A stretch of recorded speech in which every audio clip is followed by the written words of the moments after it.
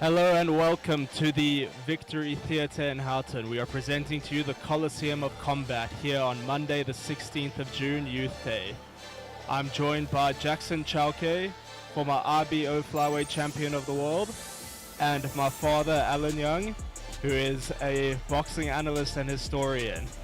We've got 10 scheduled bouts here for everyone, and we are looking forward to some great action. We've got everything from female minimum weight all the way up to cruiserweight, so can definitely be assured for a variety of action here this afternoon.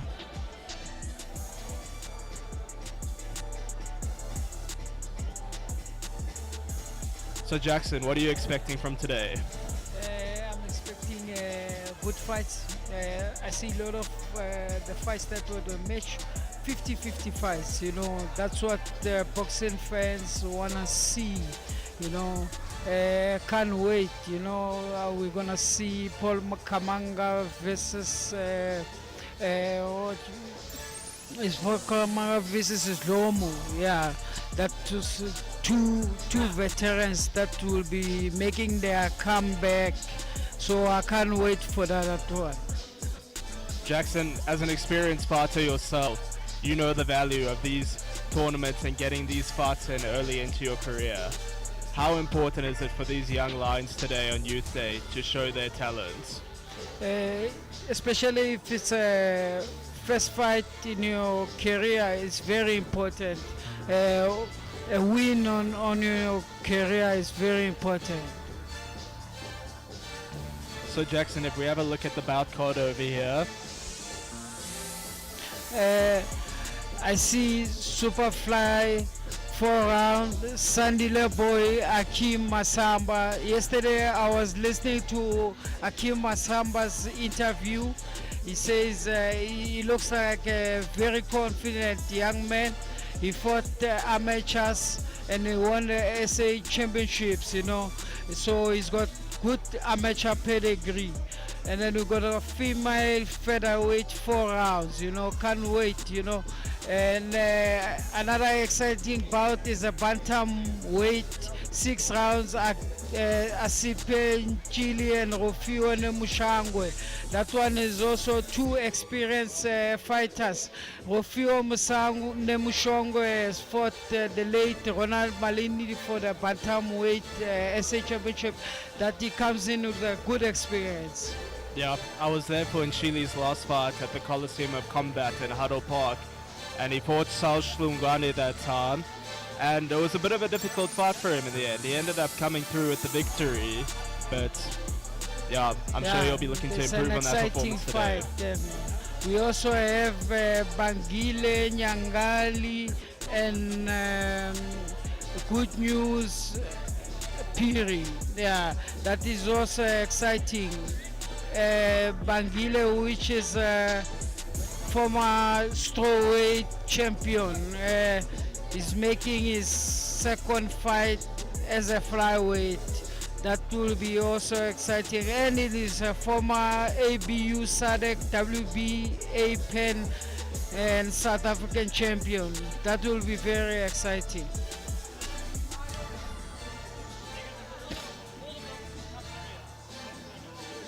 And in a moment we'll be joined by Shane the Duke Wellington, the famous ring announcer who we love and love to see in boxing.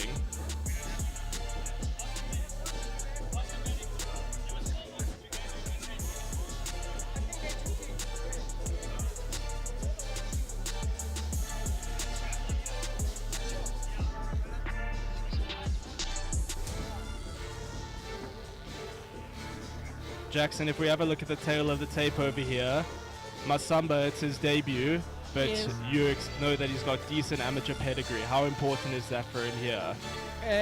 It's very important to start your amateur career going to professional, Also Sandisa boy from Toyando, he's got 2 losses, but he lost his 2 fights on points. This is very exciting, they're both hungry. Let's see what happens.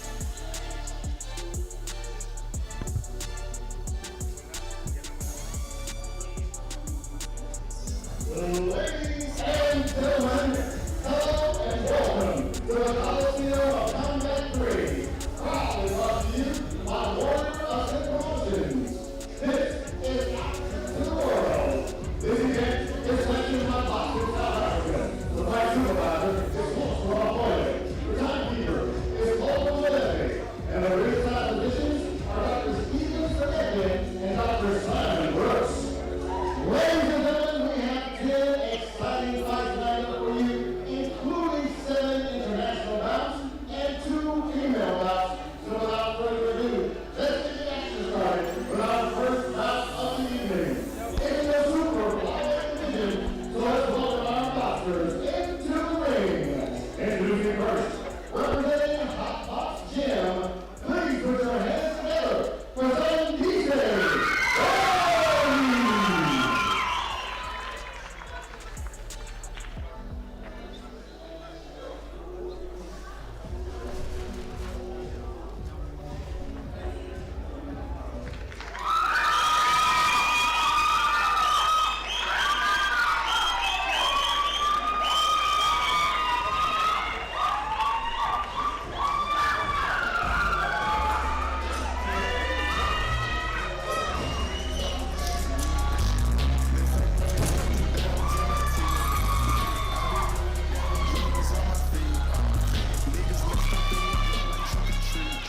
And now, ladies and gentlemen, please welcome into the ring his opponent, representing the WBC Gym. Please put your hands together for Akeem Masamba.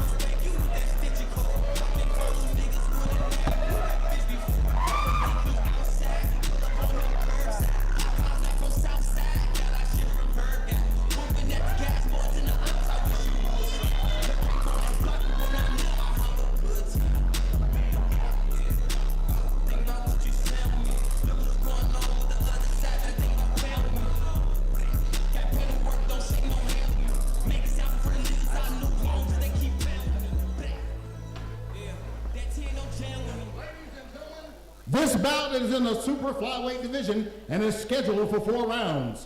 The judges for this bout are Don Bench, Tony Nyangani, and Rion Jan-van-Rensburg. And the referee in charge of the action is Tabo Spampul.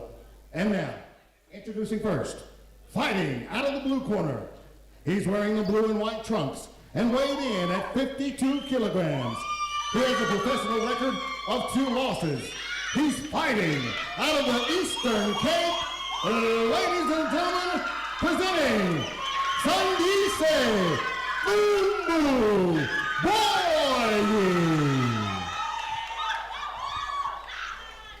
And now introducing his opponent, fighting out of the red corner. He's wearing the black, red, and white trunks and weighed in at 51.5 kilograms. He's making his pro debut here today, and he's fighting out of Houghton. Ladies and gentlemen, introducing Akeem the Dream Masamba.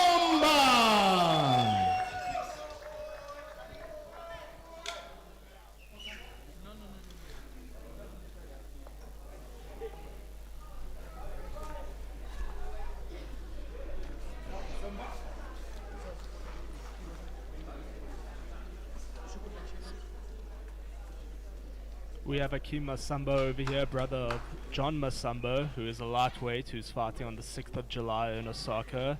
It's his first professional fight. I've heard very good things about him, even though I have not seen any of his amateur fights. I know that he's a very quick fighter. He likes to land a lot of combinations. Jackson, what do you know about Akeem Masamba? I know that his brother is also a professional fighter, which is in Japan. Oh, what a nice one to hear. And let's see, he's got good amateur background. Boy throws a nice straight to the body. Very These interesting. boys are looking hungry, you know. Nice movement from Masamba. Yeah. Very nice movement, very cross feet, but he's come out right over here against he Boy, looks who's like looking he's to unload very some cross sleepy. punches. I think we're in for a good full 4 rounds, good fight. What's interesting about Masamba is that he's actually a switch hitter. He can fight either orthodox or southpaw. You see that he's come out here as a southpaw. Will be interesting to see if he keeps that the entire fight. I think he get that from his amateur pedigree. No, I see a lot of boxers these days, they like switching, Yeah. which is good when you want to confuse your opponent. But you don't want to confuse yourself. I think that's the most important thing. Yeah. But let's see what's happening. Wow, wow, shot. wow. So he does carry power. And that is fight-changing power. Boy is up, but his legs look unsteady. He looks like he hasn't recovered, but he's fighting. I think he shouldn't be doing that because he's still a little bit dazed. Try and move around. He got up very quickly there, but sometimes when you see a fighter get up too quickly, their legs aren't beneath him.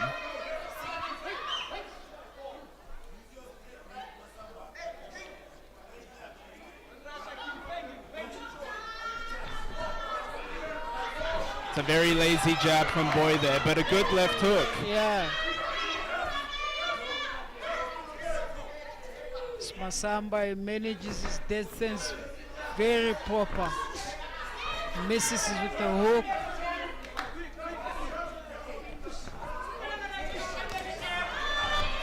You can see he looks like a very good counter puncher, Masamba. Very good counter puncher. He's nicknamed the Dream.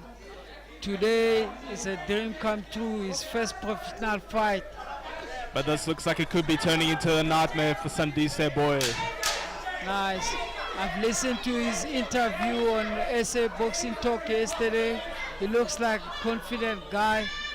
He said he doesn't feel the pressure because of his brother doing big things in Japan. So Alan, what did you make of that first round?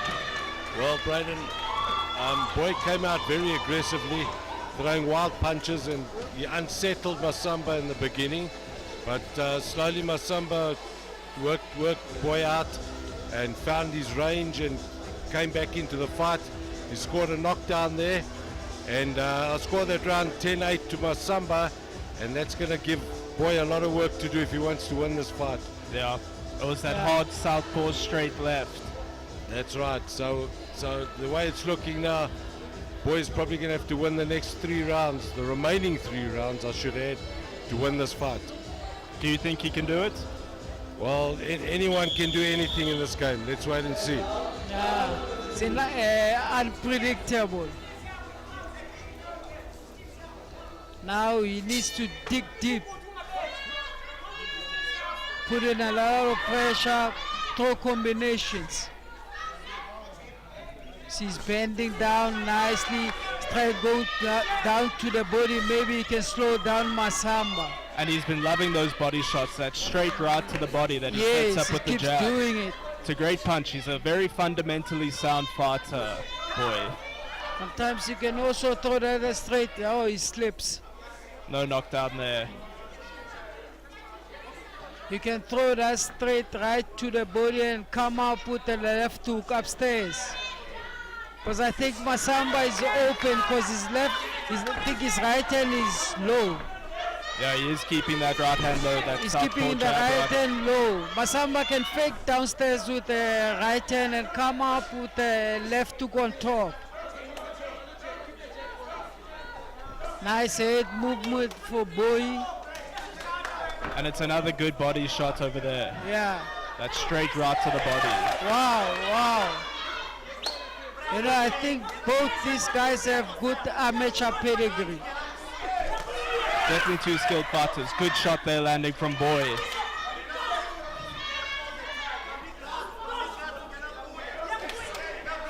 And he's just managed to stop a bit of Masamba's momentum.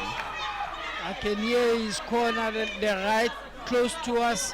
They're telling Boy to go down to the body. They need him to dig deep. They need him to dig deep. There's a sense of urgency because of the knockdown in the first round. But he's doing well this round. Yeah, he's Boy. doing very well. Oh, beautiful straight. I think he has figured him out.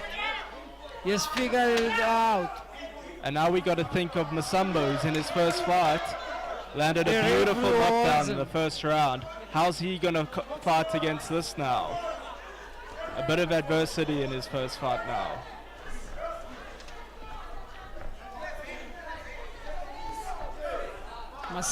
Masamba needs to keep jabbing, keep boxing, use his legs, keep him on the outside. What impressed me from Masamba in that first round is how well he keeps range. He moves in and out. Yeah, of range. he needs to go back there. Oh, what a nice right hook. He needs to keep his hands up.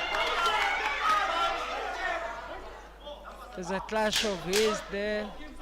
Referee separates the two fighters. 10 seconds left in the round. Wild shot from Boy that misses.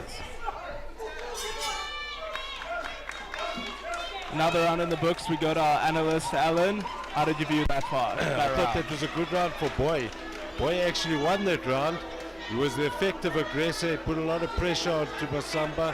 Had Masamba going backwards. Boy actually landed a lot of good shots there. But unfortunately for him, even though he won the round, he had a point deducted. So that becomes a 9-9 round. So that 9-9 round or a drawn round doesn't help Boy. Boy needs to get back into this fight. He's got 2 rounds to do it. He's got 2 rounds to make up a 2-point deficit at the moment. It's looking like he may need a knockdown or a knockout to win. He definitely will. I have to say I don't agree with the ref by taking a point with no warning. I think that was not fair to Boy. I agree, Jackson. It was a bit harsh on Boy. It was a bit harsh because you needed to warn him first, then he takes a point. Boy comes He out lands a swinging. straight right, flush on the nose. He starts off every round very strong, Boy. Yeah.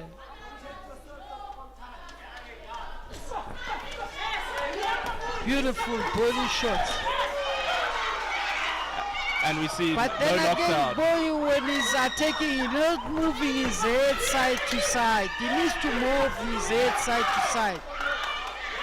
He comes in very aggressive. He can't get caught, and that's how he was caught in the first round. To avoid that, he needs to move his head side to side. But he's definitely causing a lot of problems for Masamba at the moment. Yeah, he does.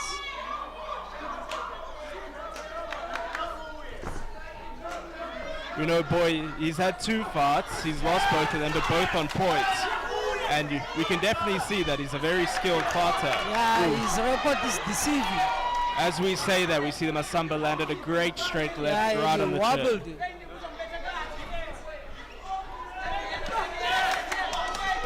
The good thing that Boy is doing is that he keeping himself small. Huh?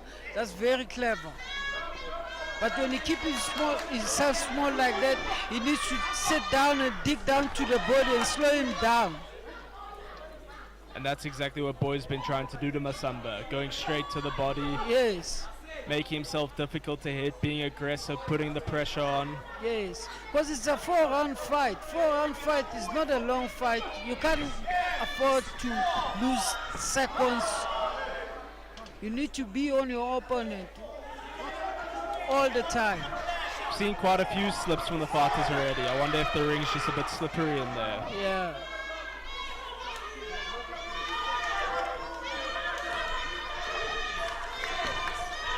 Nice, what a move. Misses with hooks.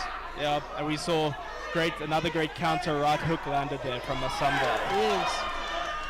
I think Boy is also doing very well in this round. Eh? Yeah. And it's Needs always to an close interesting that matchup distance. He when, needs to close that distance. when you see a There he counter did it. puncher like Yeah. Masamba versus a pressure fighter like Boy. It's always interesting to see how that plays out. Yes, and he threw that straight and came back with the hook upstairs. He needs to cut. He mustn't follow him. He needs to cut. Also, Masamba, the thing that he's doing wrong is standing on his toes. He's gonna get tired. And Boy looks like he's full of energy, to be honest with you. Masamba, I see Masamba is breathing very heavy now. it looks wary in the face.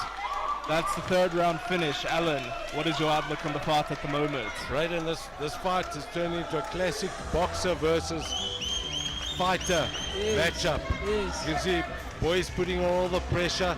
He's a strong guy. He's wild at times, but he's become effective. He's landing shots. He's landing a lot more than Masamba's landing. Masamba lands the odd counter. He landed one very good counter, but the pressure and the ring generalship is coming from Boy, and I'll give that round to Boy.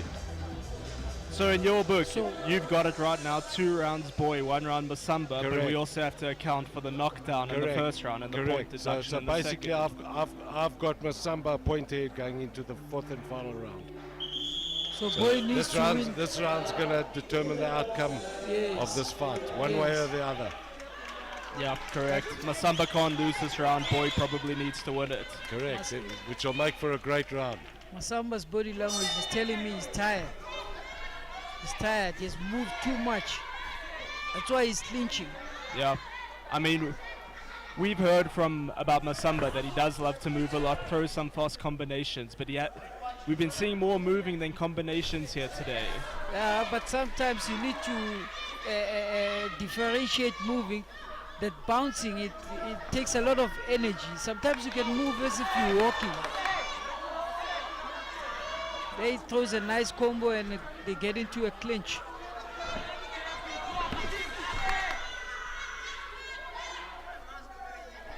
Both fighters in the clinch now as the fight just becomes, you can see both fighters tiring a bit. Yeah, it's experience. It comes with experience. That's a nice sharp hook. It's a right hook. Brilliant shot there from Masamba.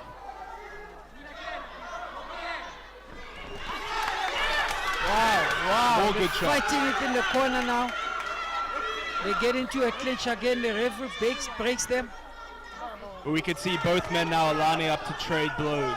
Yeah, I think what Boy needs to do is to put pressure, cut the corners, throw those body shots. We know Masamba likes to move around the ring. He's got to make sure that he can trap Boy in the corner and land those fire combinations. Yeah, he needs to set him up. He needs to set him up. Now he's turning into wrestling. There's been too much holding this round.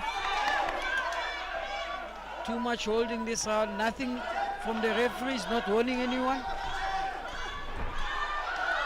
Oh, And turning into a wrestling match now.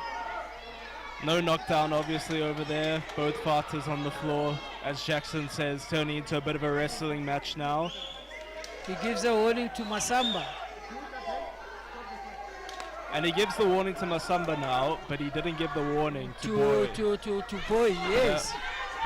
I was very surprised from the point deduction. I also agree. I think it's a bit harsh. Also, Boy doesn't check his distance. He's throwing punches, but he's too far. No, I You agree. need to close the distance by walking in side to side, moving your head side to side. Then when you get the reach, that's when you throw your punches. Yeah, he doesn't. He Oh, doesn't that's set a his- nice fake. That's a good idea. But the distance is not right. Yeah, he isn't setting his feet properly Yes. when he's throwing those shots. Yes. There you see head movement there. They get into a clinch again. 10 seconds left in this round.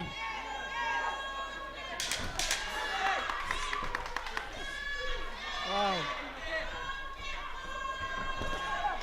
Nice double jab and a straight. We get to the end of the fight. Alan, end of the fight over there. Bit of a messy round to conclude. What did you make of it? It was. There's no doubt about Masamba's talent, but Yes. he definitely doesn't like the pressure that Boy's been putting on him. And you can see it on his face sometimes, you can see his body language. He doesn't like the pressure. And in this game you need to learn to fight opponents with all types of styles. And Masamba is going to have to work out other strategies to fight an opponent who's a wild pressure fighter like Boy was. I made Boy the winner of this round, and that basically takes them even. Yeah, I'll make this fight a draw. Yeah. And it's only a draw because of the knockdown. Boy had a point deducted, Yes. which was probably a bit unfair to him. So I make it a draw. I think Masamba will be a bit disappointed with how the last few rounds went in that fight. He definitely will. You know, he started so well in the first round, but Boy's pressure fighting threw him off, and he was definitely affected by that wild swinging tactics of Boys. So it affected him. He wasn't able to get into his rhythm and fight the fight that he wanted to fight. But as I said earlier, you need to learn to fight all types. Yeah, I'll but- make the fight a draw. Yeah, it is a draw. I agree with you. And then again, you must remember this is Masamba's first fight. I think with more fights, he's gonna learn. Definitely, there is potential. You know, with Boy, he's got big heart. It was a good fight in all. Yeah, we got to give all the plaudits to Boy for getting up off the canvas in that first round. Definitely. Because his legs look very unsteady in those first few seconds after getting up. And Boy's a very strong guy. I like the way he comes forward. He's not the most stylish boxer, but he's effective. And I guess it's going to depend on how the judges score this, because we see it often at this level where you have an unorthodox fighter versus a traditionally technically sound boxer. And often, even if the technically sound boxer didn't do too much in the fight, it's often those boxing fundamentals which sway over the judges. Yes. Well, all judges have different preferences, what they like to see. Some judges like a stylish, purist boxer. Other judges like a fighter who's coming forward, landing hard shots. But at the end of the day, the fight should be scored according to the rules of scoring, despite what preferences the individual judge might have. Yeah, I'll make it a draw. I See that think the scorecards look like they've been finalized. with the experience, they'll come better.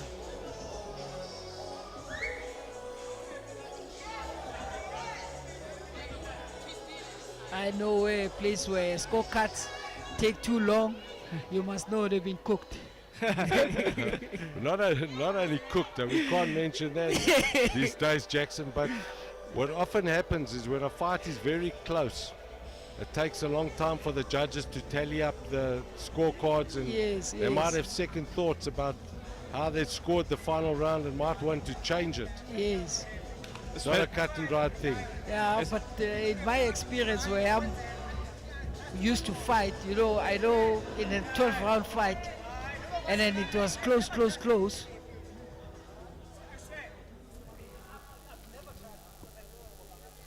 Ladies and gentlemen, this super flyweight bout was scheduled for 4 rounds. It went the full distance. Let's give both of these boxers a big round of applause.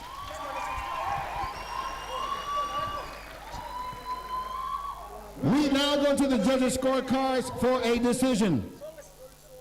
Judge Bench scores the bout 36-35.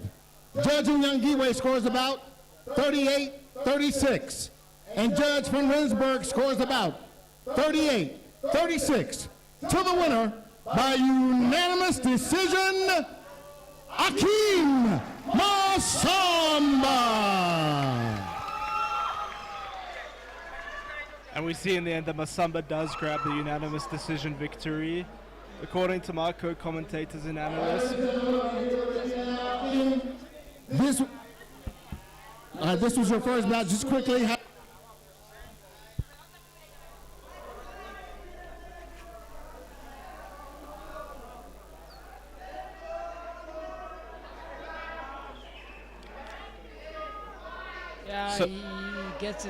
gets it. He gets the win, but still needs to learn more. He needs to go back to the gym, go back to the drawing board. And it'll be a very interesting learning curve for him this fight. It's his first professional fight, and we saw a lot of positives that we can take from this fight. Yes. Saw great power from him in the first round. Yes. He manages the distance well. Yes. But I think he's got to learn how to fight against unorthodox fighters who come with a different style. But Jackson, if we look now to the next fight, we've got a female bout of Teresa Matsao versus Millicent Nemutandani.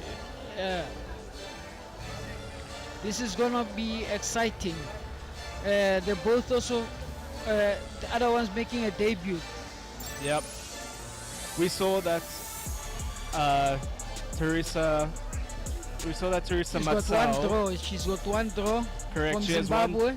She made her debut in Zimbabwe, and funnily enough, in her debut, she ended up fighting the Zimbabwean champion of the female featherweight division. So wow, she drew with the Zimbabwean champion. She exactly. Her first fight was a draw with the Zimbabwean champion. Yeah, which means she's got skills.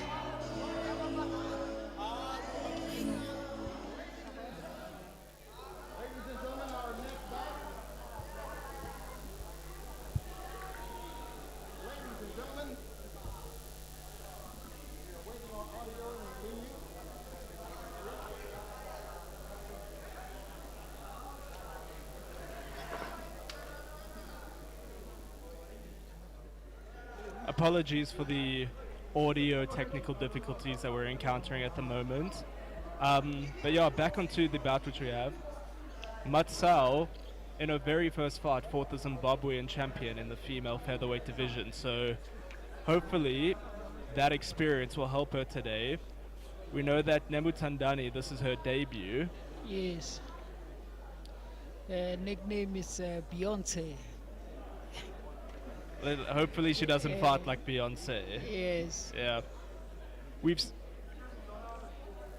Ladies and gentlemen, our next bout is an international female bout in the featherweight division. So let's welcome our boxers into the ring. Introducing first, representing A to Z Boxing Academy.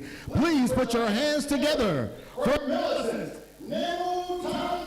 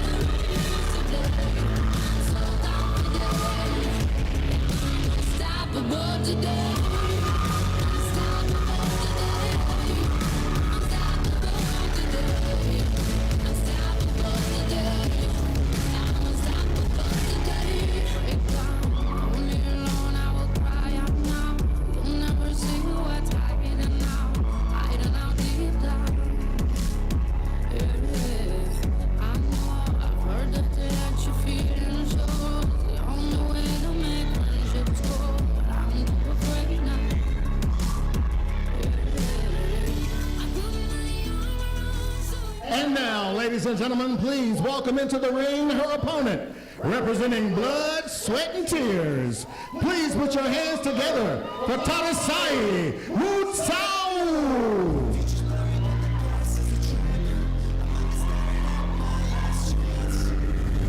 But I'm cold.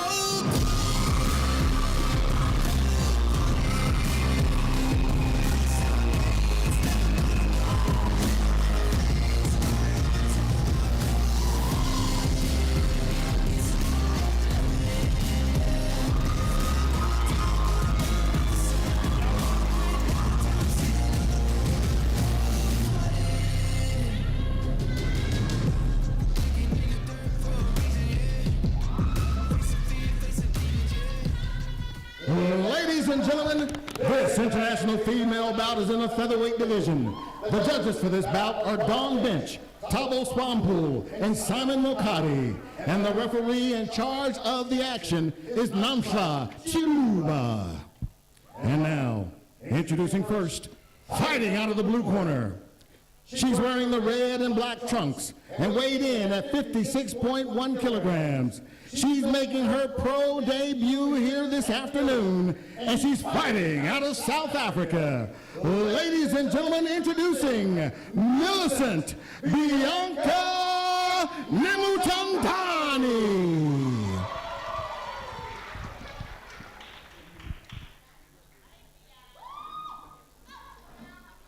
And now, ladies and gentlemen, introducing her opponent. Fighting out of the red corner, she's wearing the black and red trunks and weighed in at 55.6 kilograms. She has a pro record of 1 draw, and she's fighting out of Zimbabwe. Ladies and gentlemen, presenting Tarisai Terra Mutsau.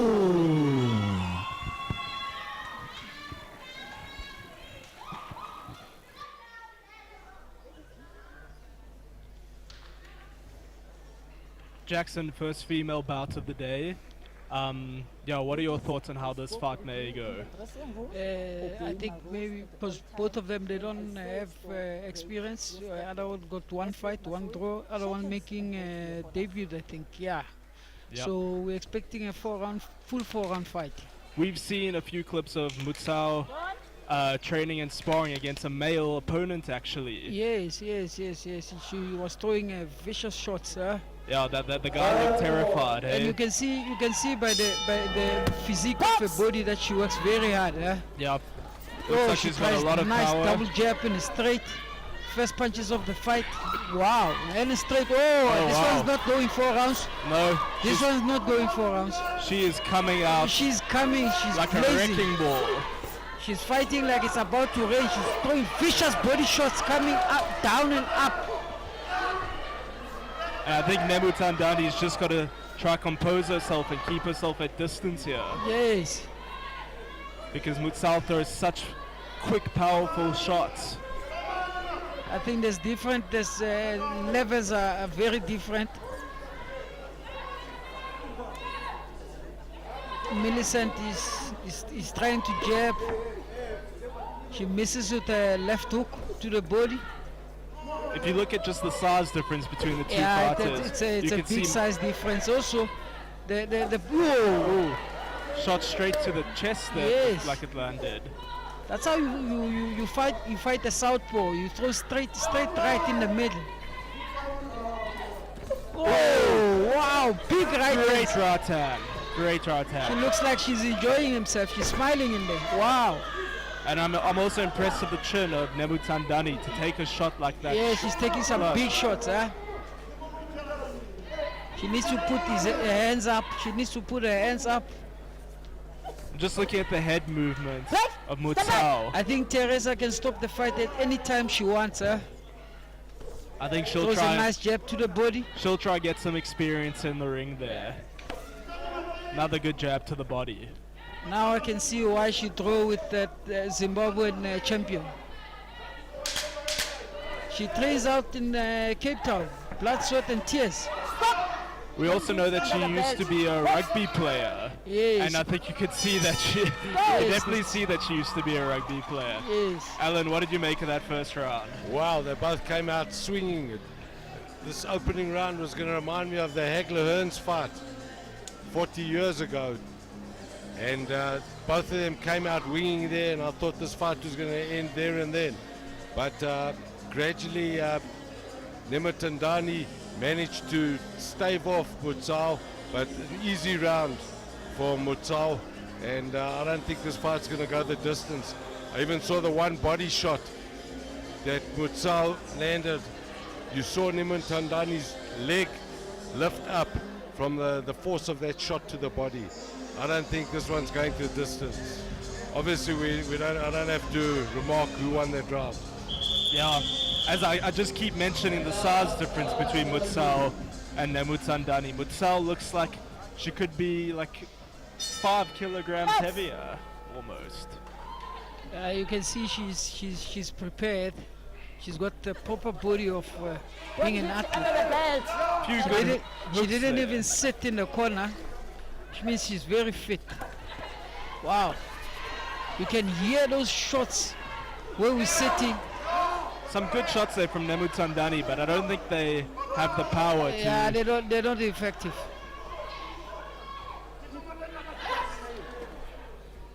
You can almost just feel the force that Mutsao puts behind those shots. Yes, Nemutandani, she's got a big heart. She's got a big heart. Yeah. She already took some big shots, especially in the body. But that will eventually slow her down. And Mutsao looks like she's just waiting for the perfect opportunity here to land Yeah. another one of those big shots. I think because of inexperience, she's looking for that one big shot instead of throwing combinations. That's when she can stop her. Yeah, she's looking to get her timing and rhythm right. Yes. She's settled down now. She throws a straight and Another comes under.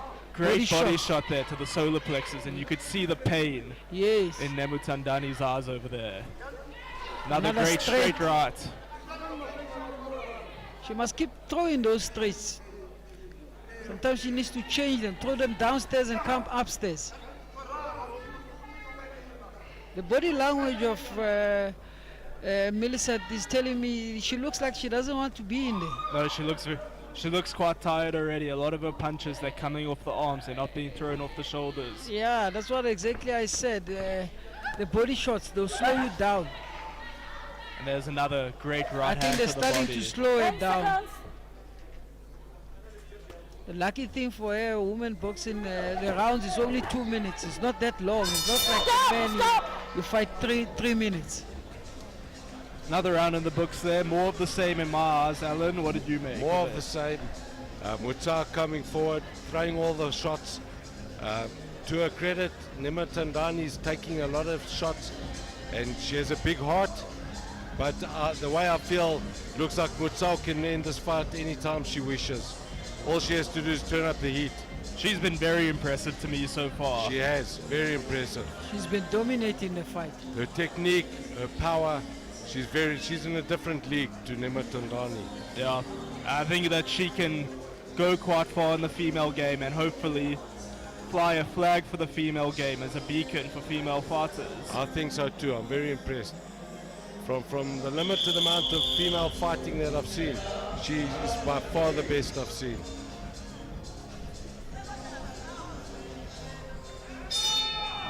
We see the start of the third round now. Looks like the ref is speaking to both fighters. Didn't understand what is it about because they are fighting. The only time you can stop the fight like that, you tell them how to fight, is when they're not throwing punches. Exactly. It's a nice double jab from Mutsai. Jabs again. Jabs from his feet, from her feet.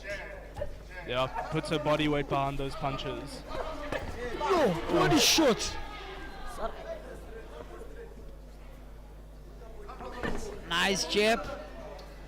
You know, you can also set that jab up. You keep on throwing that jab downstairs. You know, throw that jab downstairs a few times, then come up with the left hook upstairs. Exactly, bring the hands down. You make up your own setups, especially if you want to stop someone. Yeah, you gotta lay traps for them. Yes.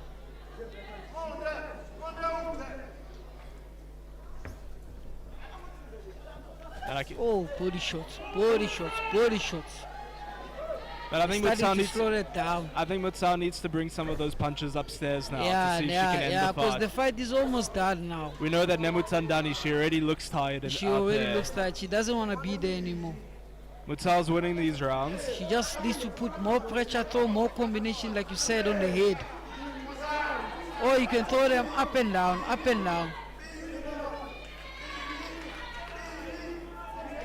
Wow, what Oh. a straight. Beautiful, beautiful straight rights. Beautiful. And Nemutandani, she still stands up to all of it. Yeah, I think she's hurt. She's hurt. I think she's hurt. She changes to orthodox. She throws a big shot. But she looks The tired body, out the there. body language, she doesn't want to be there anymore. I think her corner may have some thinking May to do. have to stop the fight. Oh, the referee need to another stop one. him. She didn't want to be there Yep, anymore. and there it is. She didn't want to be. We Good get our call from first the ref. knockout of the day. Yeah, that's a good call from the ref. Yeah, good call. Prevent her from taking more damage. But a brilliant, brilliant performance. Yeah, she lives to From fight for another day. Teresa Terra Mutsao. Alan, your assessment of that? Well, I'll tell you something, Braden. I'm impressed by both ladies. Firstly, and the most obvious thing is to say how impressed I am with the ability of Mutsao.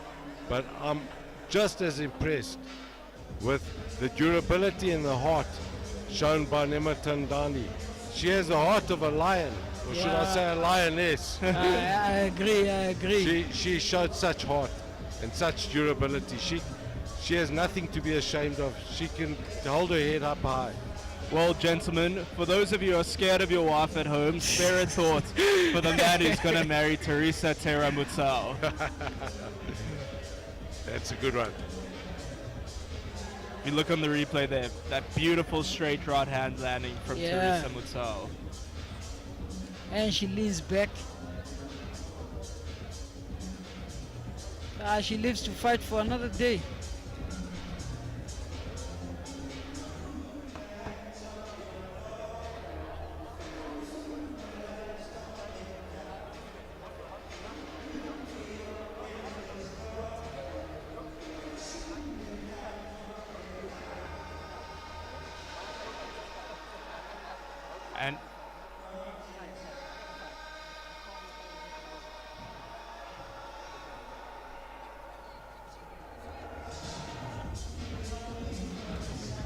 And we'll hand you over to Shane the Duke Wellington. Ladies and gentlemen, referee Lamkla Kuluba has stopped this contest. 1 minute and 55 seconds into round number 3, declaring the winner by TKO, Asiphe Ntshili Mayamiko.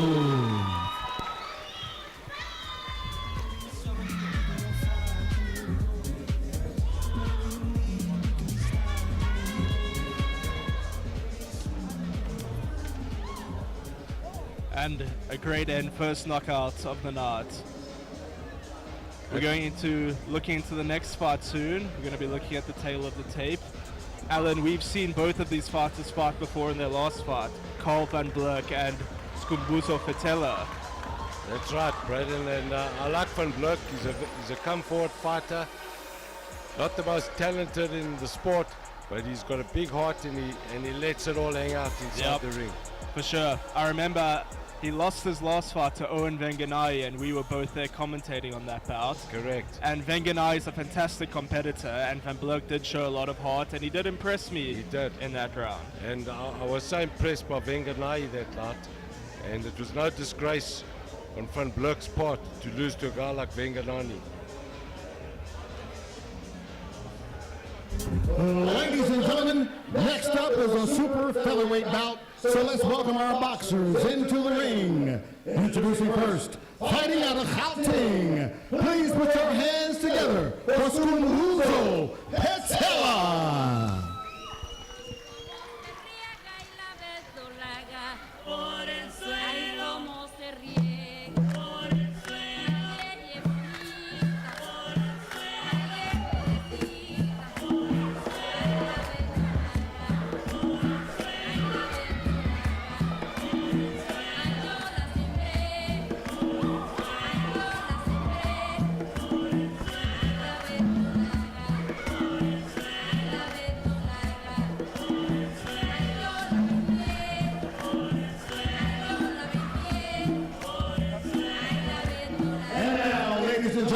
Introducing his opponent, representing the Brian Mitchell Boxing Academy, and fighting out of the KwaZulu-Natal, ladies and gentlemen, presenting the Zulu Boy, Carl van Blerk.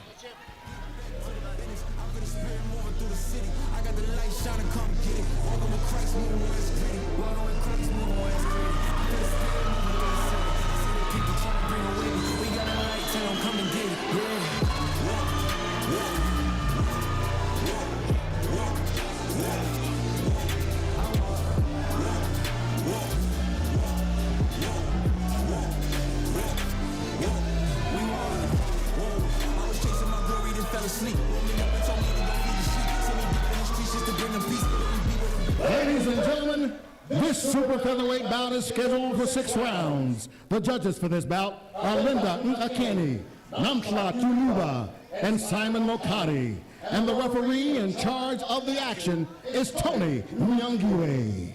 Introducing first, fighting out of the blue corner. He's wearing the white trunks and weighed in at 58.1 kilograms. He has a professional record of 2 wins and 1 loss. He's fighting out of Houghton. Ladies and gentlemen, presenting Skumbuzo Alkamada Patella.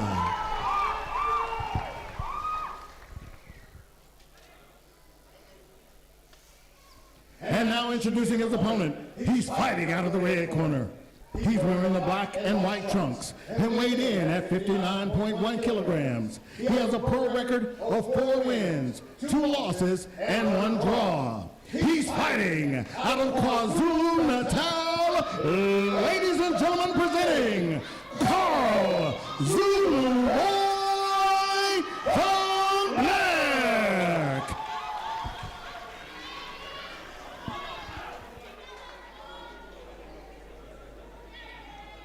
So Jackson, today we've got the Zulu boy versus the real Zulu. Quite an interesting dynamic it's against. very interesting, very interesting. Do you think that can maybe play a bit of a psychological edge over here today? Let's see what happens. You know, the thing of, you know, psychiatric is like, you know, it doesn't work when you get in the ring, you know. What, from your experience, you think that when you get in the ring, it's just you? Yeah, it's just you, bro. See Carl moving forward, takes the center of the ring. Wow, big right hand. Nice jab from Skumbuzo. Hey, that's a beautiful one too, huh? Both of them lightning cross jabs. Yes, they look in shape, you know. Both of them look very sharp, very warm. Yeah, they're looking in shape. Carl trained by the great Manny Fernandez. I once trained with Manny Fernandez. I know how they work there. It's all hard work. And Carl's a very hard worker. Yeah, he's a hard worker. In the worker. fights that I've seen him in, he's got a terrific heart. Yeah, he's got a big heart. He's not afraid to get hit, and he usually gives us a great show. Yeah. And Skumbuzo Patella as well. Last fight that I saw him in was against the very talented Argentinian Juan Manuel Albornoz. Yes. Patella ended up losing that fight, but he was still very impressive against a very, very talented opponent. So, interested to see how both fighters fare here. Carl looks bigger of the two. Throws a nice jab. Misses with the right hook. Nice head movement. That's what we shot on the other fight. Exactly. Both of these fighters very well schooled. Yeah, well schooled. Nice double jab, but he's missing with that double jab. Yeah, doesn't look like he has his range. Or both fighters don't really look like they have their ranges set. Yeah, I think it's only the first round. As soon as they settle down, they're gonna get it right. Yeah, and this is a 6-round fight. It's a 6-round fight, yes. Oh, nice counter. I wobbled him a bit. Beautiful run. And it was not a big shot, but he wobbled him.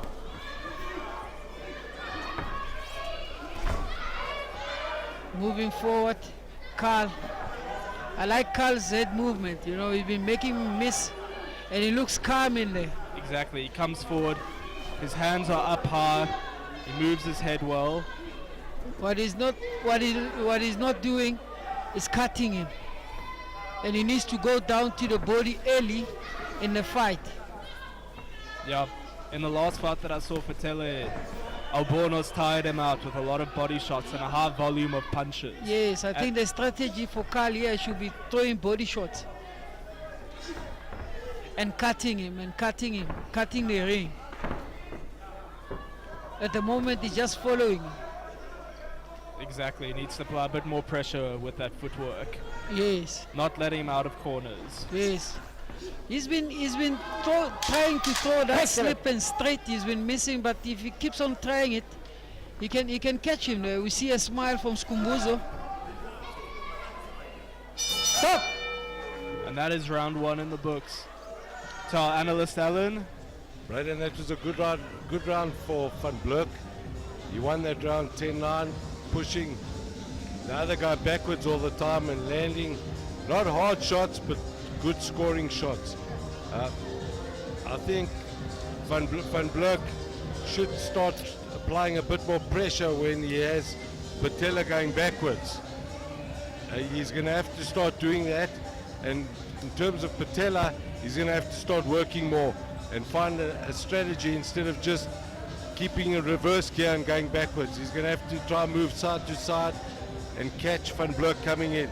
Exactly. I think I'd like to see Van Blerk unload a bit more with some combination punches when he has Patella going backwards. Definitely, because Van Blerk's dominating this fight. So he is in the position to start landing bigger shots. Move into round 2. Wow, what a right hook. He's thrown that slip and straight again, but it goes down to the body. Carlos Vicious caught with uppercut the there that right almost hand, landed. yes.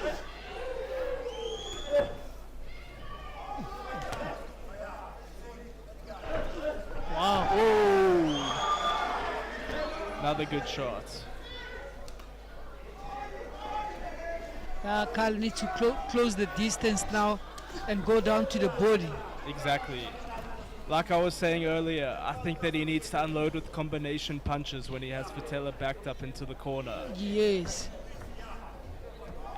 Body, he needs to head, slow. body, Yeah, head. he needs to slow him down. He's head hunting. He's head hunting too much. He needs to invest in the body. Later rounds, it will pay out. Right there. That's why he missed. The body is too big. The body is big. The head is small. Especially against a tall fighter like Yes. Patella. Patella's very tall, rangy. You see, and he's missing with a lot of punches when he's trying to go for the head. It was a nice uppercut. And now we see a, Hey, bit of that's a 1-2. a change of pace with Patella coming forward a bit. Yes, yes. They take the center of the ring. I see Patella now. He's not moving like he used to now. Yes. It's a bit more static now. Yeah, but he's he's throwing settling some down. good punches. Wow, what a move from Carl. He missed with that left uppercut. But it was a good idea. That's a nice 1-2. And we're seeing both fighters now trade in the center of the ring. Yeah, I think now they've got their range. But it's only second round, but I look at Patella's face. It looks like he's tired. Patella does look a bit tired. He looks a bit tired. Even the legs are looking a bit wobbly. But I remember from his Pushing. his Yes. last fight, Patella looks Pushing, throwing tired. punches. Right there. He'll look tired, Right. Patella, but he carries on. He's got a very good heart. Carl needs to move out of those ropes like he did before. Just turn him and put him there and leave him with a combination. Don't hold. Then finish downstairs with the body. That was a good combination. Yeah, he throws those straight shots with a lot of speed and accuracy, Yes. but he doesn't follow up with them. This is what they call saved by the bell. Exactly. Over to our analyst Alan. It was a much better round for Patella, much better. He came back in that round, started driving Van Blerk backwards towards the ropes and throwing a lot of leather. But I still feel Van Blerk won that round based on that good hard shot that he landed early in the round, which rocked Patella. So I'll give that round 10-9 to Van Blerk. But all credit to Patella, he came back well in that round. Yeah, I definitely agree with that. Patella seems like he's found his rhythm a lot more, but Van Blerk still looks like he's in the driving seat for now. Jackson? Yeah, Carl is in the driving seat, but I would like to see him throw more body shots. Stop head hunting. It's a 6-round fight. You know, it's gonna pay out. The body shots is gonna pay out when the round's going up. Exactly.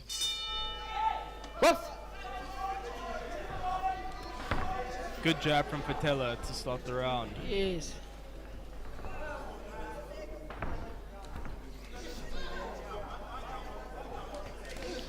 Nice hook. Patella stumbled. Wow! Big right hand. Wow! Great right hand there. They take the center of the ring. Break! Break, stay back. And this is exactly the type of fight we want to see. Both fighters standing in the Yeah. center, Wow! And Carl retains the favor. trading punches, Trading, blows. trading right hands. Nice movement for Carl, putting his hand out there. I think we're going to controlling see him. both of these men's chins are going to be tested. Yes, today. they're throwing bombs now.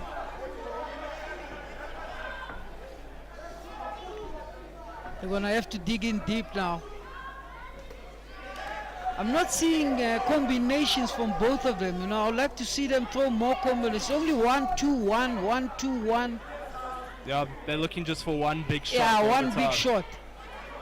If you're looking for a knockout, you can't be throwing one big shot, one big shot. Sometimes you need to set it up with combinations. Precisely.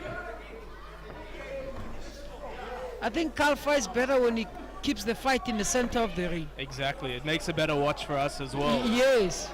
He gets caught now. Yeah. Patella's making a great comeback in this round. But also Patella's technique of throwing punches, it puzzles me, because sometimes when he's throwing his hooks, his legs are also moving forward. Exactly. He's It's also like got a, he's about to fall himself. he's got a bit of an unorthodox style. And that's why Yes, he looks very, he yes, looks very tired when he yes. throws shots. He throws a nice jab to the body. I just don't think he generates a lot of power. By Wow, that's a another nice good one hook. too. Yeah, that's a nice one too. And he caught Carl moving backwards because he moved backwards straight. Now he goes down to the body. I think if he planted his feet a bit more and used his full body weight and hips to generate power, Yes, like I was exactly. saying, he'd generate a lot more power. Exactly. Because now he's landing good shots on Van Blerk. Yes. Like I said, he needs to go down like there, right there. He needs to finish it downstairs when he starts the combo upstairs. When he starts downstairs, he finish it upstairs. Exactly, and you can see Patella likes to keep his hands up high. Yes. He needs to bring those hands down. Up, Now, back, there he goes. There he goes. Yeah. He's throwing those body shots now. Great body shots there from Van Blerk. There you go. They're trading body shots now. And now who A can bit bring of it upstairs? Pushing, yes. 10 seconds left in the round. More body shots. More body shots. More body shots. Stop! Another interesting round. Alan? That was a great round, Braden. And I like the way Patella came back. And even though Van Blerk put on a bit of pressure, landed some great body shots, at the end of the round, I think Patella did enough to win that round. He landed a very good right hand at the beginning of the round, and I'll give that round to Patella in 10-9. Yeah. He was landing a lot in Van Blerk this round, a lot more than in other rounds. He was. Again, I just don't know if he has the power to trouble Van Blerk in this fight. I don't know if he has the power, but he did rock Van Blerk with the right hand at the beginning of the round. Patella came back well in that round. Yeah, as you see the replay over there. Good combinations from Patella landing. Very good. So you would have this fight 2 rounds Van Blerk. 2-1 so far. 2 rounds to 1 in favor of Van Blerk. I think I'd tend to agree. And you, Jackson? Tight, tight. I agree. Mini. But I'd like to see Carl throw more combinations. I'd like to see Just protect that, Patello protect it. standing his ground when he's throwing his punches. Yeah, Papa. We see that Van Blerk's corner is making some adjustments to his trunks. Tight. Comes in with a tight guard, throws a nice left uppercut and goes to the body. That's what I was talking about, the body shots. Exactly, we see Nice both men left landing uppercut now, combinations yes. now. Following up those punches. I not think the just corners throwing. also saw what we saw with the body shots.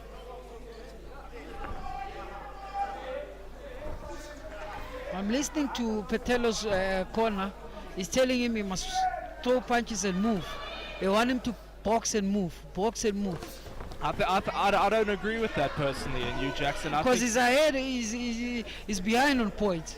I think Patella looks like he's at his most dangerous when he's Moving forward. yes, Yeah, standing his ground. because he can cause problems. with Yes. Van Carl throws nice body Ooh, shot. great body shot. That's what I was talking about. Upstairs and downstairs. And we saw it perfectly there. Yes. Right hook to the body, then straight right to And the you can head. see Petelo when they hit him in the body, his face changes. He doesn't like Behind it. it, behind it. Don't hit behind it. Break. Don't hit behind it. The referee breaks them.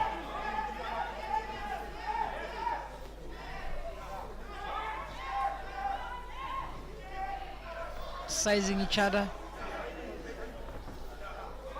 I think the fatigue now is starting to kick in.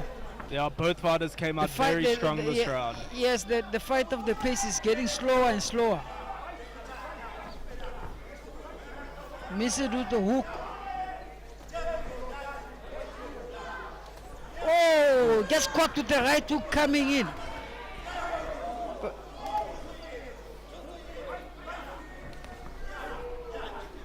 He's Carl needs to put more pressure, more combination. Exactly. Like what he, in the first round and second round, we were saying he's doing well with those straight shots when Fentella was moving backwards. As I said, I don't think he's comfortable when Fetella's moving forwards. Yes. He's giving some good fakes, but he's not throwing anything. There's no use for you to fake, and you don't capitalize on it. Exactly. Head movement is on point. Petelo is not throwing anything.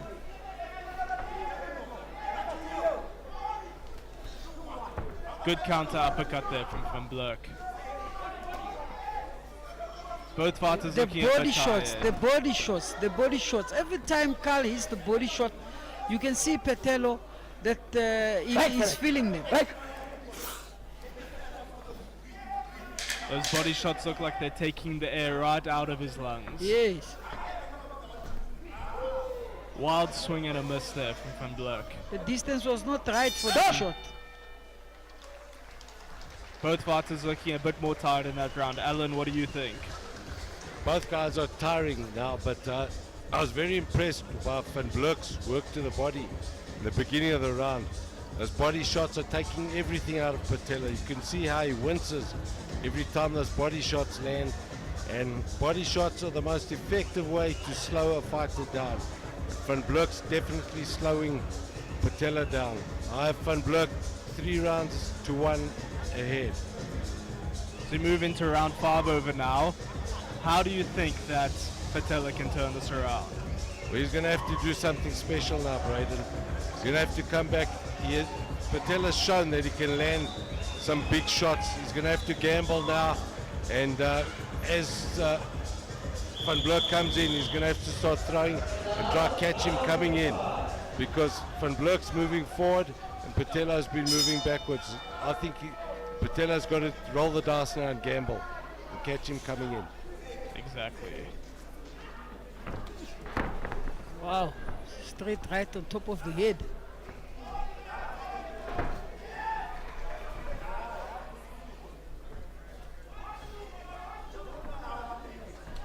Nice 1-2 and a left hook. Yeah, good accurate combination there from Van Blurk. But what he's throwing nice combination, then he jumps back. You know, he should stay there and throw more. Saw a huge shot there from Patella. Did you see the sweat jumping off the face of Van Blurk? Yes. Nice head movement. After that, then you capitalize on him when he misses.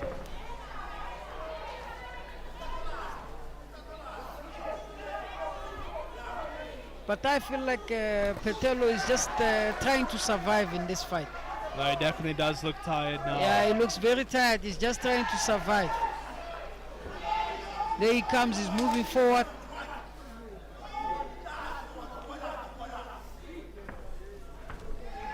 That's when Carl needs to be throwing combination when he's standing in front of him. Exactly, like you were saying, to the body and to the head. Yes, to the body. He did it the last round. That's a nice uppercut. Beautiful uppercut followed by the hook. He's got this long jab, Carl, that he's throwing. He needs to add it in with the straight right.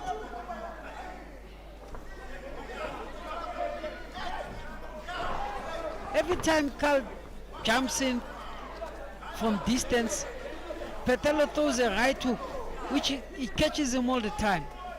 Nice body shot. Now we see a little bit of change of pattern of the fight. Petelo was moving forward a little bit. I don't know what Carl was trying to do there. Maybe he was trying to lure him in. So, oh, what a nice uppercut Very from good counter Petelo. uppercut. Yes. I think every time Carl tries to attack, he's open. Exactly, he gets caught on the counter. Yeah, Very he often. gets caught with the counter. You see it right there. I think his attack is not executing it at the right distance. Correct.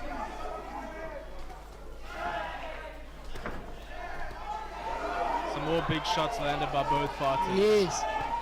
Nice body shots from Carl. Petelo gives two back. Break! Break! Break! Break! Watch your elbow. Miss him with the uppercut again. Petelo hang, puts him in the corner. Stop! That's a scrap. Moving into the sixth and final round, Alan, what did you make of that round? Well, I thought that was a very difficult round to score. Petelo lands a good shot every now and again, but he doesn't follow up. Yeah, And then he allows Van Blerk to come back into the fight, land the shots to the body.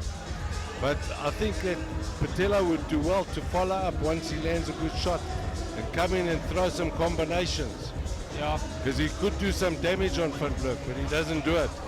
I've got basically, except for one round, there's a shutout for Van Blerk. And I think Petelo needs a knockout in the sixth, going into the sixth and final round to win this fight. And I think Petelo will be a bit disappointed in himself because he's been landing on Van Blerk, but he just isn't doing enough after he lands on it. Definitely, he has the ability to catch Van Blerk with big shots, but he just doesn't follow up and capitalize. Moving into the sixth and final round now. That went quick, huh? We're in the sixth round. Does go quick when you're watching good boxing. He is. Wow, that's a nice straight right. But there's no combo behind it. Those straight routes are landing from Petelo, but again, they don't look like they're doing much damage to Van Blerk. Yes, because it's only one punch, Brian. Look at that. They're exchanging blows. He's fighting his heart out now. Both fighters going all out for the knockout here in the final round. Then again is the distance of the fight. If you want to throw punches, you can't be that close to someone. You need to create that little bit space of throwing combinations. They get into a clinch again. Both fighters a bit tired looking there in that clinch. That's when he needs to throw that uppercut, Carl. When you're fighting on the inside in the clinch there, that uppercut Yes. could cause destructive damage. And same thing applies to Petelo. He can also throw that uppercut and you land.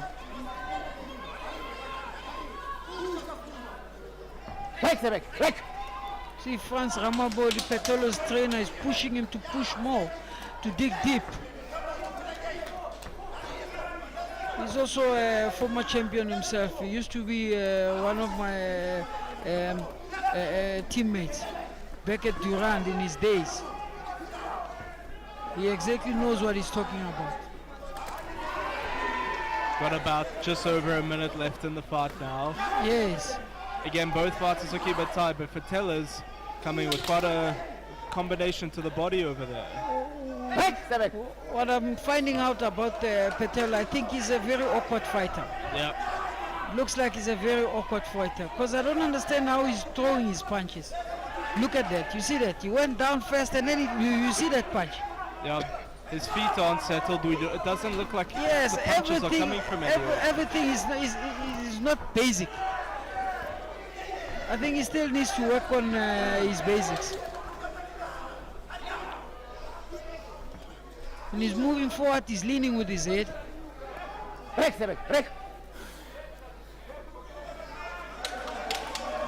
Carl also looks a bit tired now. I think the 6th round fight has taken a lot out of both men. Yeah. I think it's those big shots they were throwing in the beginning of the fight. It's been a good round for Patel. Good round for Patella. Gave him that round, excuse me. Both guys are exhausted, but Patella came back well, but as you could see, he never had much in his shots because he was throwing arm punches because of his exhaustion. But I make it an easy win for Van Blerk. 4 rounds to 2.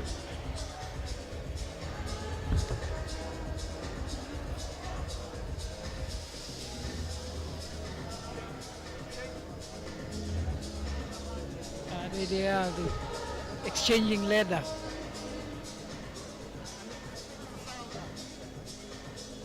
Wow. But Petello right there, he looks tired. I think maybe that was last round. Jackson, those body shots have taken everything out of Patella. Yes. You could see how tired he was in the way he was throwing his shots. Yes, I think his legs gave away, huh? He was, but all credit to Patella. He's got a big heart. Yes. He's got a lot of ability. Yes. Just needs to go back to the gym and, you know, fix some few stuff. This was a hell of a fight. Yes. Here we see Manny Fernandez, the great trainer. Produced multiple world champions. Isaac Klachoy was one of them. That's I right. think, yeah, there's a time he was training Cassius, I think, yeah. Yeah. Malcolm Klassen. You can And he's name done them. it all in this game. Yeah, he's done it all. As a trainer, promoter, he's done it, manager, he's done everything. Yeah, I think you at one stage you won trainer of the year. I Yes, think. I think I recall that, Jackson. Yes. He's got his son in the corner there. Yeah, I've known Manny for a long time. He's a very great guy. Yes. But he's a very hard trainer. He trains Yeah. people very hard. I know, I've He trained with puts him. his life into boxing. Yes. We need trainers like that. No, we definitely do, Jackson.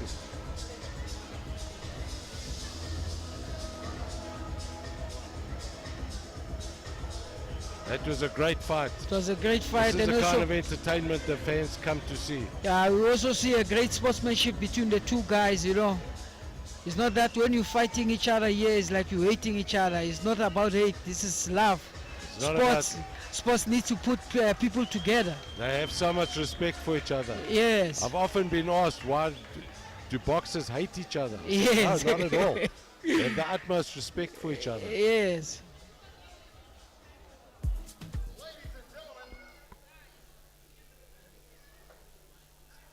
Ladies and gentlemen, this super featherweight bout was scheduled for 6 rounds. It went the full distance. Let's give both of these boxers a big round of applause.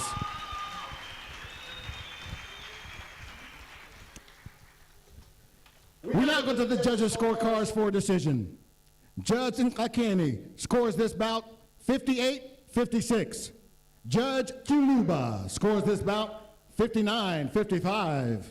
And Judge Mokadi scores this bout 58-56 to the winner by unanimous decision, Carl Zulu Boy Van Blerk. That was the correct decision, Jackson. Yes, I agree. The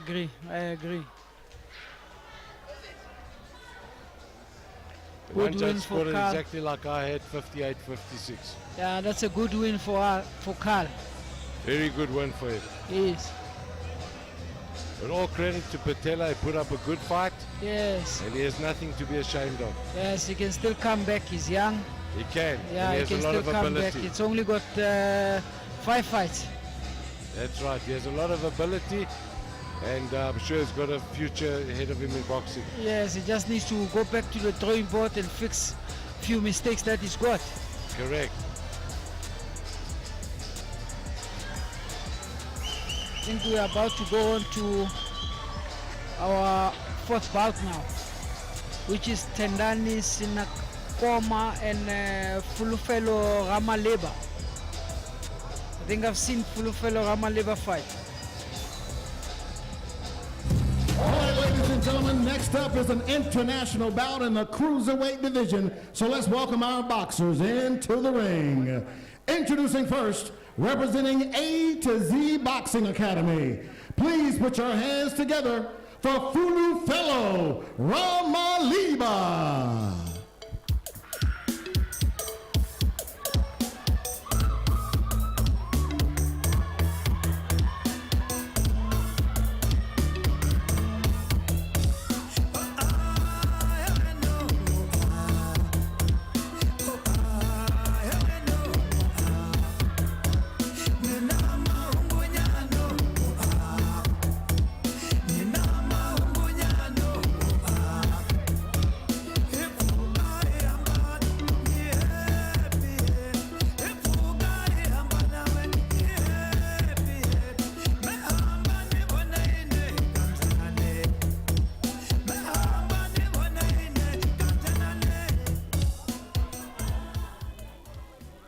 And now, ladies and gentlemen, please welcome into the ring his opponent, representing WBC Gym. Please put your hands together for Tendai Sinakoma.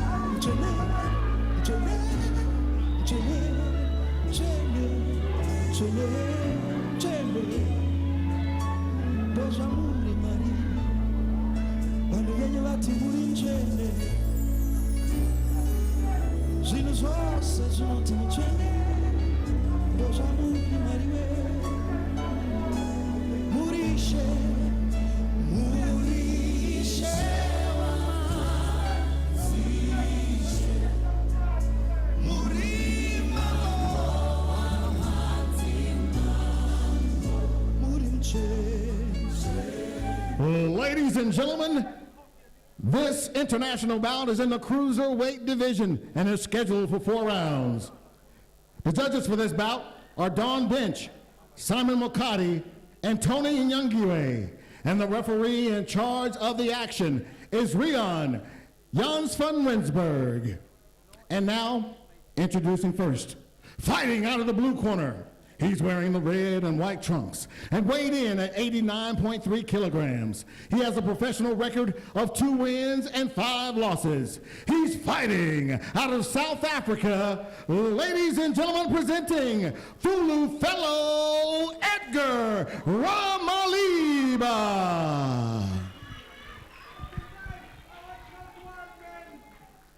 And now introducing his opponent, fighting out of the red corner. He's wearing the red trunks and weighed in at 87.3 kilograms. He has a professional record of 3 wins, 2 losses, and 2 draws, with 2 of those wins coming by way of knockout.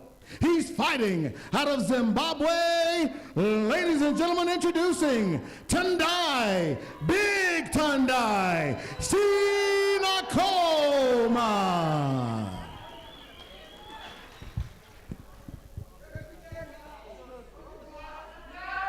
Looking into this bout, both Sinakoma was actually scheduled to fight somebody else, Gerard Tesa. Yes. However, Obey the boxing rules. Always Ramaliba's listen to come in my as a commands. late replacement. I want a clean How do you fight. think that will affect Shake hands, Ramaliba enjoy coming your into fight. this fight on short notice, Jackson? If he is a boxer that is always in the gym, he's not going to have a problem adapting into the fight, you know. Tendani, we don't know, because his preparation was preparing for Box. Gerald Tese, which is cousin for Brendan Tese and Brian Tese. But Ramaliba looks chubby. Yeah, he looks like he's coming into the fight a bit Heavier. out of shape, a bit heavier, although he did make weight at cruiserweight. I know that both men were a bit slightly under the 90 kg limit of cruiserweight. Yeah, I think I've seen Ramaliba fight before. He's not a cruiserweight, I think. We may be fighting in light heavy somewhere there, because he looks out of shape. Yeah.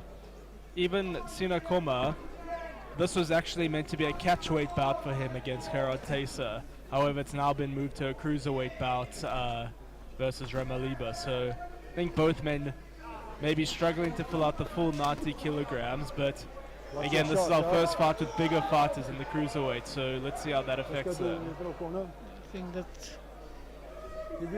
Give him 5. it's a low blow Looks like a low blow. from Tendai. Can you continue? Are you right? He says he can continue. Just He's look at not me, going to just take keep the your 5 shots up, minutes. okay? Time on. Box. See how they square up. Nice hook from Tenani, goes down again to the body. Nice 1-2. Oh, what Another a good hook. hook. Bit of a stumble there. Uppercut, left hook. I think these big boys, they carry power. Yeah, this They carry bout power. is scheduled for 4 rounds. I Let's don't see think if we see maybe it. we're gonna see 4 rounds. They carry power, especially Tendai. He looks like he's carrying a lot of power.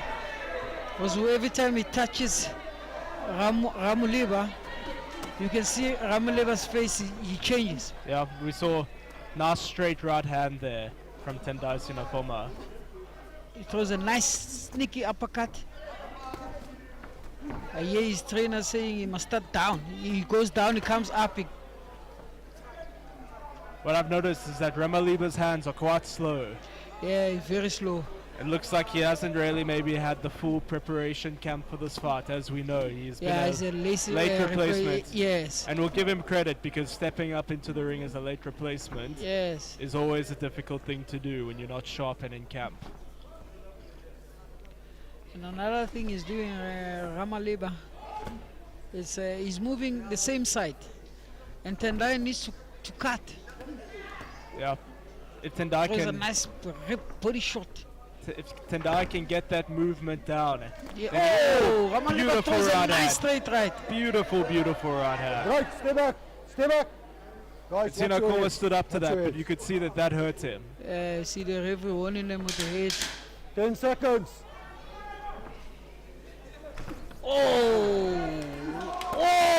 Oh, that hit. That definitely hit. Beautiful shots from both men as we end round one. Alan, what do you make of that? Good round for Sinakoma. He definitely won that round, but in this game you can never count anybody out. Ramalima came back with a great right hand which shook Sinakoma, but it was a routinely won round for Sinakoma. Yeah, beautiful right hand, that one. If he can land that more often and more frequently throughout the fight, I think Ramaliba has got a chance here. Well, it remains to be seen, but the way I see it is that Sinakoma's easily dominating this fight, and Ramaliba's best chance is to land a lucky shot, which he almost did there.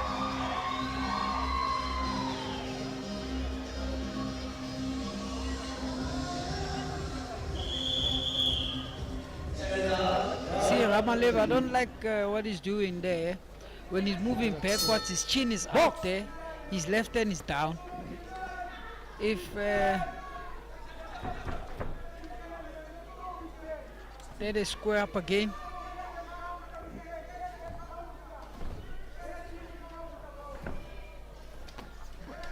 Wow! Ramaliba's got a good counter punch on him. And it's a right hook. If it's not a right hook, it's a straight. Catches those punches nicely, Tendai. But after he catches those punches, he needs to come back with punches himself. They both throw jabs.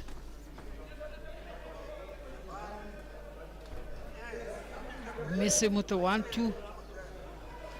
That's a nice jab to the body. Can he use that jab to the body to just lower the hands of Ramaliba? Yes. Nice one too. But you know, in order for you to learn your combination, they say the jab is the best weapon. It's the best weapon in boxing is the jab. You need to get your jab right first. It's the most important punch in boxing, many would say. Yes. And he's got a good jab on him, He's got a good jab. He needs to double up on it. Like I said, Ramalebe is moving on the same side. I don't understand how Tendai is not catching that. Yeah. Stop holding. He needs to Stop holding. diffuse that. He needs to cut him.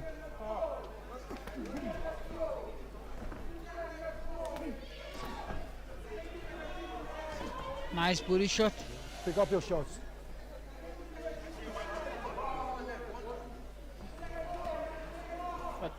Good short right hand there over the top. See Ramalebe starting to bleed on the nose.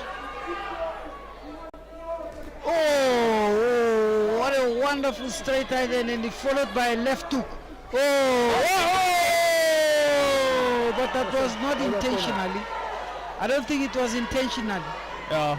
When a fighter's taking a knee like that, that's not what you want to see. Yeah, but I don't think Tendai intended to do that. Box! But he's up. Ramalebe is up. He's up, but I don't think he's gonna make it. No, his legs look very Few more shots, he's unsteady. gone. Few more shots, he's gone. He looks very unsteady. He needs to just throw combos. He's looking for that big shot. See, his legs are gone. Yeah. And you can tell the face, he doesn't want to be there anymore. He felt the power. He felt the Tendai's 10 power. seconds. Can Ramalebe make it to the end of the round? I think here? he's gonna make it. Oh! There's those hooks. Stop! Oh! And a shot off to the bell there. The referee warns him about that one. Alan, some big action in that round. What do you make of it? Big action, Braden. But very good round for Ngcamu, obviously, knocking Ramalebe down. But I feel that Ngcamu should have had a point deducted for hitting his opponent when he was on the deck. He definitely did with that last left hook, but all credit to Ramalebe, the way he stood up after that knockdown, took some big shots and came back fighting. This guy's showing a lot of heart. For a late replacement, he's doing great. Yeah, and he's providing us with good action, Ramalebe. He definitely is. He could have taken the easy way out there a number of times, but he's a warrior, and he'll come back in this round, you'll see. If we have a look at the replay over there, that shot after Ramalebe took a knee. It was very soon after he took the knee, but the shot was still accurate right on the chin of Ramalebe. It was, but the bottom line is that Ramalebe was on the deck when he was hit. And Ramalebe looks to have his feet beneath him a bit more at the start of this round. He's throwing shots. The shots look like they have a bit of power to them as well. Here we go, we're on round number 3.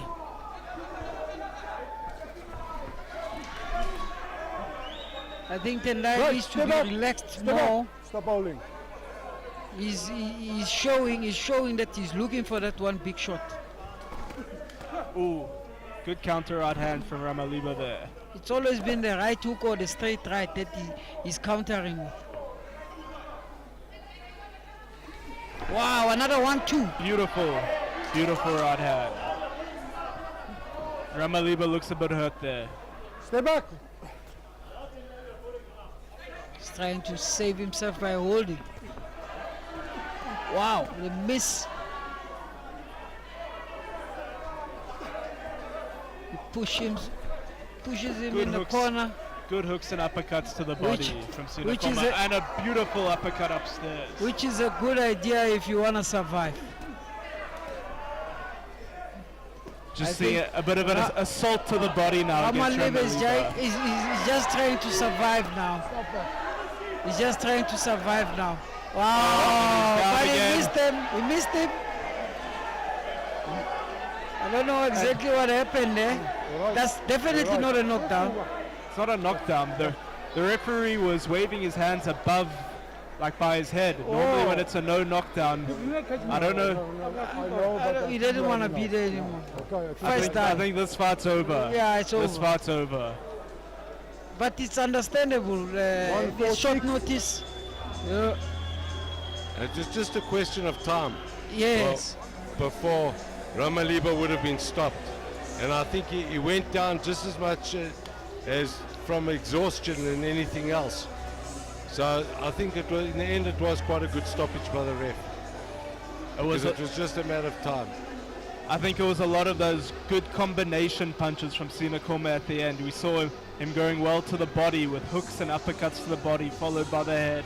Yeah. And I think it just took a toll on Ramaliba, who obviously didn't have the full training camp for this fight. Correct, Brayden, and all credit to Ramaliba. He did very well, considering that he came in on such short notice. But Ngcamu was just in a different league. I think what did damage most is that straight right.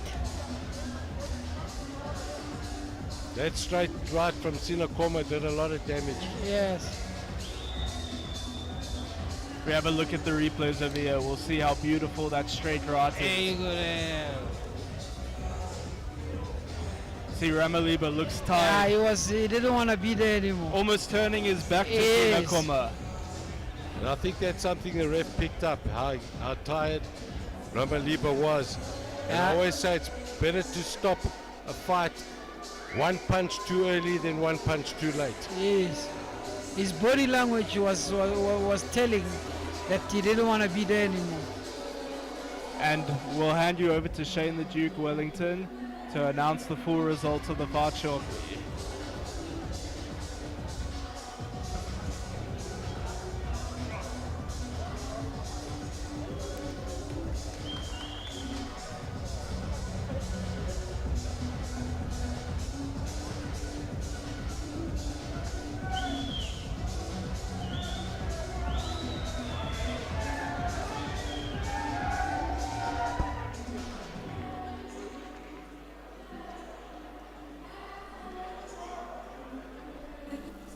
Ladies and gentlemen, Ardy beyond Johannesburg. Stop this out. 1 minute and 46 seconds. It's round number 3. Declared winner by TKO. Big Tandai Ngcamu.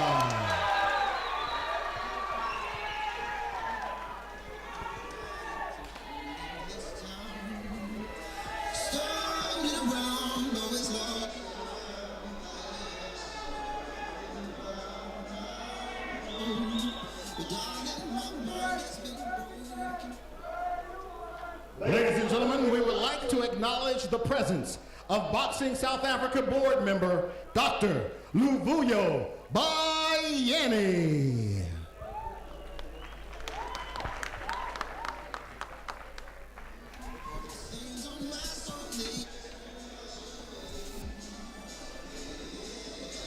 Tail of the tape for the next round, we've got another female bout in the female minimum weight division. So you'll never see fighters smaller than this across male and female boxing.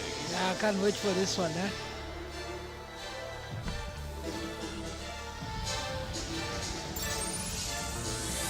Now, ladies and gentlemen, our next bout is an international female bout in the mini flyweight division. So let's welcome our boxers into the ring. Introducing first, representing MSM Sports and fighting out of South Africa, ladies and gentlemen, please put your hands together for Emma Mohono.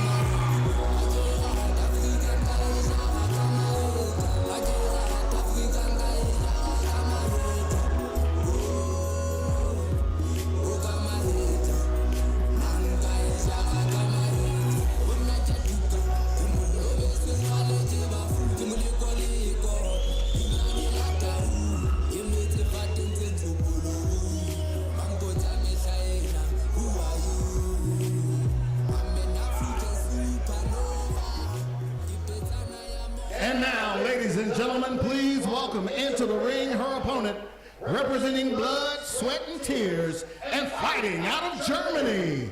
Please put your hands together for Hannah von Heth.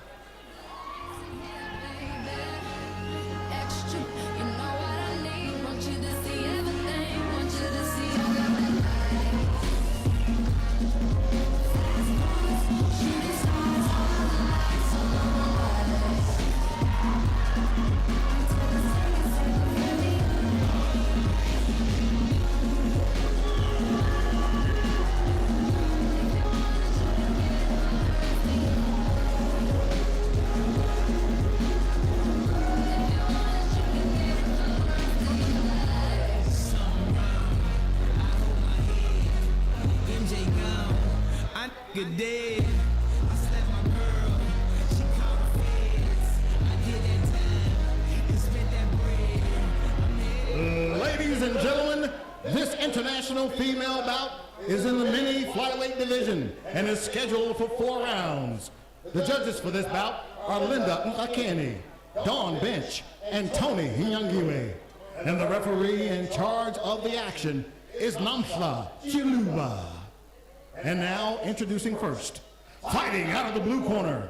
She's wearing the white and gold trunks and weighed in at 46.1 kilograms. She has a pro record of 1 loss, and she's fighting out of South Africa. Ladies and gentlemen, presenting Emma Shotgun Mohono.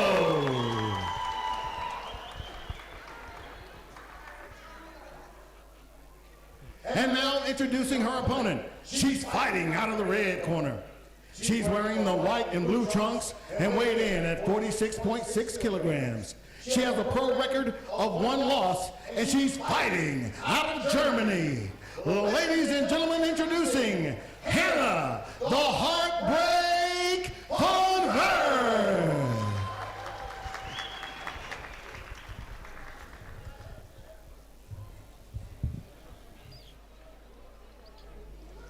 Ladies, I spoke with you. So, Jackson, our second female bout of the day.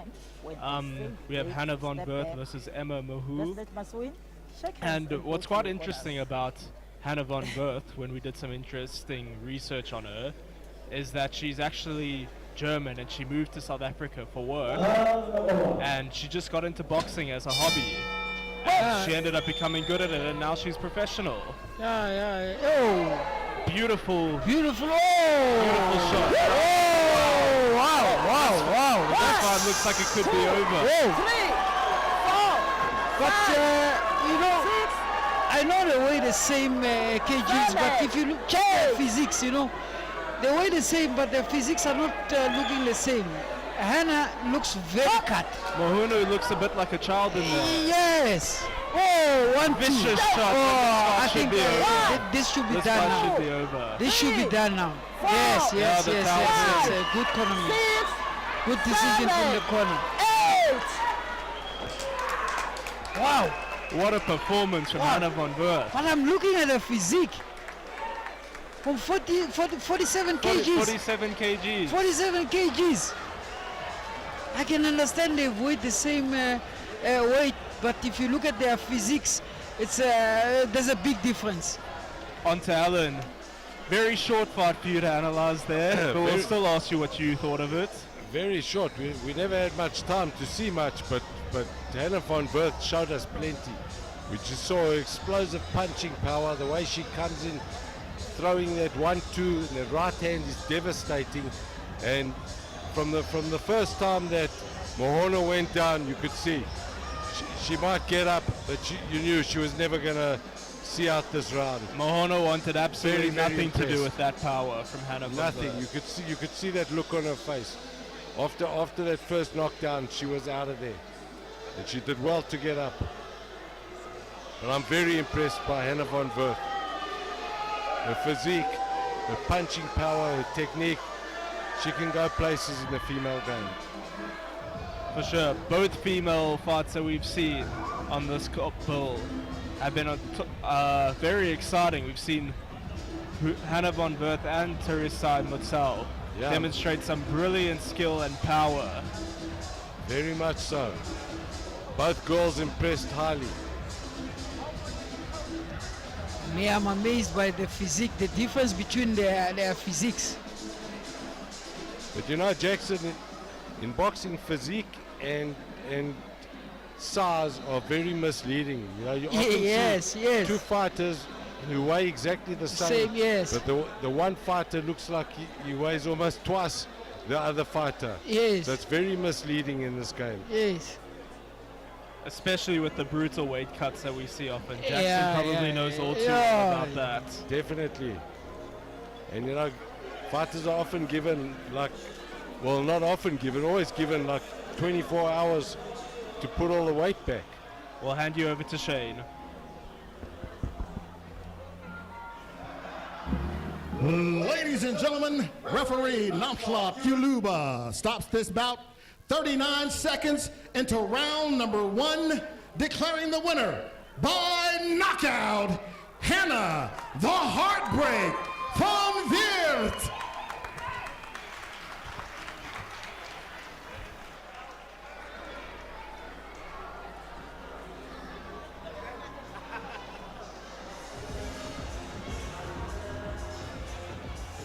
A very short fight for us over there, and we'll move on swiftly to our next fight, where you will see the tail of the tape shortly.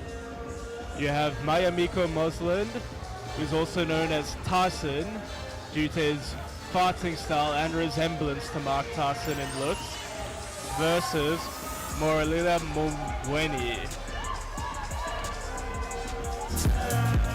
Ladies and gentlemen, next up is an international bout in the super lightweight division. So let's welcome our boxers into the ring. Introducing first, representing the Mukandaleli Boxing Club, please put your hands together for Moflawile Mboweni.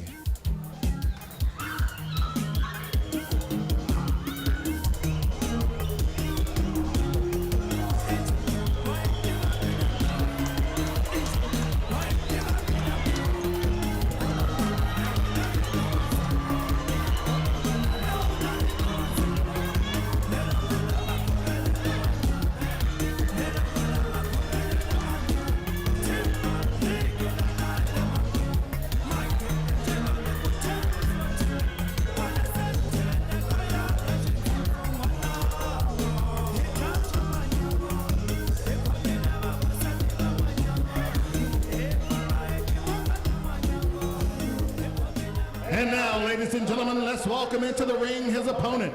Representing WBC Gym, please put your hands together for Mayamiko Mozland.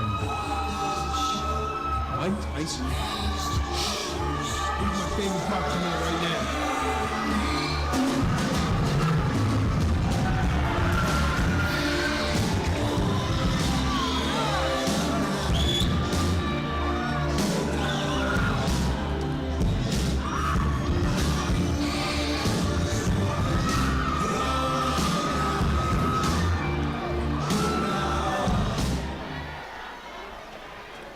Ladies and gentlemen, this international bout is in the super lightweight division and scheduled for 4 rounds. The judges for this bout are Namhla Kuluba, Tony Nyangiwe, and Rion Young Funzwinsberg.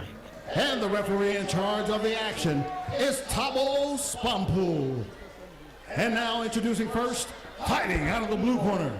He's wearing the black and white trunks and weighed in at 65.1 kilograms. He has a pro record of 1 win and 1 loss. He's fighting out of South Africa. Ladies and gentlemen, introducing the Judgment Day, Moflawile Mboweni.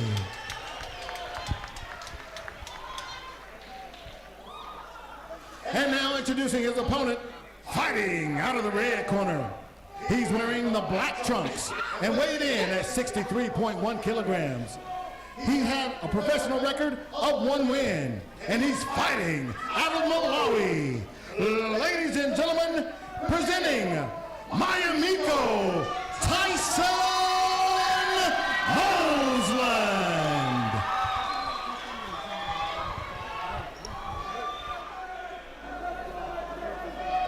this fight. I don't think there's any prizes to those who guess who Mozland's idol is. Straight from his walkout to the towel over his chest. He's Like I obviously, just saw Tyson. yeah, obviously very inspired by Mike Tyson. When we've seen him fight before, he uses almost that peekaboo style which Tyson was famous for in his early days. And he looks exactly like Tyson when he was young, eh? Exactly, he looks like a 19-year-old Mike Tyson in Yes. there. Let's see if he can fight like what. Oh, we're into a war. What a start! What a stuff. Whoa, it was a right to catch him. No! That's a real Tyson. How about that for a finish? This is amazing. He's not getting out. Wow. And a backflip. That is special, folks. He lived up to his nickname. Iron Mike Tyson. And on the subject of Tyson, you saw he finished him with that classic Tyson combination. Yes. The right uppercut to the right to the body right to the and- body and the and right uppercut to Yes. the head.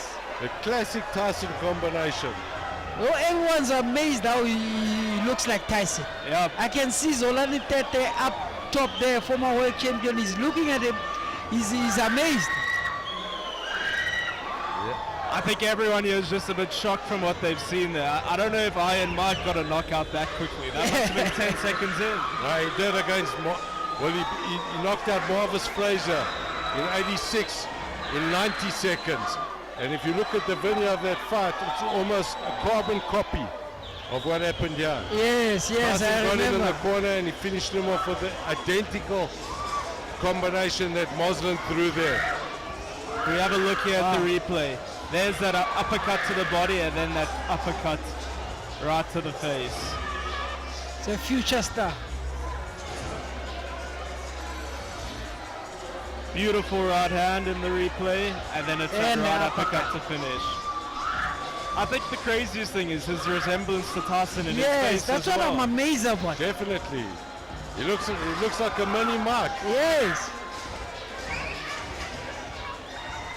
But on the subject that we mentioned earlier about psychology in the game, Mike Tyson's trainer who brought him up, Katompa, was the greatest psychologist the sport of boxing has ever known. I'll get back to that now.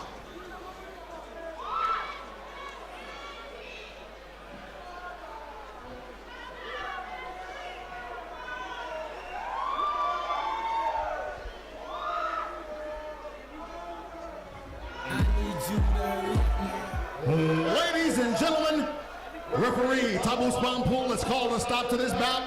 20 seconds into round number 1. Declaring the winner by knockout, Mayamiko Mozland. I'm just going to get back onto that subject of Katompa.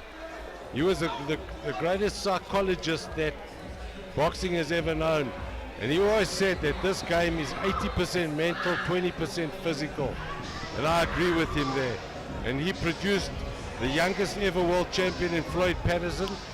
And that title was taken away by another one of his proteges, Mike Tyson. And even the great Muhammad Ali asked Katompa before he left for Zaire to fight George Foreman, how do I fight a guy like this? I'm a bit worried about Foreman's size and power. And D'Amato said, the first thing you do when you walk out for round 1, hit him with the hardest right that you can throw. And that's exactly what Ali did. And that took a lot away from Foreman psychologically. We have a look at the tail of the tape for the following fight. We have Paul Kamanga versus Prince Lomo. Jackson, do you have anything to add about these fighters? Paul Kamanga, Prince Lomo.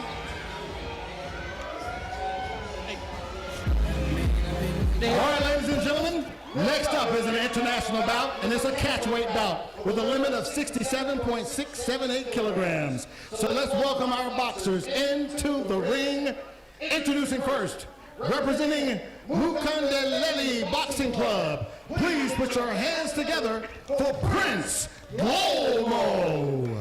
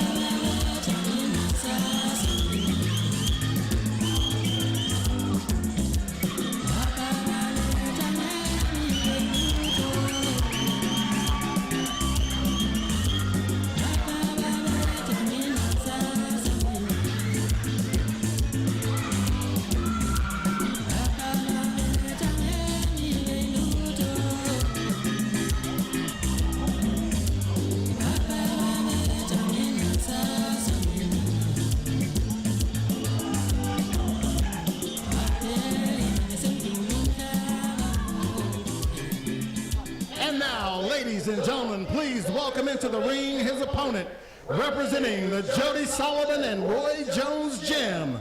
Please put your hands together for Paul Kamanga.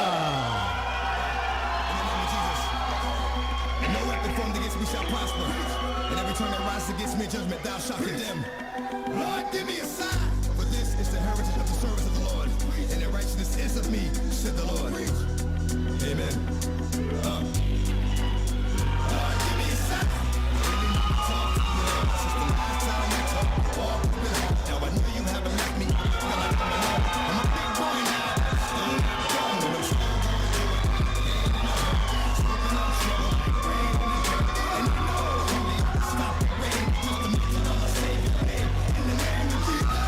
Never you for what I've gone through and trying to make me do what I used to. And all that stops right here. As long as the Lord's in my life, I have no fear. I will know no pain from the right to the dark. No shame spit right from the heart. Cause it's right from the start. You held me down. Nothing they can tell me now. Lord, give me a sign. Ladies and gentlemen, this international bout is a 67.678 catchweight bout and is scheduled for 6 rounds. The judges for this bout are Don Bench, Linda Ngcamu, and Tony Nyangani. And the referee in charge of the action is Simon Mokadi. Introducing first, fighting out of the blue corner. He's wearing the red with leopard print and weighed in at 67.4 kilograms. He has a professional record of 17 wins, 13 losses, and 1 draw, with 6 of those wins coming by way of knockout. He's fighting out of South Africa. Ladies and gentlemen, presenting the former South African super lightweight champion, Prince Ngcamu.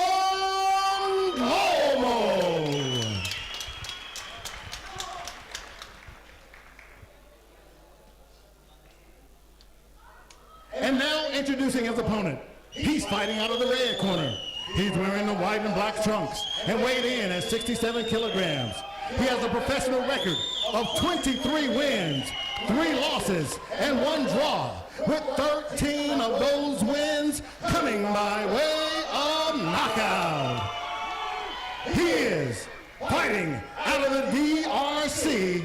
Ladies and gentlemen, presenting the former 2-time WBA Pan-African Super Lightweight Champion, the former 2-time WBA Pan-African Welterweight Champion, and the former WBC International Lightweight Champion.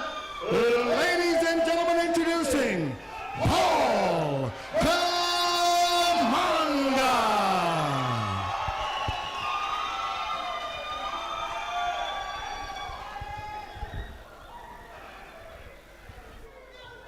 We're seeing Paul Kamanga come here for his first comeback fight after 3 years out of the ring. Jackson, how does a layoff like that affect you as a fighter? It depends on the mentality. The mentality that you have going towards the fight, and what lifestyle are you behaving when you're off training. Prince Ngcamu's also been out of the ring for a while, 2 years I understand. 2 years since his last fight with Ntetelelo Nkosi, who is my teammate. He's fighting in a WBC Grand Prix. Since he was stopped round 9, I think, yes.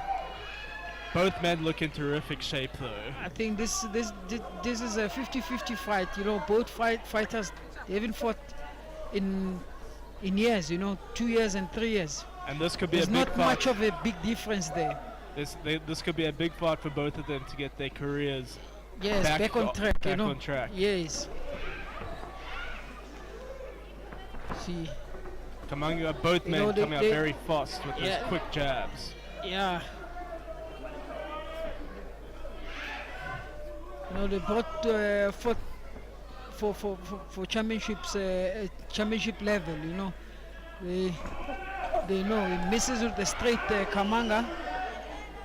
Good head movement from Ngcamu. Yeah, from Ngcamu. Ngcamu looks. You look at him over here now, just always moving his head. Yes, he looks like he's very calm. His experience His experience. He's former champion. I think he defended his title nice hook upstairs. He defended his title four times, I think. Yeah. The 5th time, that's when he lost to the young Tetelelo Nkosi. Both men here are some of the more experienced fighters. Yeah, these are here. experienced fighters.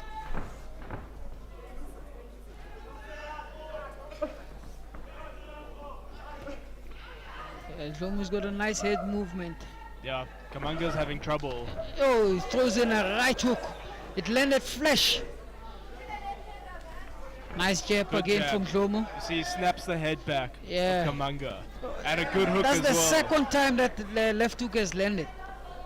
You can just see the right hand is maybe being a bit low. Oh, And another one. That one now. That left hook from Ndlomu is just finding a perfect home Yeah. on the right side of Kamanga's face. I know we're only in 2 minutes into the fight, but I think Ndlomu's got the edge. Break, step back, step back, step back.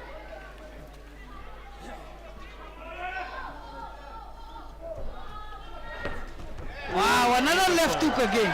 And that one looked like it's hurt Kamanga. Yeah, it hurt him, it hurt him. He's not there. He's got a bit He's back. not there.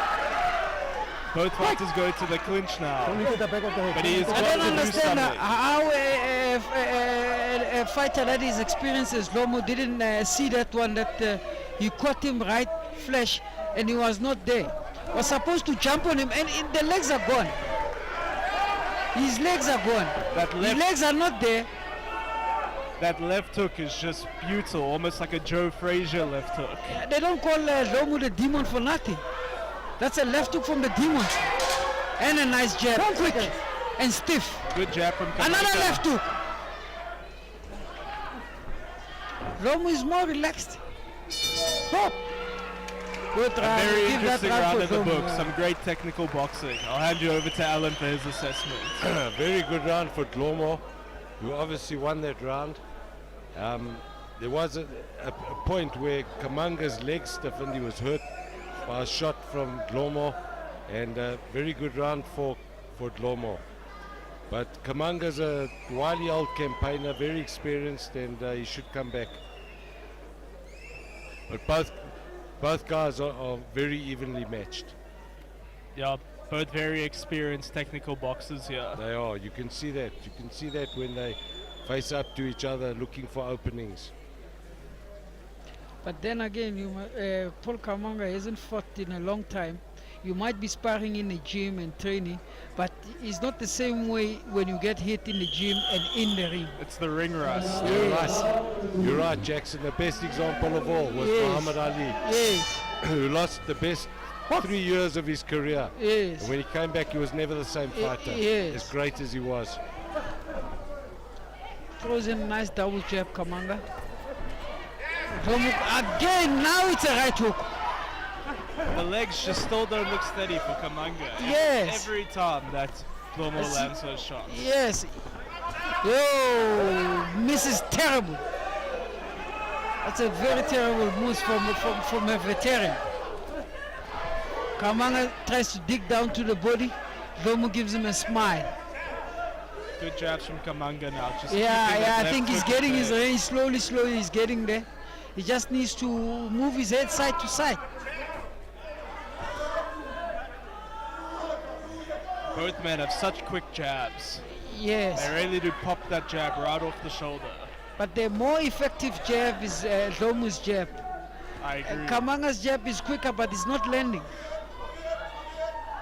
You see, Ndlomu's jab is sometimes just piercing the guard of Kamanga. Yes. Whoa, he's Again, from a jab. That's amazing. Right. I just don't know if his punch resistance is there anymore. That's amazing. He wobbled him with the jab. He wobbled him with the jab. We were talking about how strong and fast that jab is. I think Kamanga is gone. Kamanga is gone. He's not there. His legs are gone. From a stiff jab.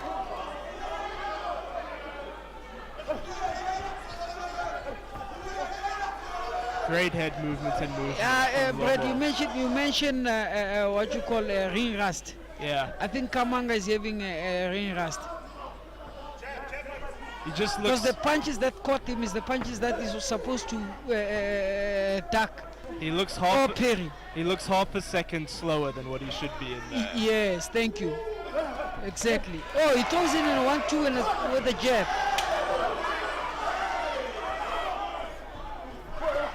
I also think putting him, making a comeback and putting him with a guy like Domu was not a good idea. Both fighters are making their comeback here, but it looks like Lomo's maybe been a bit more active in the Yes. sparring and training in camp. Yes. Another beautiful jab. Yes. Now Kamanga is looking for a big shot. He throws a nice jab. He lands with that jab. I can see him trying to move around. I think he's trying to get his rhythm right. He's getting.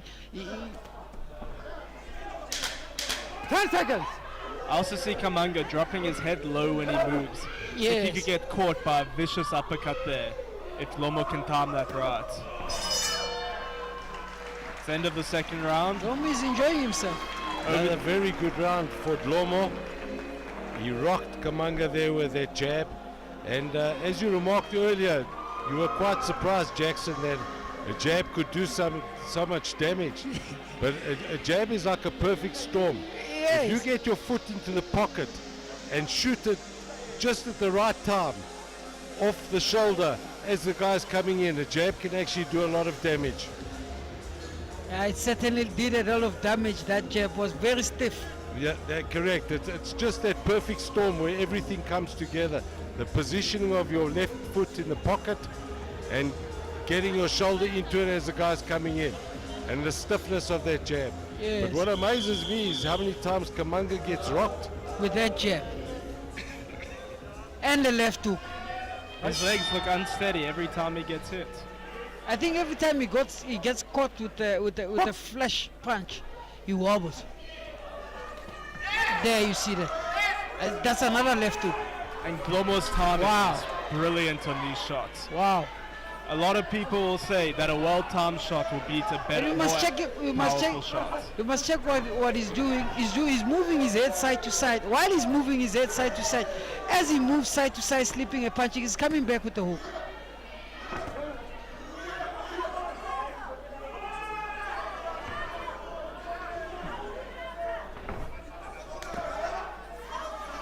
That jab is doing damage to Kamanga. Kamanga tries going down to the body with the jab.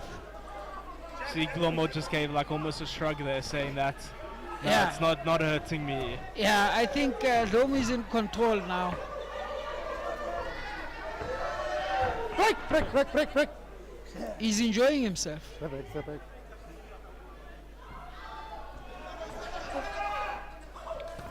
For me, Domu doesn't look like he hasn't fought for years, for 2 years. Glomo looks like he fought 2 weeks ago. Yes. Saw some great body work as well Yeah, the there. head movement, it's spot on. Head movement is so sharp from Glomo. Watch your head.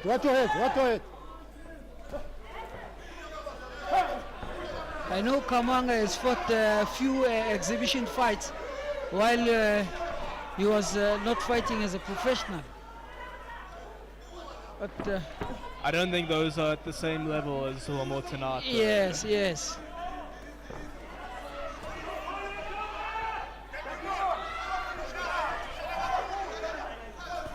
Domu is seriously a championship fighter. 6 rounds. Break. Step back. I think this is where he starts getting home now. This is where he starts getting going. Into the last few rounds. Yes. I would like to see him throw more combos, stop depending on the hook more and the jab. I think Step Kamanga's back. found his feet a bit more in the fight Yeah, he's now. found his rhythm. He's not getting caught as much from those jabs and hooks anymore. Yeah, he just needs to land shots. Don't use the. And it doesn't have to be big shots. Like there with the double jab, and then he can add in a straight. Exactly, but he's just not adding. Yeah, He's he's not not adding adding. That's a anything nice after jab the to the body. It's good jabs, but he's not adding He's anything not after adding that. anything else. Also, Domu because he landed the left hook. He's not trying new things. Exactly. I think he's become a bit predictable to Kamanga at the moment. Yes, one dimension.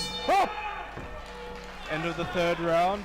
Alan, not as action-packed as the other rounds, but what did you make of that? Not as much, but another good round for Dlomo. Even though Kamanga has steadied the ship somewhat in this round. It was a better round for Kamanga. I never saw him get rocked once during this round, even though Dlomo won the round quite easily. But Kamanga's definitely steadied the ship. Yeah, I think his chin has come back a bit now. He's not really wobbling after those shots, and he's throwing back some shots of his own. But again, I'd like to see him add some combinations of those jabs. Correct, Braden. Hook off the jab, follow it up with the right hand. It's a case of Kamanga just surviving better than he did in the previous two rounds. He's going to have to start doing something if he wants to get somewhere in this fight. We see Dlomo reuniting with his trainer, Charity Mkondeleli. And Dlomo, correct me if I'm wrong, he won a title with that trainer. Yes, he won the title with that trainer, and then he left, he went to KZN, and he lost the title. Now he's back with Charity. Hopefully, he's the right trainer for him, because so far so good. His corner is working for him. Great left hook there as well from Dlomo. Leave him.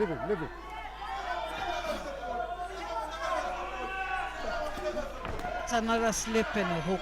Now he changes it, he's throwing it downstairs now. Throwing it downstairs and throwing it up. Yes. And then I wonder if he can maybe throw that left hook to the body and then bring it up to the head. Or even the other way around. Yes. He's only throwing that now. He's claiming a low blow, Oh, you see that? He's only throwing that. And you see Kamanga's rolling that left hook now. That's what I don't understand. A fighter is experienced. He's been in so many championship fights. It's up.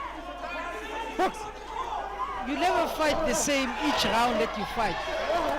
Kamanga is finding his range now. It looks like Dlomo is a bit tired. Break. Step. You just wonder how long both men's absence from the ring is going to count now that we move into the later round. Turning into a And scrap. Dlomo looks That's a bit more tired now. Yes. Oh, he catch him. Wow. See Kamanga clinching. Stop hitting. Break. I think Dlomo is also missing with those hooks. Don't Dlomo push. is also what an uppercut. You see Dlomo, Kamanga's there you go. he's ducking down well against this. Yeah, And that's he's good turning the defense. tide of this fight over here. Yeah, the fight is starting to change now. Come on. Give him a clean fight. Come on. You see, Dlomo is starting to breathe a little bit heavy. He wants to be close. In my experience, if a fighter wants to be that close, he doesn't want to get hit. He doesn't want to hit. He's trying to take a breather. Break. Step back. Yeah, we saw Dlomo in the first few rounds. Dlomo is fighting the wrong fight now. Yeah, first few rounds it was all about the head movement, that stiff jab. We're Yes. seeing none of that now. Yes, we see none of it. I think he's giving away the fight now. You see- Nice body shots from Kamanga. He just needs to measure the distance nicely. 10 seconds. Break. What's that break? Don't hold. Come on. Stop. End of round 4 over there, and perhaps the most different round that we've had in the fight so far. Alan. Definitely, Braden. This was a total turnaround. Kamanga came back strongly in that round. And it's the first round of this fight that I give to Kamanga. But he did so. He won that round by a mile, and he's really come back. And it looks like Dlomo is tiring. Dlomo's throwing a lot of wild shots now. He's throwing arm punches. And this could be a great opportunity for Kamanga to turn the fight around, because I have Dlomo up 3-1 after 4 rounds, which means that Kamanga is going to have to win the final 2 rounds to get a draw. So Kamanga is going to have to do something special now. Yep. Glomo doesn't look like the same fighter we saw in the first round or two. No, he doesn't. He doesn't. There's still a long way to go in this fight. Time! Come, quickly. Right, I need to team fight. All right. Yes, sir. This holding thing and then pushing. No, okay. Right, okay. Time! Looks like the referee's warning them against excessive holding. Yes. And we see Glomo Glomo's throws a coming nice back with his jab. old game plan Yeah, with that with the explosive jab. The jab. And that jab is doing wonders at the moment now. And the hook. Kamanga throws a jab. So one for me, one for you.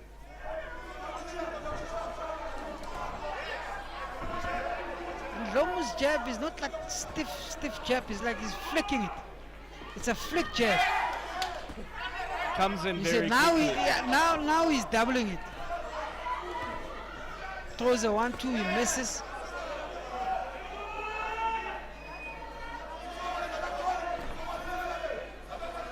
You're Kamanga now. What do you think is your best strategy to get him back into this fight? For Kamanga to come into the fight. Yes. Kamanga's first problem was his head is standing still. That's why those hooks are landing. Right, step back. He needs to manage the distance nicely because if he's Yeah, close you're holding, to come Glomo, on. he can't throw punches. So he needs to go side to side. He's bending down nicely, but he's not throwing anything. There you go. That was a Beautiful nice right hand. distance. Oh. And Great throw counter. combination. Yo, nice 1-2. Whoa, that's Kamanga now. You see Kamanga that? comes back. Once Glomo he looks comes too hurt. close, Glomo's gonna clinch. So with the right distance, let your arms go. Don't try and knock him out. Knockout is gonna come. Throw those combinations. Break. This is what I was exactly talking about. This is the last The story. clinching. Hold it. This is the last story. All right, you do it again. I think take Glomo it is the one who's All right, tired okay. because he's the one who's holding. Glomo definitely does look tired. He looks tired. He's the one who's holding. Kamanga right there, he needs to throw combinations. Exactly. Body and head. See, Kamanga dips down very, very, Very low, very low. You see there? That's what he needs to throw. I think he's also tired. Because he's only throwing one. Someone's gum gut is down. Oh, is it ice or someone? There's ice on the ring. Another good left hook from Yeah, Kamanga. nice body shots. He's taking this fight in his direction. Yes. Oh, he throws a nice sharp right hand. Glomo doesn't look comfortable trading in the pockets I over think there. both these guys are feeling the ring rust now. Must remember they haven't been in this situation in years. Both up against top quality fighters as well. 10 seconds. 10 seconds. See Kamanga moving around. Last 10 seconds is the last 10 seconds you need. You need to steal that round. Another interesting round. Alan, who do you have that one for? Another definitely Kamanga's round, Braden. Kamanga came back well. Even though Glomo started the round well, Kamanga came back so well, especially with those body shots, which were doing a lot of damage. You can see the exhaustion on the face of Glomo. Kamanga's coming on, but has he left it too late? I have Glomo up 3 rounds to 2. So Kamanga needs a big round in the 6th and final round now in order to win this fight. Yeah, last round is important for both fighters, looking like it. Yeah, it's just amazing how this has become a fight of 2 halves. The first half was all Glomo and the second half is all Kamanga. Yeah. And I wouldn't be surprised to see at the start of the 6th round, I think Glomo will come out fighting like how he did in the first few rounds. But I think the fatigue is getting to him after about the first minute of each round. And ring rust is something that shows itself the most in the early rounds. So that's what could have affected Kamanga in the first 3 rounds. He's now getting into the groove.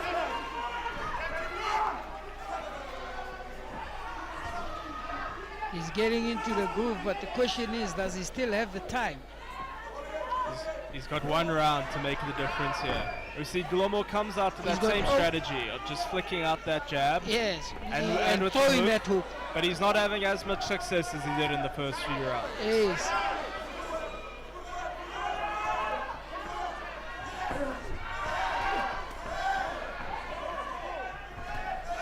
They both throw jabs and they land. I think the guy that needs to be aggressive now should be Kamanga. He needs to be showing hunger. So far, I it's think- Slomo taking I think charge for- of this round. For these guys, the one that loses here is going to have questions about his career. Yeah, as we mentioned, it's a huge fight for both fighters For here. both fighters, it's life or death. It's like you're fighting for, you need to breathe life into your career by winning. Good shot from Kamanga. So you need to throw more of those. Back, the back, come on. Again, this is such an important round for Kamanga because Yes. And he's waiting. That's what he needs to throw. That right there. I also question his Kamanga's balance. He looks a We're bit, going too low. it often looks like he's going to go down at times. yes. That's a nice straight right coming from low position. Nice jab. He should have doubled that punch. Comes back with nice combos, body head. Nice jab. Step back. A minute left to go in the last round of this He's got fight. a minute to go. Can Paul Kamanga pull off an incredible comeback here based off the first 3 rounds? It's been a very close final round here. It's very close. But Domo is coming back. He's coming back. Good combinations there, mixture of jabs, uppercuts. Break, step back. Come on.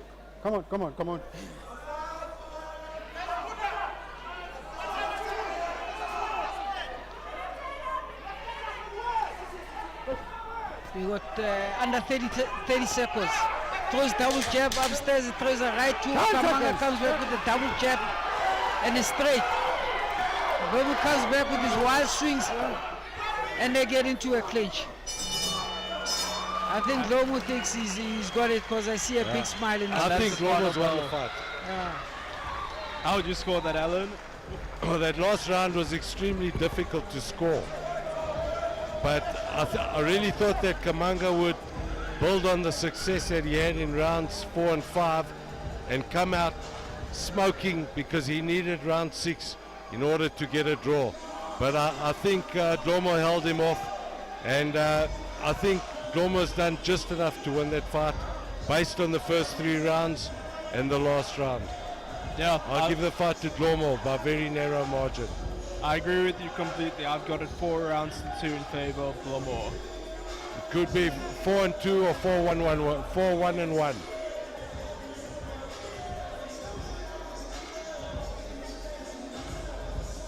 Sorry, 3-2 and 1.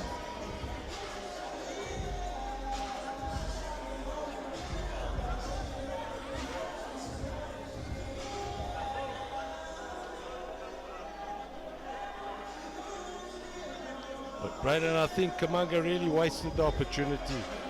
He was coming on like an express train in rounds 4 and 5, and I thought he'd build on that in the last round, but he failed to capitalize on that. Exactly. He built up so much momentum in those 4th and 5th rounds. And But yeah, unfortunately for him, I just don't think he did enough in that final round to he bring the fight back. never did enough in the final round to get a draw. And I'll give this fight to Dlomo by a very narrow margin.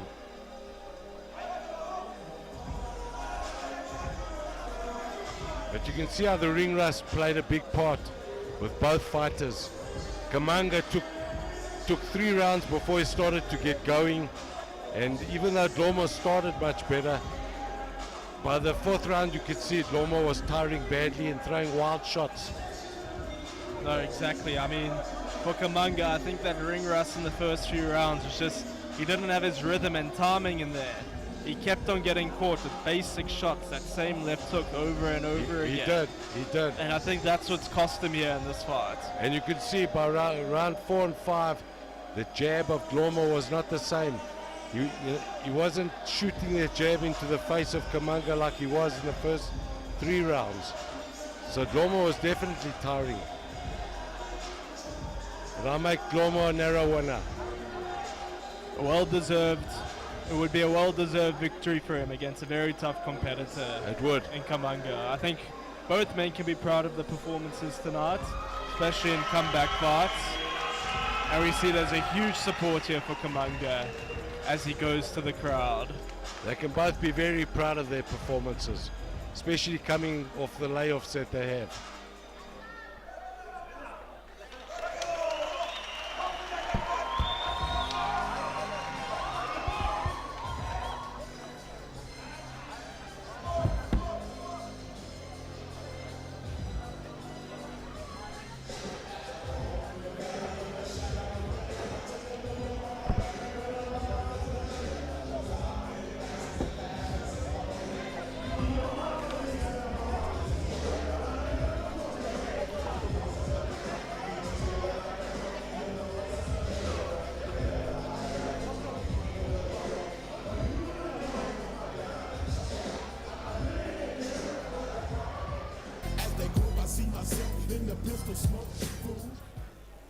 Ladies and gentlemen, this catchweight bout was scheduled for 6 rounds. It went the full distance. Let's give both of these boxers a big round of applause.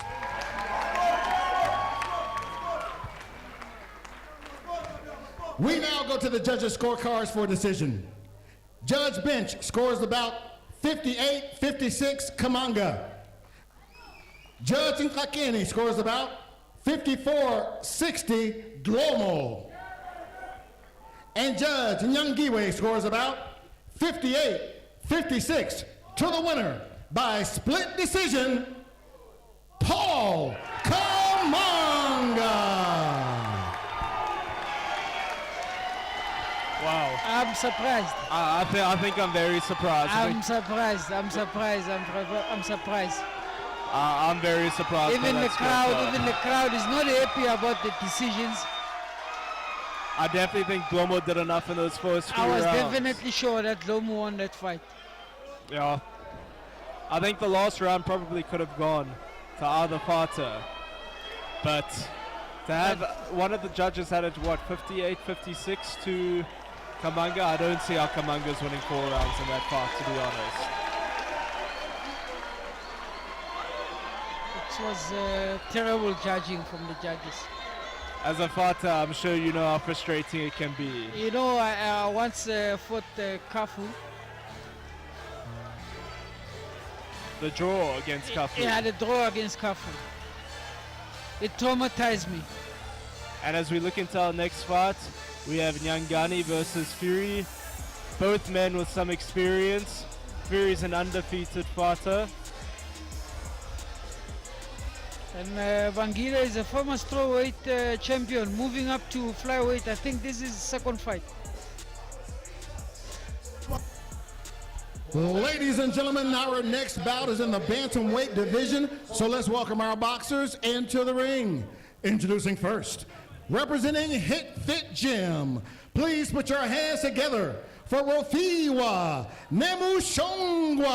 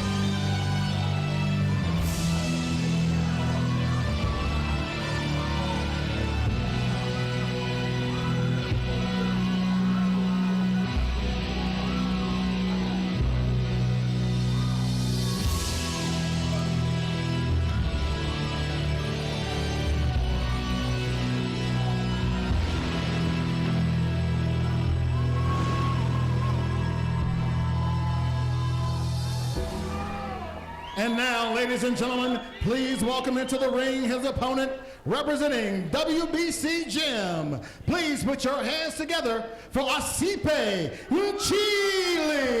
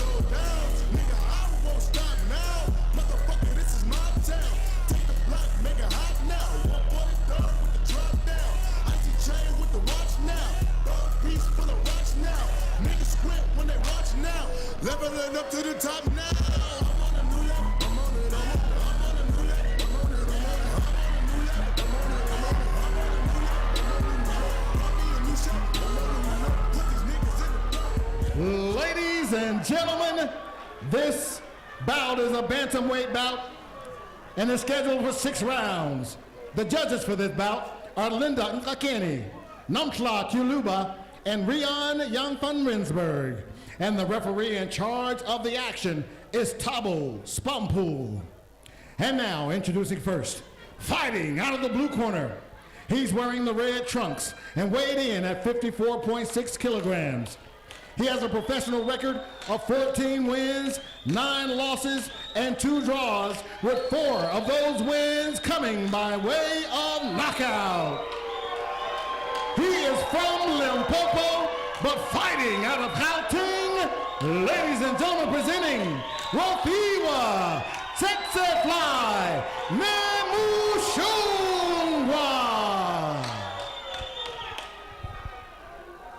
And now introducing his opponent. He's fighting out of the red corner. He's wearing the green, white, and red trunks and weighed in at 53.3 kilograms. He has a professional record of 12 wins, 6 losses, and 1 draw, with 7 of those wins coming by way of knockout. He's from the Eastern Cape, but he's fighting out of Gauteng. Ladies and gentlemen, introducing Asiphe Ntshili Mayamiko.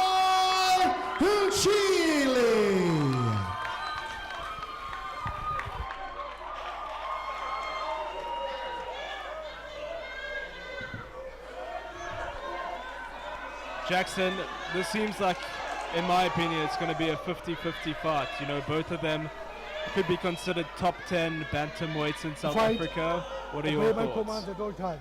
Protect yourself at all time. Wish you good luck. Check out. It's another 50-50 fight at the bantamweight division, you know. Wafiwa has fought the late Roland Malindi, which was the undefeated bantamweight champion. Lost against lost on points. In Chile, on the other hand, he fought Kadri. That was his last loss. Since then, he's been on a winning streak. He says in an SA Boxing Talk interview that he's gonna outbox him. He's gonna be smart. Both of them are bringing experience. For sure, both experienced fighters, both very tall, long bantamweights. Yeah, very long, very tall for bantam. In this first round, they're sizing each other, trying to find the rhythm. Who's going to have that dominant jab? Chile coming out from Nomushanga coming out from a southpaw stance. When they interviewed him, Hayden Bruce, and Chile said southpaws are his cup of tea. What are your thoughts about fighting against the southpaw? I haven't fought much of southpaws as a professional, but it takes a lot of concentration. But the best way to beat a southpaw is a straight right left hook, or hook straight and put your foot out of his front foot and throw that sharp straight.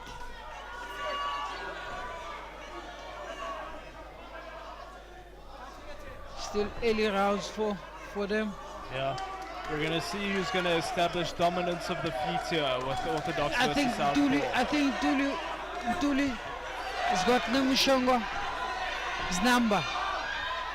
He's got his number because his right hand is landing.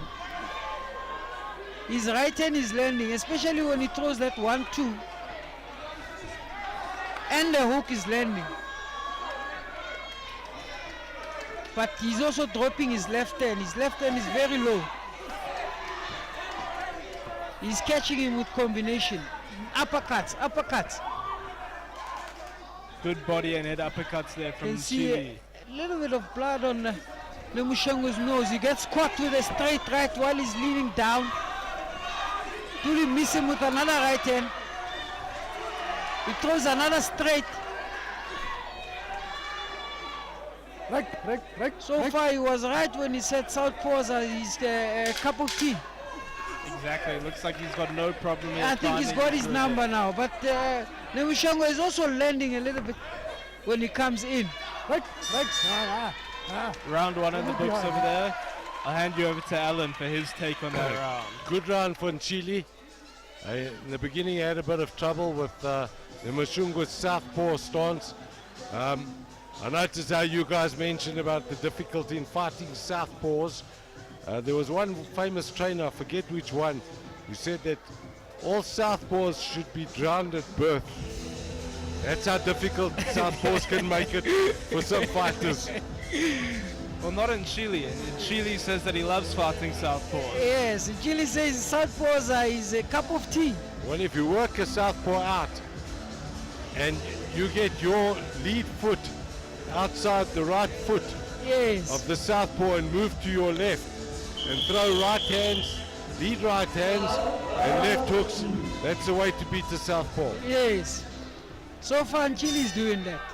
Box. Throws in a straight and a right hook, as we're talking about. That's it. He gets caught with the with the left hook, I think.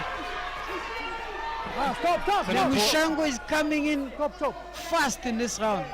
Put up your He blood. does come in a bit wildly, Nemushango. Yes. Box. Chile looks relaxed. He throws a nice jab. Wow. Nemushango comes Exchange in. blows. See, Mushango is trying to go down to the body in between his combination, which is very good. Break. Don't break again. Whoever wants Go him, second card. don't Box. hitting behind the back. That's actually very dangerous. Very dangerous for a fight. Very Get hit on the dangerous back for a of the fight. head. You know, we come here, we fight, but we still need to go back to our families. Exactly.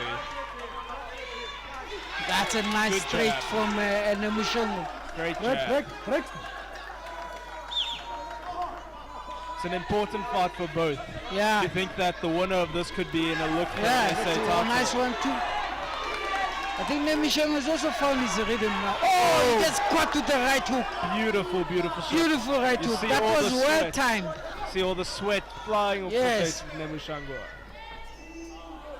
And the referee needs to separate them there. Break up. Don't go. Don't touch him. Box.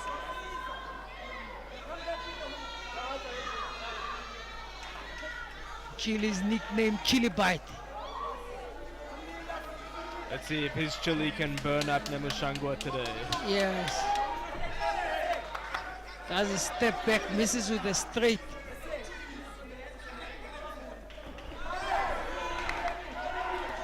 Now, every time Nemushango throws a straight, he leans down. Low. Oh! Beautiful right hand. Wow! Stop. And Chile's a bit hurt from that. Yeah, The I same back think his of the head now, yeah. But it didn't look like it was the back of the head. Box. He's claiming that it was in the back of the head. The shot that hurt him definitely wasn't back of the head. That landed right on the chin. I'm also noticing Nemushango's confident. After that punch, it went up. Yep. Just needs to be careful not to get too break up, overconfident break and up. over-eager and go Yes, in wildly swinging, leaving his chin in the air. yes, Because he does come in a bit too aggressive at times. yes.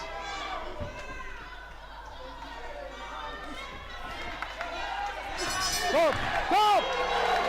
Both fighters, bit of an exchange after the bell. A good round over there for Nemushango. Alan, what did you think? Much better round for Nemushungwe. Came back, caught Ntshili with a very good southpaw right hook, a short right hook. But a much better round for Nemushungwe. He's back in this fight.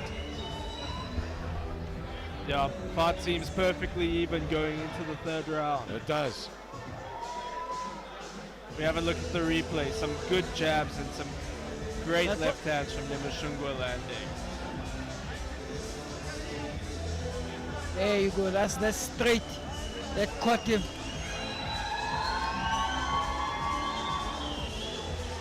I think Nomishango's strategy should be, even if he doesn't land with that double jab, just throw it to close the distance.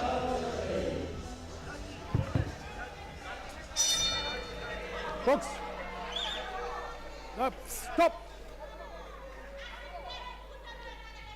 In the corner, he forgot the mouthpiece.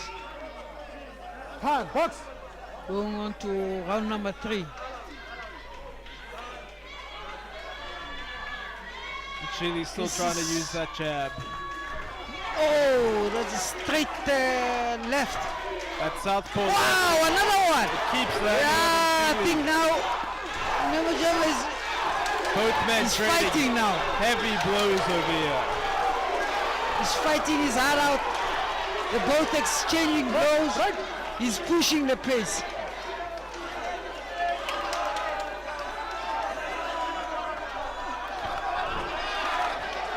I think Nemishango has puzzled Chile a little bit this round, the beginning of this round. Because he doesn't look like he still has the same confidence he had when he walked in. He throws in a nice straight.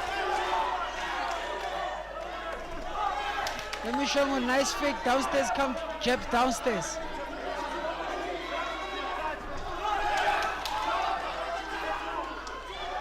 Nemishango needs to apply that pressure. Needs to apply that pressure more. The jab, he needs to double it. Wow, whoa. More huge shots coming through from both fighters. Chile's shots are timed and calculated, like right there. He steps back and then he comes back. Nemishango's shots are a bit wild, but they're effective. Yes.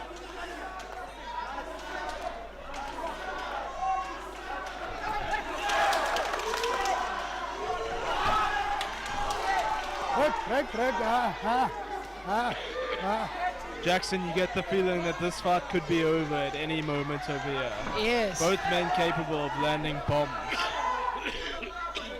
And the fight is still on round number 3. The power is still there.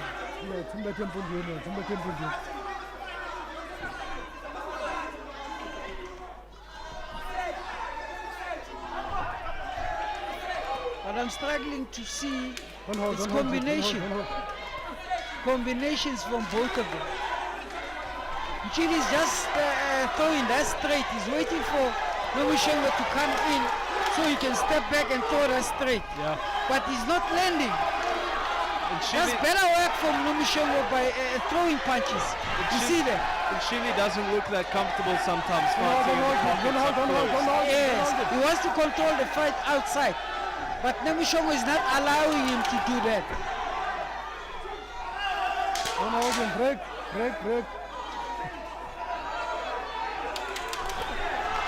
That's a nice right uppercut. He needs to be creative with his combinations. Round 3 done. Alan, a relatively similar round to the last one. How did you view it? Good round for Nemashungwe. He's back in this fight. It's his best round of the fight so far. He's now really starting to give Ntshili a lot of trouble. And Ntshili's not looking as relaxed he was earlier in the fight. He really thought this was a walk in the park in the beginning. And I think his comments about the southpaws, the chickens are coming back to roost now. He doesn't look like he can control Nemushungu with that jab anymore from range. Nemushungu is coming forward with the pressure, throwing the volume. And definitely, and he doesn't see Nemushungu's left cross coming. He doesn't see it coming. And it's finding the target all the time.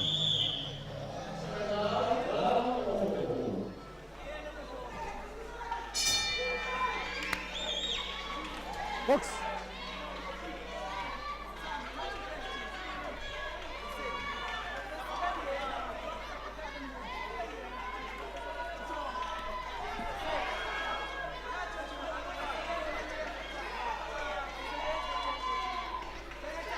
No punches thrown, but they're in the center of the ring. Too much fakes. If Nemushungu wants to win this fight, he needs to apply more pressure. Yeah, that's It's a nice. good straight That's left very there. nice. That's very nice. double jabs. Oh, Oh, gets caught with the 1-2 left hook. This is what they were lacking the last round, combination. Now they're starting to throw combinations.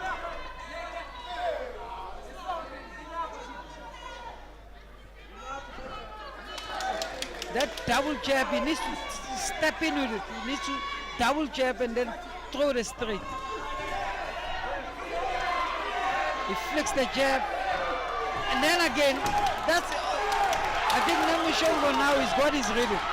Nemushongo Since the beginning of this round, he's fighting good, he catches him. Ntshili with a good hook there to counter, but Nemushongo's momentum is coming forward. And he comes downstairs, he finishes upstairs. So it's combinations from Nemushongo. Combinations, that's what I was calling the last round, combination for both fighters.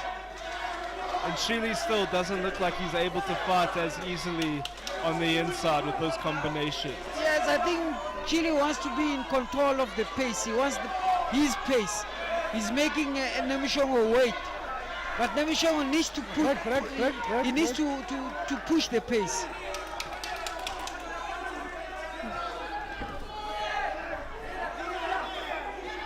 We're on round number 4. It's a 6-round fight. You need to pick up the pace. I told you, this is the last time. We don't hit behind. The referee says he's hitting behind the head. I think this is a second warning. Ntshili throws a nice 1-2. Straight right in the middle. Ntshili throws another straight left and goes under. They're both trading. Still looks like they're trading shots. But I think when they're trading shots, Nemushongo is the one who's getting the better of them. Exactly. Yeah, oh, he misses. Both fighters throwing some wild shots at the moment. I think this is by far Nemushongo's round. But he's starting to spoil it now. He's starting to spoil it. He's starting to showboat at the end of the round there. And as a professional, you need to be professional all the time. Alan, your assessment? Nemushongo is coming on strong now, Braden. I think he's even up this fight now after 4 rounds. I have it dead even. And Ntshili has a very worried look on his face. He's going to have to pull something out of the bag now because Nemushongo is coming back strongly now. Ntshili's just not fighting his fight at the moment.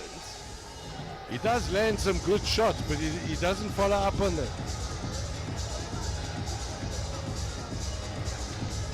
It looks like he's in a nightmare now. And Nemushongo is so awkward. You know, a lot of fighters like to settle into their own rhythm and fight their own fight. But your opponent really gives you that opportunity. So, Ntshili's not that comfortable with the style of Nemushongo, but in this game you need to learn to fight all kinds of styles. Yeah, and one of the most age-old cliches you have in boxing is that styles make fights. Definitely. You need to adapt. You need to adapt. Oh, that's a nice combination. Body and head with the straight. Wow! Big shot. Now that's where you're gonna lose it, Nemushongo, because the fight is not over yet.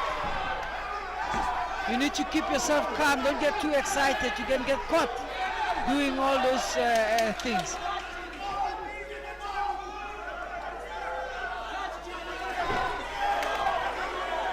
Ntshili's punches are educated punches. You know, but it's only one shot. Yeah. One shot won't win you a fight. Yeah, he's very economical with his punches in Ntshili. He doesn't throw too many. He doesn't throw too many. It's like, to me, if a fighter is fighting like that, it's like he's saving energy.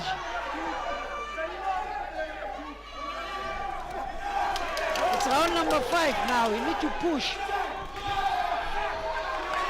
Nemushongo is doing exactly that. He's doing what he's supposed to be doing.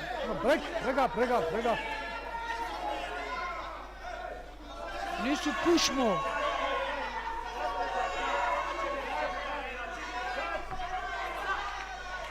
No, we need this kind of fights. 50-50 fight. It's a fascinating fight, difficult to score. 50-50 fight. Big ups to Warrior Ascent Promotions. This is good fights, especially these guys. Hopefully, if they win, they go on to challenge for the national title. And that's what Warrior Ascent's all about. It's about putting up 50-50 fights Yes. and giving the best opportunities to the fighters. So I think they've been doing well for themselves. I think this is tournament number 6 now. Correct, tournament number 6 in under a year. They're making a name for themselves here. Because over the years we've seen so many promotions. They come here, they disappear. Break, Julie. Don't lock him, please. Oh, he's been missing with that shot. The slip and counter. The exchange blows. Break. You need to steal that 10 seconds. There you go. Oh, You see big that? shot. He's doing a very clever thing. Nemushanga. Yes, he's doing a very clever thing. You can see Nemushongo in his eyes that he wants to win the fight. He's determined to win. And there he is, they're having words after the bell now. The referee pulls them apart. Nemushanga is fired Well, up. it's boxing. This happened. Over to you, Alan. Well, I think Nemushungwe is fighting his fight, and Ntshili's not fighting his fight. And that's the difference in this contest. You have to Chile's try not fight hot. your fight and make your opponent fight your fight. And that's not happening here with Ntshili. Yeah. I have Nemushungwe ahead now. Ntshili's just not doing enough. It's going to be an important final round for Ntshili now. I think this is the decider. This is a decider, definitely. But Ntshili's going to have to pull something out the bag now. He's just looking for that one shot. He is.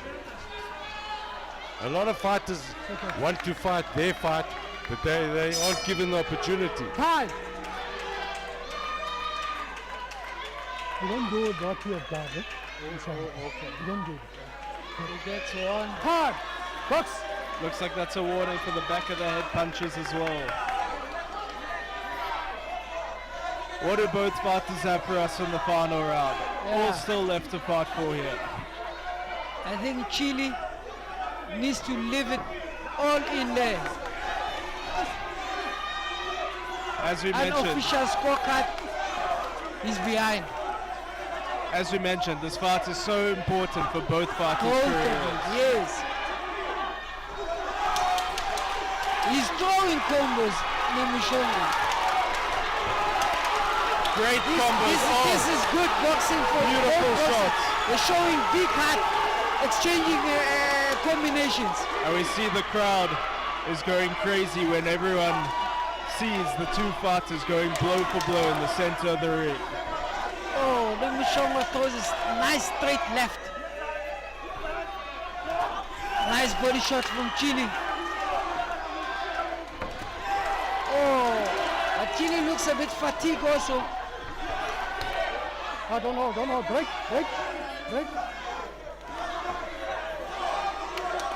Nemushungwa doesn't look tired at all. He to doesn't me. look tired, looks fresh. He could fight another 6 rounds probably. Yeah. But he's been like 12 rounds before, I think. That comes with experience. There goes Chile, he's coming back into the fight. Break. Just over a minute left and you really can't call where this fight's going.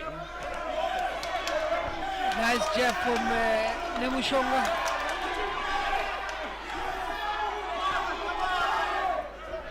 It's interesting on this fight, you'd say the fighter who's utilized his jab the best is actually the shorter fighter. Which is the southpaw. Exactly, that southpaw jab can be so hard to deal with. Yeah. They exchange blows. This is what we call a toe-to-toe. Exactly. Let's see if we can get fireworks in the final 30 seconds of this We're bout. definitely getting them. I think we're definitely getting them. Ngcamu will want to finish strong. You can see it in his eyes that he wants to win. Oh, nice combination, but he needed to follow up after that. Exactly. Nice straight to the body. Then he moves back. 10 seconds left. He's holding. Break.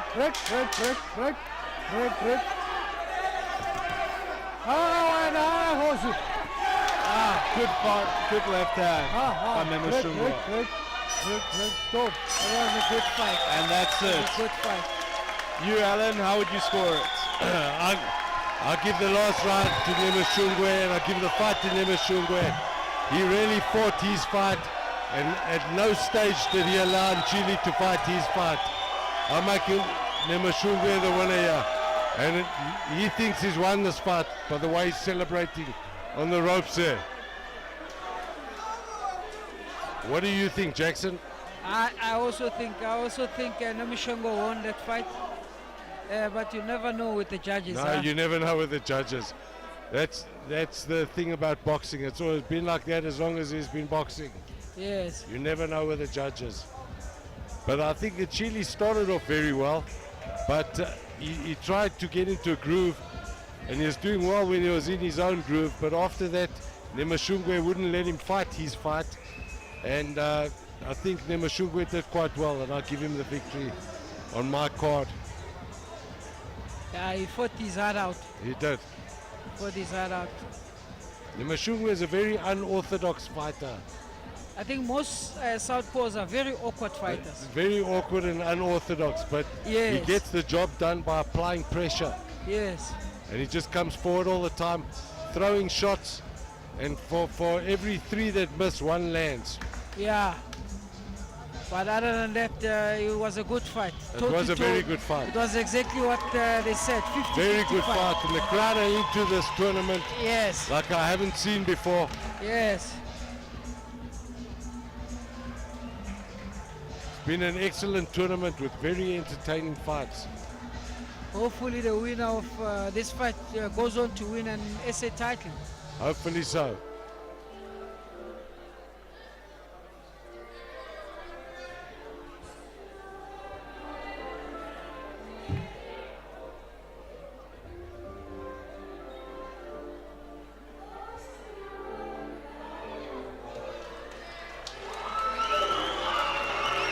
Now you see the crowd, the beautiful people, they came out to watch boxing. Beautiful.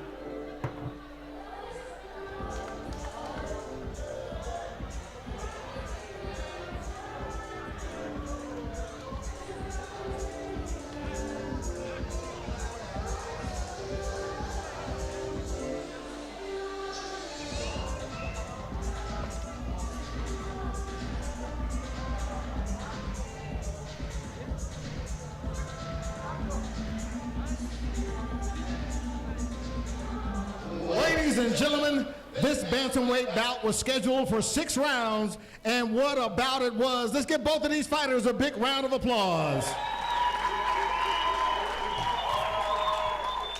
In fact, that bout was so good that the promoters are awarding each of you fighters 3,000 rand.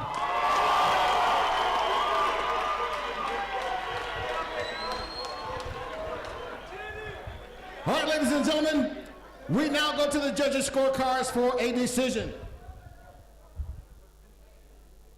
Judge Tuluba scores the bout 58-56 Ntshili. Judge Ngcamu scores the bout 56-58 Nemushungwa. And Judge Rian Yamfun Rensburg scores this bout 56-58 to the winner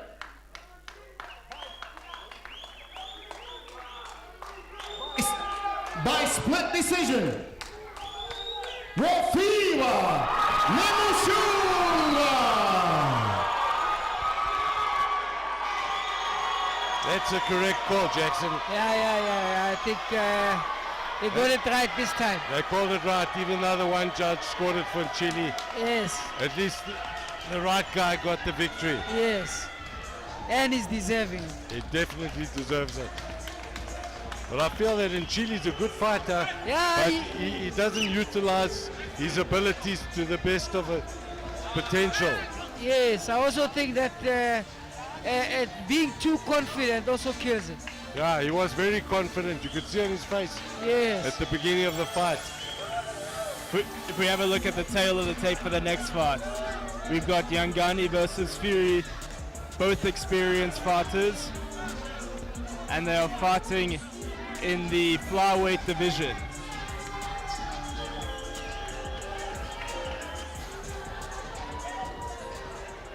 Ladies and gentlemen, there are only 2 more bouts left on the fight card, and this is the co-main event. It's an international bout in the flyweight division, so let's welcome our boxers into the ring. Introducing first, representing Brian Mitchell Boxing Academy and fighting out of Zimbabwe. Please put your hands together for Ndabezihle Phiri.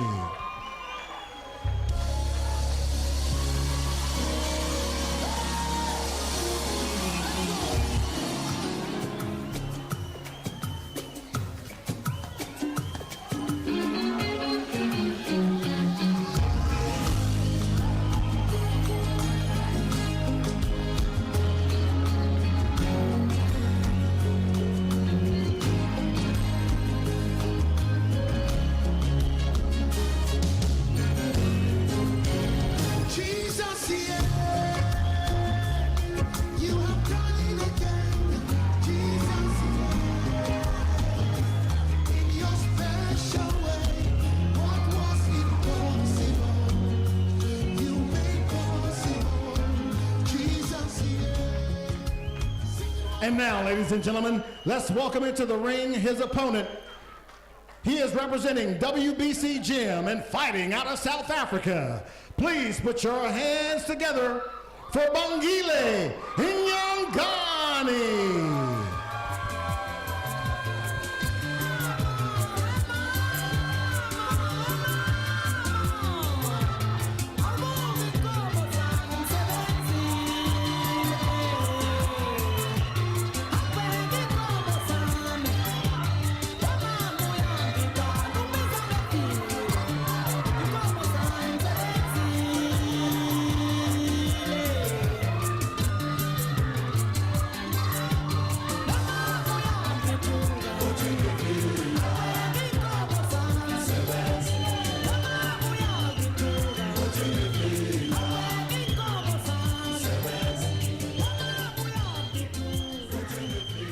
Ladies and gentlemen, this is the co-main event. It's an international bout in the flyweight division. The judges for this bout are Don Bench, Thabo Spampool, and Tony Nyangiwe. And the referee in charge of the action is Simon Mokadi. And now, introducing first, fighting out of the blue corner. He's wearing the blue and white trunks and weighing in at 51.8 kilograms. He has had 6 professional fights, and he is currently undefeated in all 6 fights.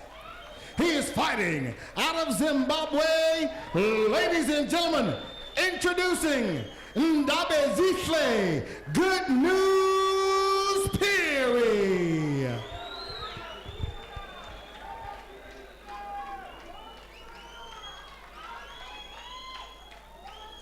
And now introducing his opponent, fighting out of the red corner. He's wearing the black and gold trunks and weighed in at 50.5 kilograms. He has a professional record of 13 wins, 2 losses, and 2 draws, with 6 of those wins coming by way of knockout. He's fighting out of South Africa. Ladies and gentlemen, presenting the former ABU SADC, WBA Pan-African and South African strawweight champion, Bangile Nyangani.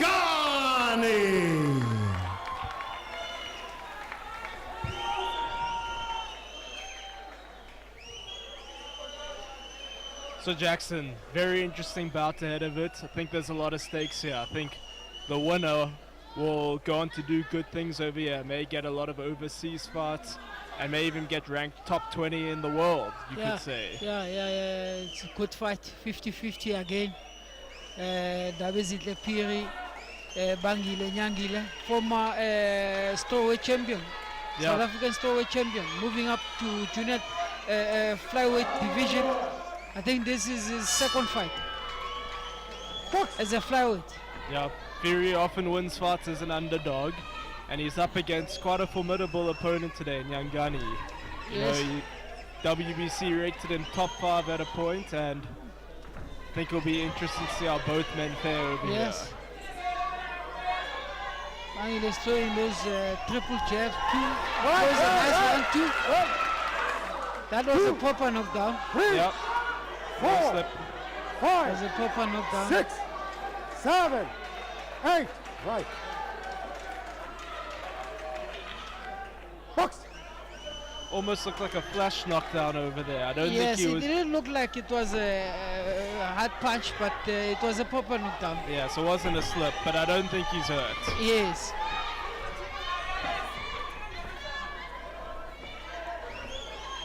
Bangile looks very focused.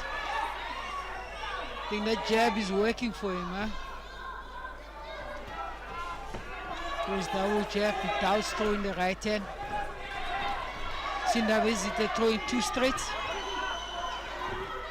Lift Missing. up the punches. Lift up the punches. And we see over here that Nyangani is the taller man. Yes. Oh, wow. Beautiful hook.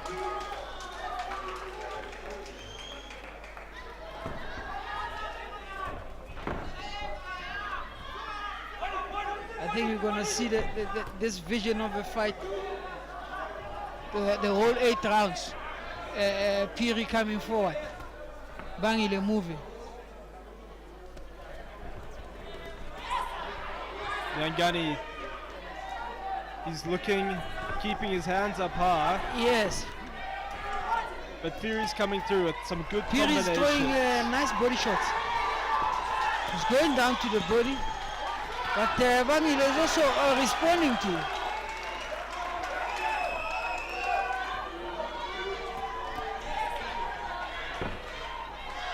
Both fighters straight into the action.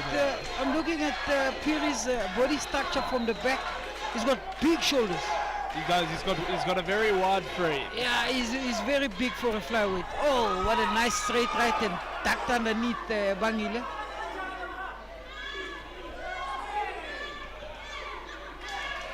Nyangani's ducking down low again. See if he can try to use some head Ooh, movement. what a beautiful I think Step back. Phiri's puzzled by Bangile's style. Don't do that, okay? All right. Bangile looks calm. 10 seconds. Try to throw a uppercut.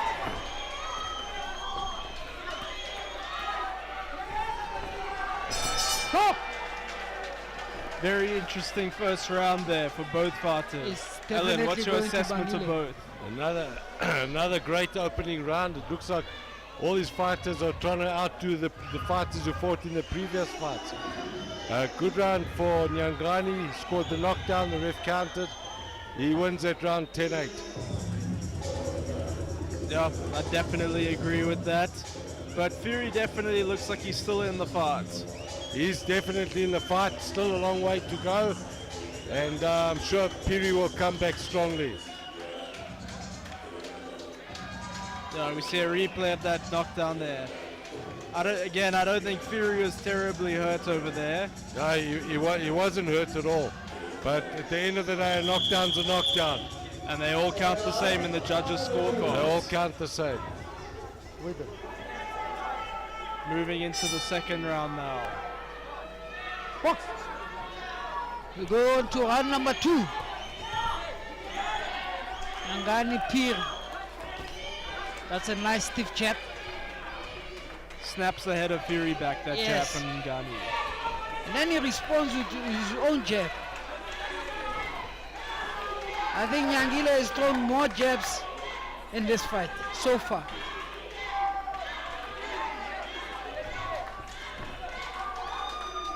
see both fighters a bit more controlled, a bit more thought out now, just sitting behind that jab at the moment instead of coming Yes. forward like how they were. I think the jab, Bangile's jab is troubling Phiri. Aye. He's breaking Phiri's rhythm. Nice body shots from both. Oh, nice one. Nice Nyangani, straight from Nyangani. he went straight up top there with the straight right to the chin of Phiri. Don't push. Wow, miss him with the body shot. Jab, two jabs, one from the chest to the head. Wow, nice defense. That was very slick. Oh, stop. You're going too low. You're Very going too good low. head movement from Don't go Nyangani. too low. Like I said, the jab, we talked about the jab on the other previous fights. Bangile is doing exactly that. He's throwing that jab and he's breaking Phiri's rhythm. Exactly. You can tell that Phiri wants to come forward. He wants to come forward, but the jab is, look at the defense, beautiful. The beautiful head movement there. And I think Phiri's now realizing that he's up against a seasoned pro. Yeah. Wow.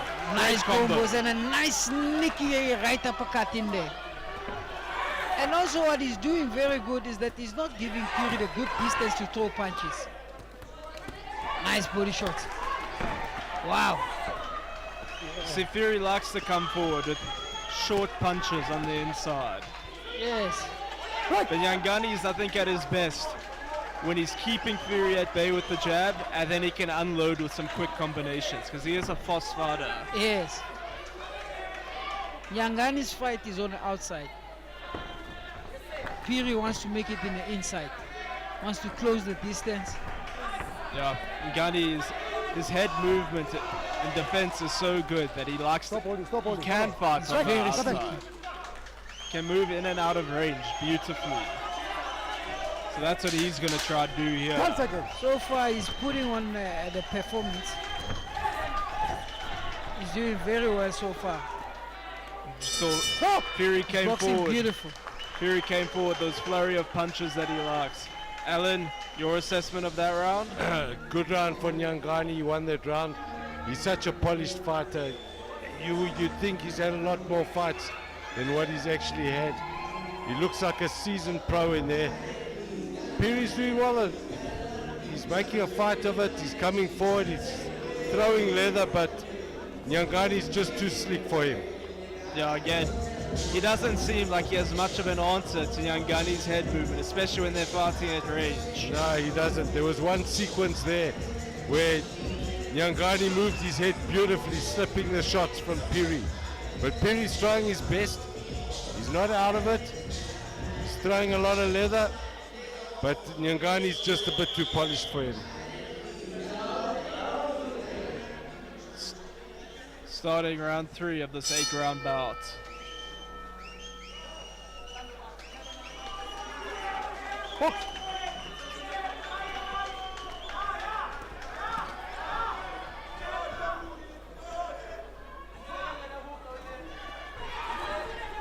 Wow. Again, Phiri's trying to make it uncomfortable for Nyangani, not letting him. But Nyangani is seeing everything that is coming from Phiri. Throws a nice straight Phiri.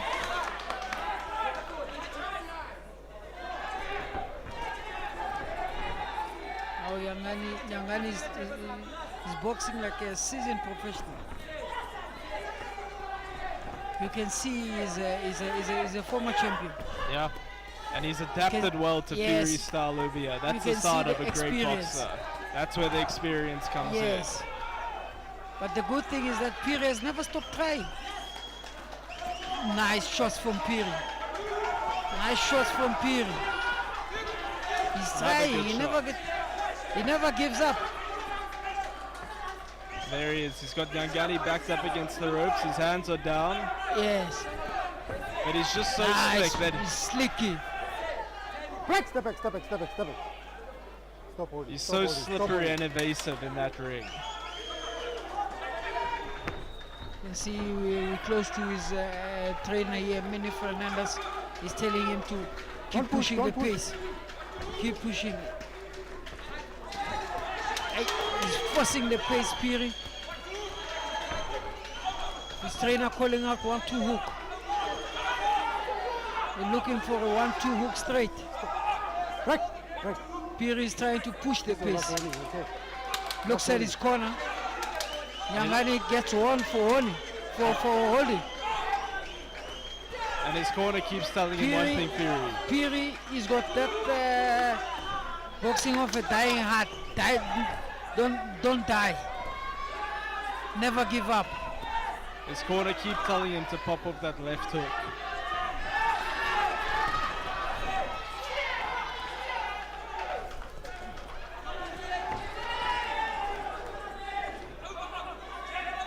Yeah, die hard.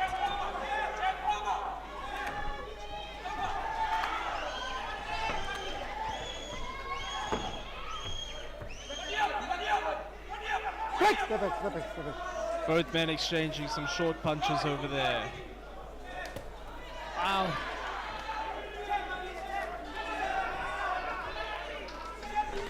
Wow, nice double jab straight from Phiri. The problem with Phiri, he's putting pressure, but he's chasing him. You know, take small steps when you want to close that distance. Another round in the books. We'll go to Alan for some analysis on Much that. better round for Phiri there. I'll give Phiri that round based purely on his work rate. He outworked his opponent. As Jackson commented earlier, he never stops trying. He never ever stops trying. Coming forward, throwing leather. Now he's got a superb work rate. He landed a lot of punches in that round. Maybe not so cleanly, but he did throw a lot. Yeah. He doesn't look as good as his opponent does, but he's outworked his opponent in that third round. And if you can keep that type of work rate up and that type of style, Ngcamu doesn't look like he's too comfortable with it. He's got a good chance in this fight. Definitely, he can make up the ground that he's lost going into this fourth You're round. wasting time. You're wasting time. See the referee warning Bangile's corner. Going out the corner late. Fighting in the inside, in the middle of the round. Both of them throwing body shots. Exchanging. Oh. See, Phiri is trying very hard. Yeah. Trying very hard. At the moment, it's one for me, one for you. Yes. It was a good exchange in the middle of the ring. But you can see both of these guys, they've done their part in the gym. If you look at their body structure, you know, their physique is superb. They're conditioned so They're well. conditioned very well. And this is an 8-round fight, so they'll need Yes, the cardio. and the pace is very high. This is what smaller divisions. Wow, he throws in a nice body shot, he catches him. I think he's hurt from that body shot, Bangile. I agree. He's hurt from that body shot. He's definitely a Nyangani.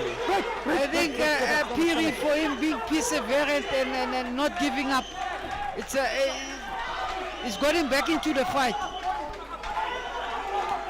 His trainer calling out up body, up body. We've mentioned that Phiri does well as an underdog. After the first round, he was an underdog, but now it looks like He's in the fight. Oh, he throws a nice 1-2 and an uppercut. Wow. Nyangani needs to go back. He needs to go back to that jab. He needs to go back to that jab. Phiri's just not giving Nyangani the chance to pop off that jab. Yes. We're not seeing any of the slick head movement anymore at the moment. I think the body shots are starting to take a toll. You see that? Oh, that pressure. He's still in a minute. Nyangani is taking some shots in this round over here. As Phiri's just Oh! beautiful left hook. Step back. Bangile needs to go back to that jab. He looks a bit tired. I'm looking at his face. He looks a bit tired. Oh, he was hacked by that body shot. I was He about to hasn't been say, recovered. it looks like he's still tired out there. He's still tired. He turns his back. I think this fight. Wow. Relentless. It's too much. The referee's having a close look. Hold it, hold it.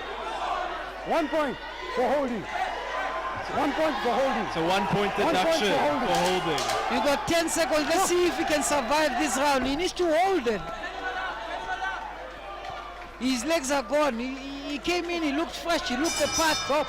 But he's tired now, Nyangani. Alan, Shakes huge his round head, in I this see fight. Huge run for Phiri.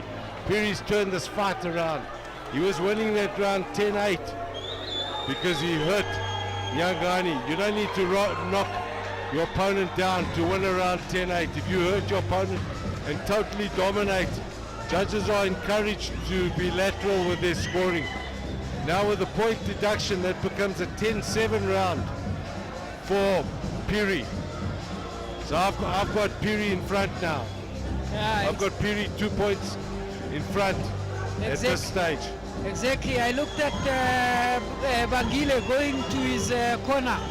He was shaking his head. And another thing is Nyangani doesn't look a happy fighter. He doesn't look like he wants to be here. Yeah. It's written all over his face. And Phiri's coming on like an express train now. He looks so fresh. Fresh as a daisy.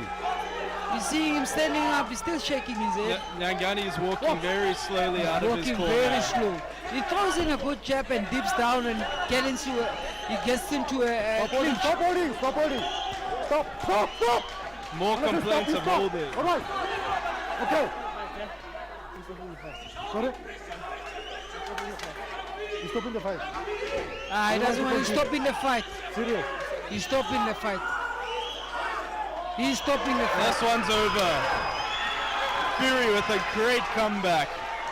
What a From a comeback knockdown. by Phiri. From a knockdown, we see the former world champion Brian Mitchell going to congratulate Phiri What an unbelievable comeback from from a Phiri. knockdown. After 2 rounds, it looked like it was a walk in the park for Nyangani. But Phiri's comeback, all credit to him. And we mentioned that he does well as an underdog, and after 2 rounds here, he certainly looked like the underdog. But it just shows his mentality and his work rate is one of a champion. Yeah.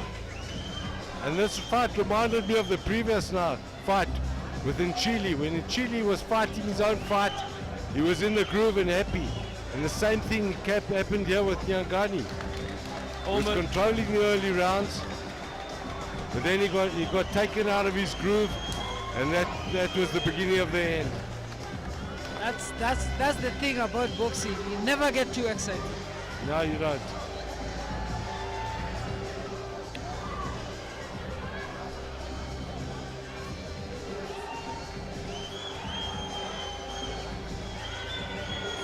There we see Phiri dancing. He's a happy man. He's got a lot to be happy about. That was a great performance from him. And a great comeback. After 2 rounds, Phiri was out of it. Yeah, The first 2 rounds were totally dominated by Nyangani. But Phiri turned it around due to sheer willpower there's and that body shot. determination. That body shot went inside. That did. I saw that body shot. Yeah. That took everything out of him, Jackson.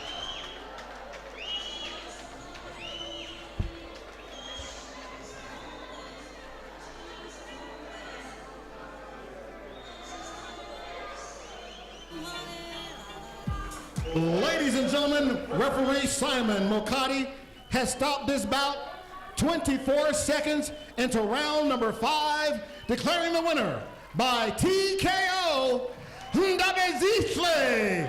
Good news, Phiri.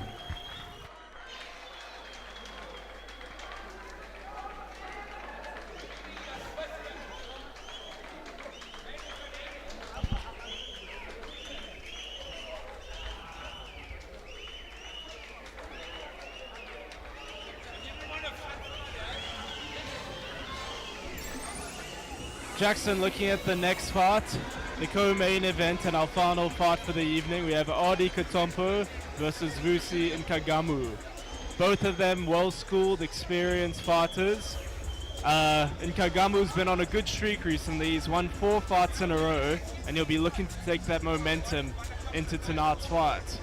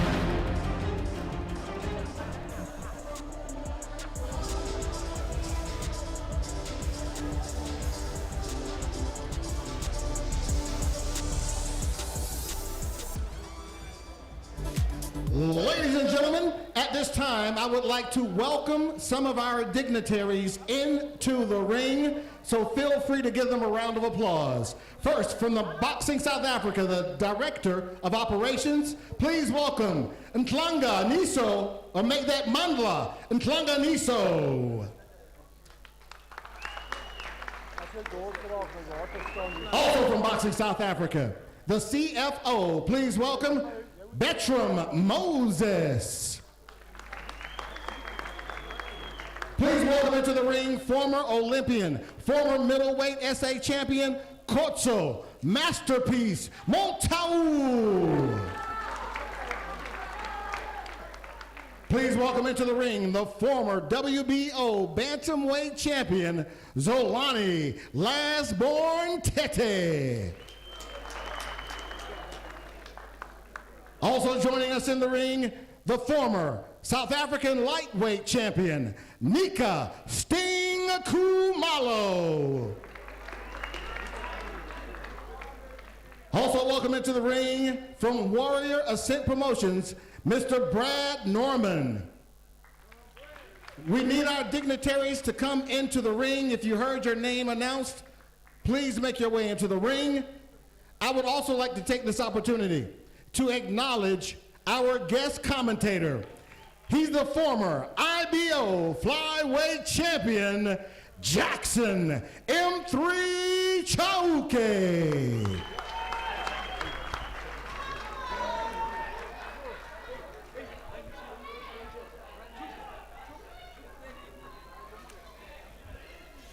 I would also like to welcome into the ring SA World Champion, former SA World Champion, Mr. Brian Mitchell.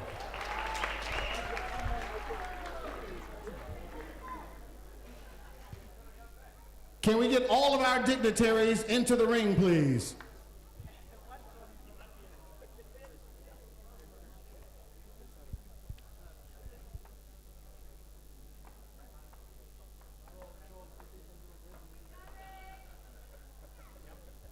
All right, ladies and gentlemen, it's time for the main event, the moment we've all been waiting for. This main event is an international bout in the super bantamweight division. So let's welcome our fighters into the ring. Introducing first, representing Allen to Will Gym. Please put your hands together for Vusi Ngcamu.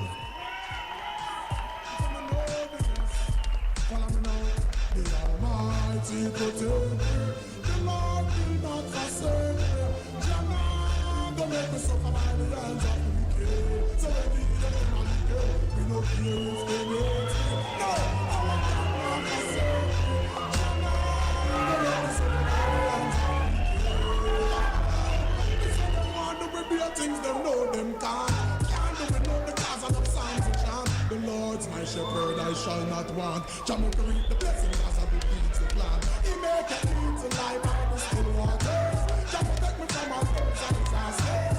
Yeah, though I want to be from the shadow, yet no time in the pit. So I will protect me. Lord, the Lord will not forsake. Jamu, don't make me suffer by the land. And now, ladies and gentlemen, please welcome into the ring his opponent, representing WBC Gym. Please put your hands together for Ardy Katompa.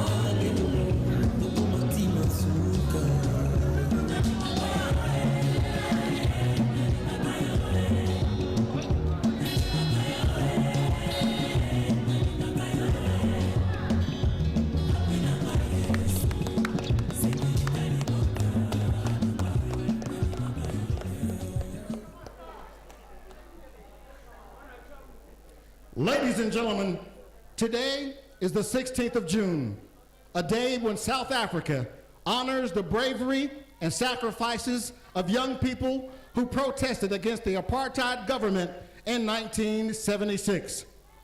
Please rise for the South African national anthem.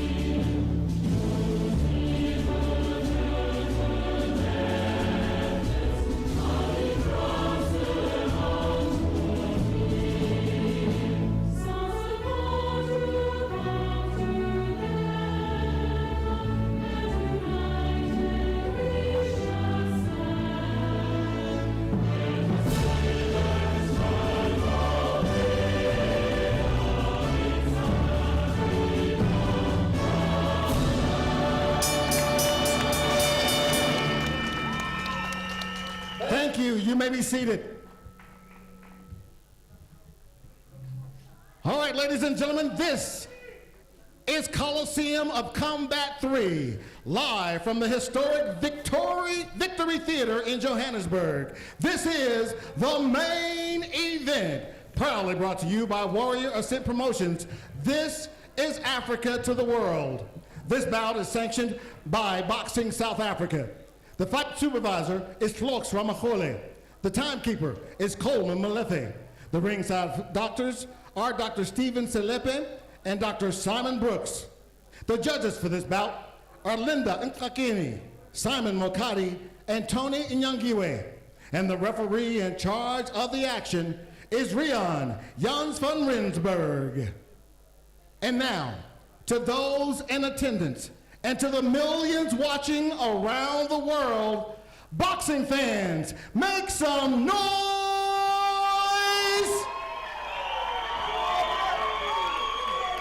This international bout is in the super bantamweight division and is scheduled for 8 rounds.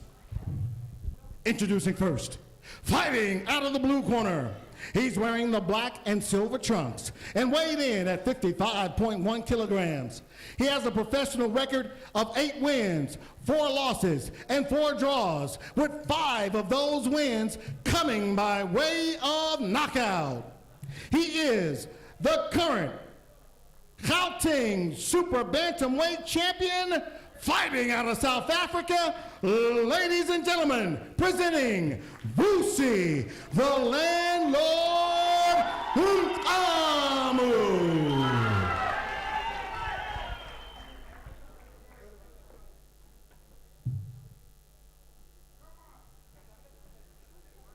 And now introducing his opponent, fighting out of the red corner. He's wearing the red and black trunks and weighed in at 54.42 kilograms. He has a professional record of 6 wins, 1 loss, and 1 draw, with 5 of those 6 wins coming by way of knockout. He's fighting out of the DRC. Ladies and gentlemen, introducing Ardy, the Eagle Katompa.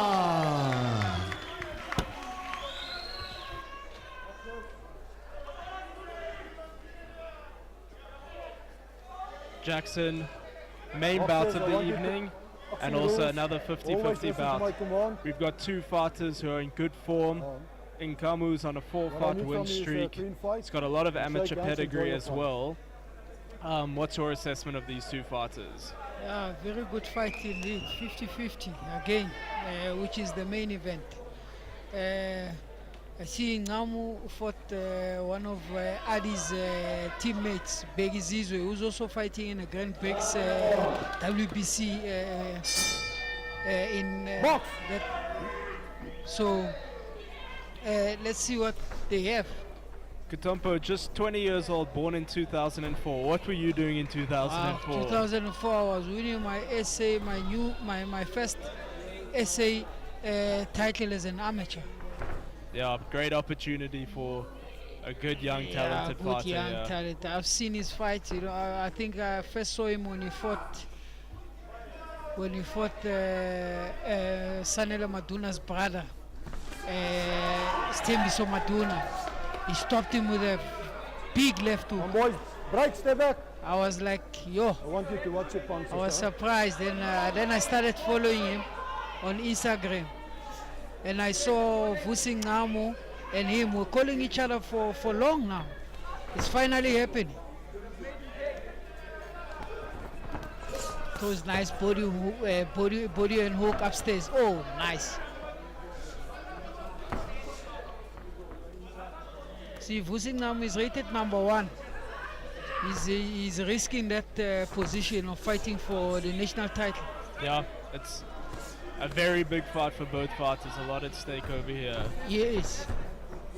Ngcamu said that he was going to meet Katompa in the middle of the ring. At the moment, we're seeing that. Yeah, we're seeing it. But I think we're in for a good fight. So Vusi. Good combination. The only loss that Katombo's got is from Russia. Yeah, I believe it was a split decision loss in Russia, which Yes, it was a nice straight to the body. Turn him around and comes back with the uppercut.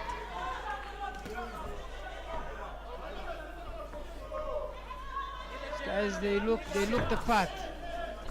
So far, Stop! Give me hands. first 2 minutes has been good. Listen. It's been what we've been expecting. Right? Box!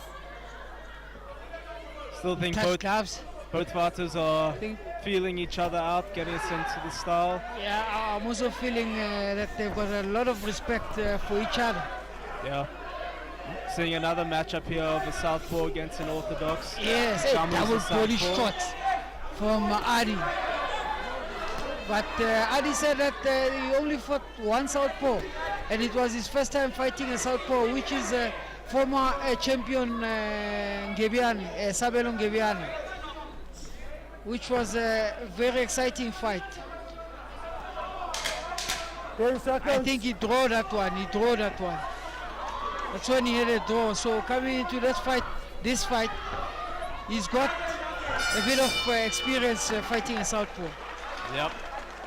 Interesting first round, both fighters feeling each other out. Alan, what do you think of each of them?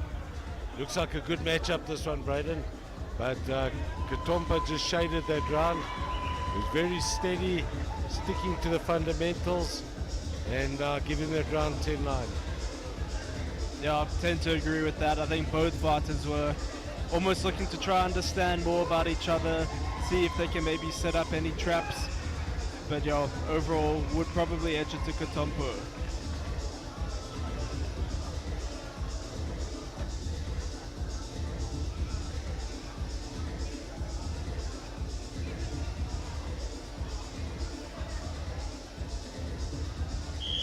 I see Katombo is very relaxed in the corner, not breathing heavy or anything, but it's only first round.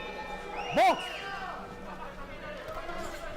Both fighters engage at the beginning of the round.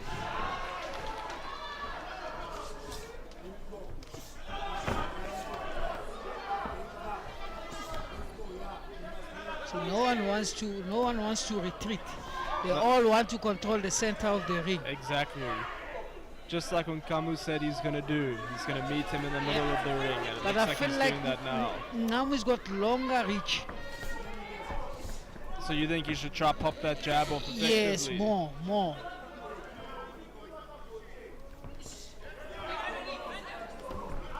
So Good Katombo jab is over throwing there nice from body Ngcamu. shots, yes.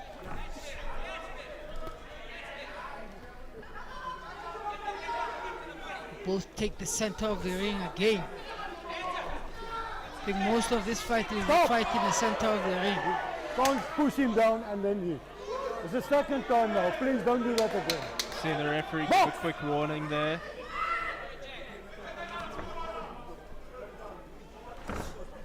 Jab downstairs.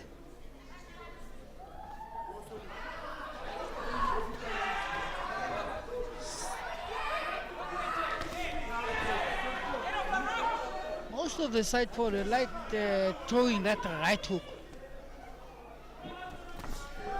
It's a nice straight left from Ngcamu and another one.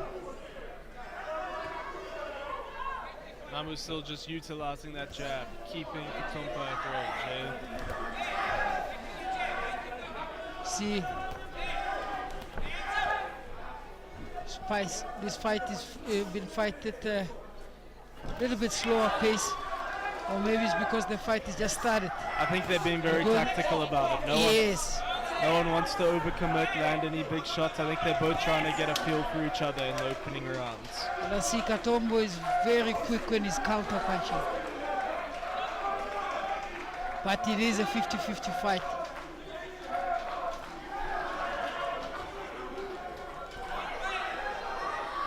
Taps him with the jab. He's looking for openings, but Ngcamu replies with a straight left in the middle. Katompa has 5 knockouts from his 6 victories. So I think we can maybe expect to see some Power. firepower in there. Yes. And Ngcamu's also got five kills. 5 KOs from 8 victories. Some good shots landing over there from Ngcamu. Whoa! Wow! Oh, Now great they're shot starting the body. to leash up. 10 seconds. Now they're starting to explode. This is the part we were looking for. Stop. End of the second round. Alan, some excitement towards the end over Some there. excitement towards the end with Katompa landing those body shots and both guys opening up. Another steady round for Katompa, which he wins 10-9. So he's building a nice lead in this fight.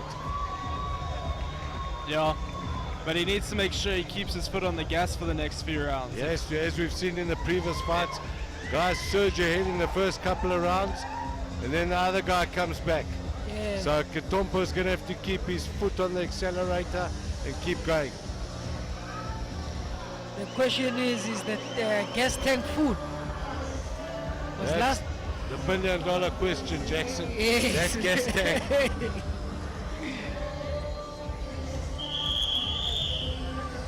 This is only round number 2 and he's not breathing heavy. Let's see if they can keep up the pace. Both fighters look in immaculate condition. Yes.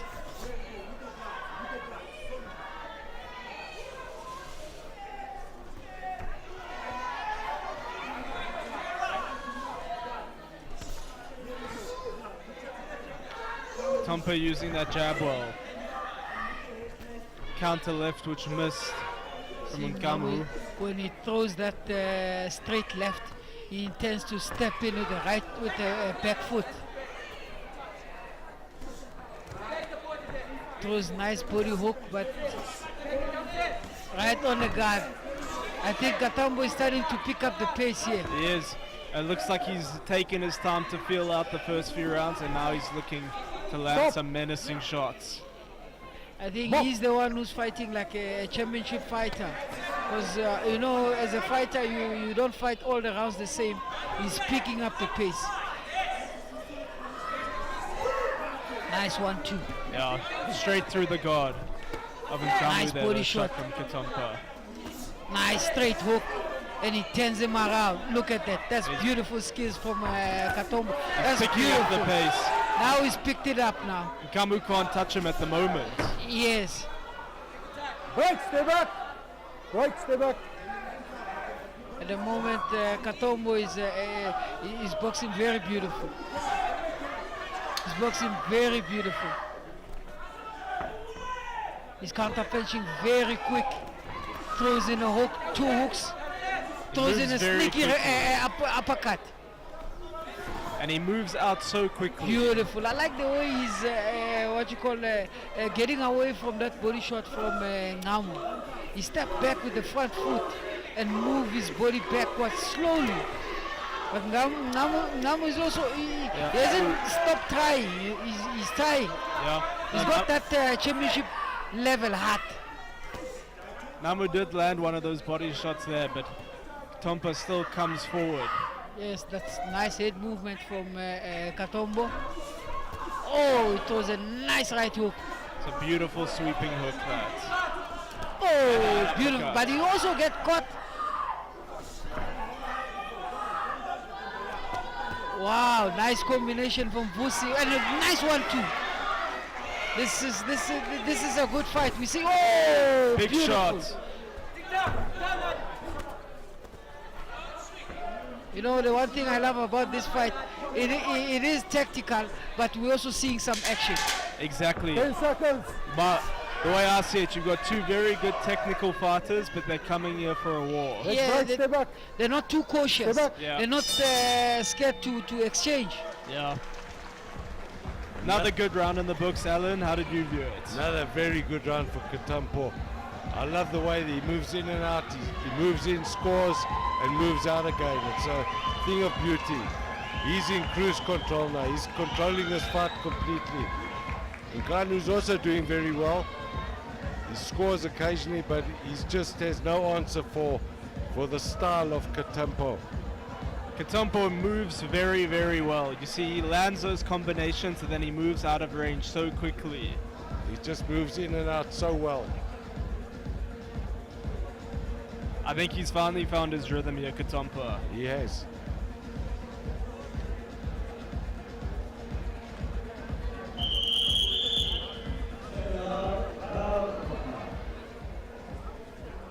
Going through halfway of the fight, round number 4. I wouldn't say it's been a one-sided fight so far, but Katompa has put himself in charge of this fight. Yeah, I agree with you. Ngcamu's done well in phases, but he hasn't done enough to really put himself in the driver's seat for this fight. Yeah, but he is still in the fight. Oh, 100%. Just, yeah. Listen, look at the low blows, please. Okay. Box! Wow! Big straight from now. Wow! And Katompa comes back. Comes firing back. Good chin to stand up to a shot like that. Yeah. And what I like about Katompa, he doesn't let Vusi Ngcamu shine. When he throws a big shot, he also comes back with his own shot. Exactly. He doesn't go backwards, he comes back and yes, he comes back immediately, which is very clever. That's boxing intelligence. Good nice body two shots body there. shots, yeah. They looked a bit low to me from Ngcamu. Yes. So they're just on nice the belt work. line.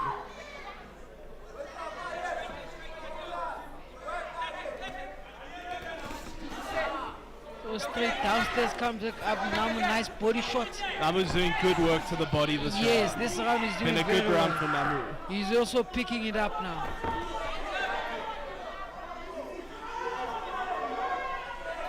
One thing I've noticed about these other guys that have lost, like the Ntshili fight and the Nyangani fight, both of those guys, they started well, but they never finish well. Yeah. I think maybe they either spend too much energy Stay back. in the beginning part of a fight, their opponents work them out, they're too one-dimensional. It's a Yeah. big problem. Yeah. And this has definitely been Ngcamu's best round of the fight so far. Yes, let's maybe we're gonna see the review of those kind of fights with this fight. Because Ngcamu is also coming back. Both men, great body shots from each. And Katompa is the one who started nicely. Looks like he's letting him into the fight. But he's throwing back. He's throwing body shots. The nice thing about this fight, no one is going back. No, They're in the center of the ring.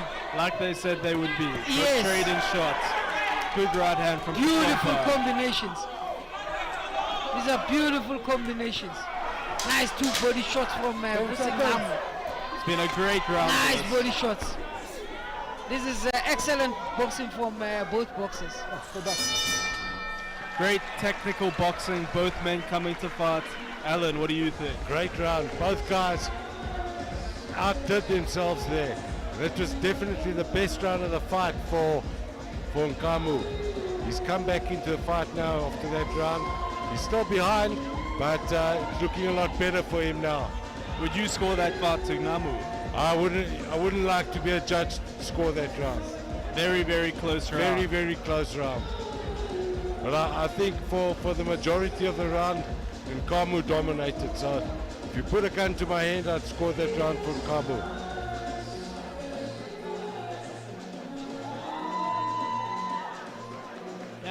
Ngcamu definitely picked up that round.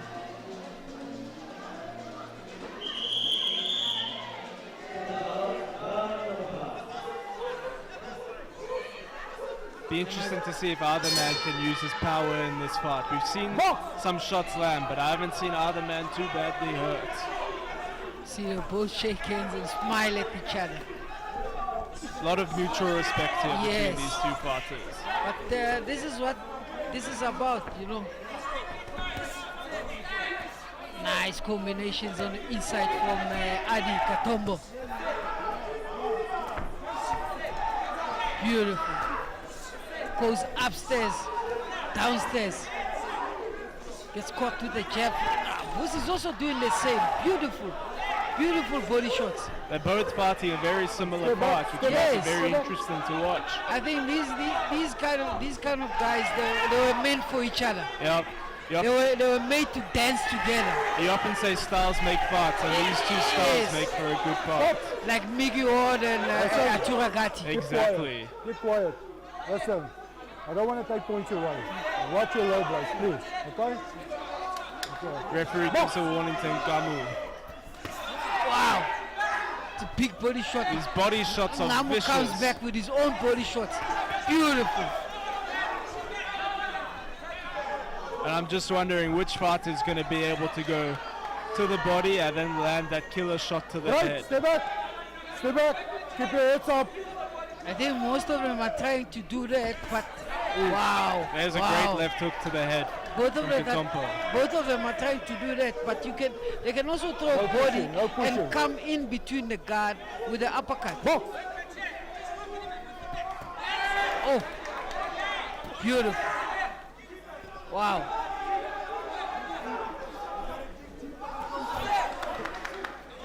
I think Katompa has landed more or solid shots and more effective blows. Stop holding. I do tend to agree with you. I think he's shown a lot more effective aggression. Yeah, yes.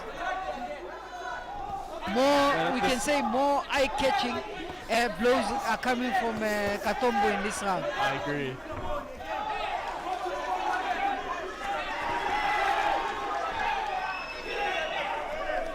But Vusi is still there. Still throwing body shot, he's still coming back. Both of them are trading body shots. You can see Vusi's experience. He doesn't just hit, he want to see where he hits. Katompa doubling up with the left hook, gets caught with the double jab and he comes back. Wow, they're exchanging blows in the center of the ring. Great action 10 here seconds. in Box. the last minute of the 5th round. Come, stop. Stay back. Stay back. Wow, wow.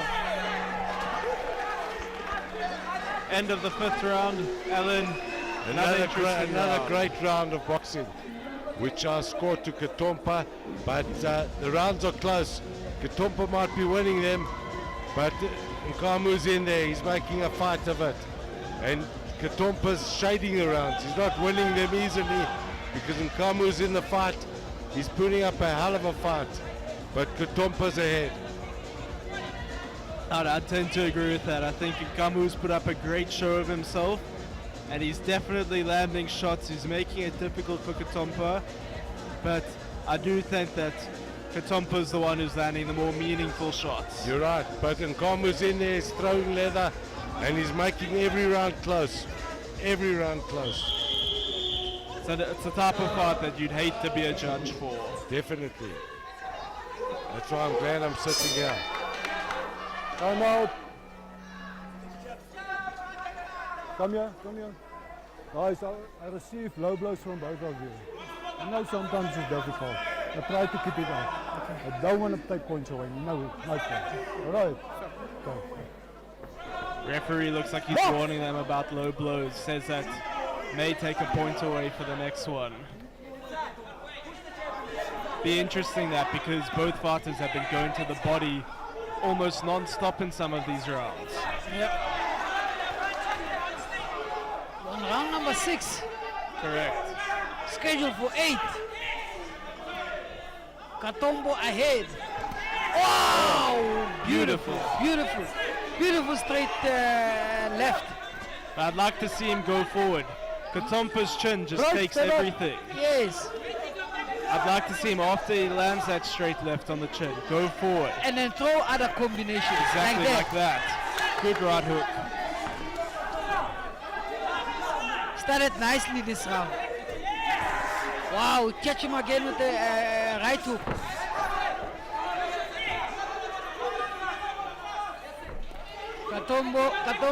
Katompa has started slow this round.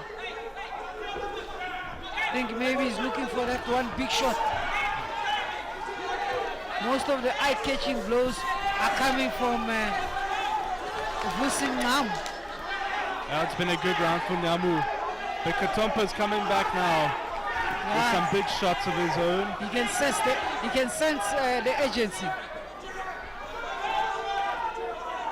Throws the jab. Just like to see him close that distance with a few more combinations. But you can see these guys are well prepared. None of them are breathing heavy. They're in perfect shape. Yeah, they're in They could good probably shape. fight 10 rounds if you ask them. Yes, yes. Throws deep down with the straight, comes back up with the hook. Katompa missing with the uppercut. Wow, beautiful.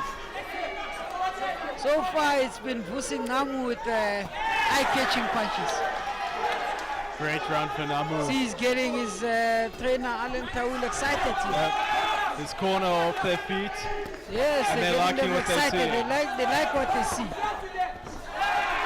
That looked like his back of the head. Almost. Whoa! Big shot. Beautiful 2 shots from Katompa. But Ngcamu was clever there. He turned him. Was supposed to throw combinations while he was there.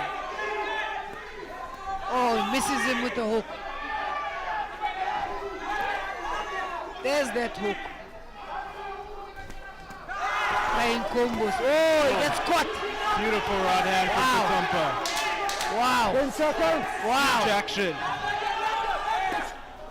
Katompa wants to finish this 10 seconds strong.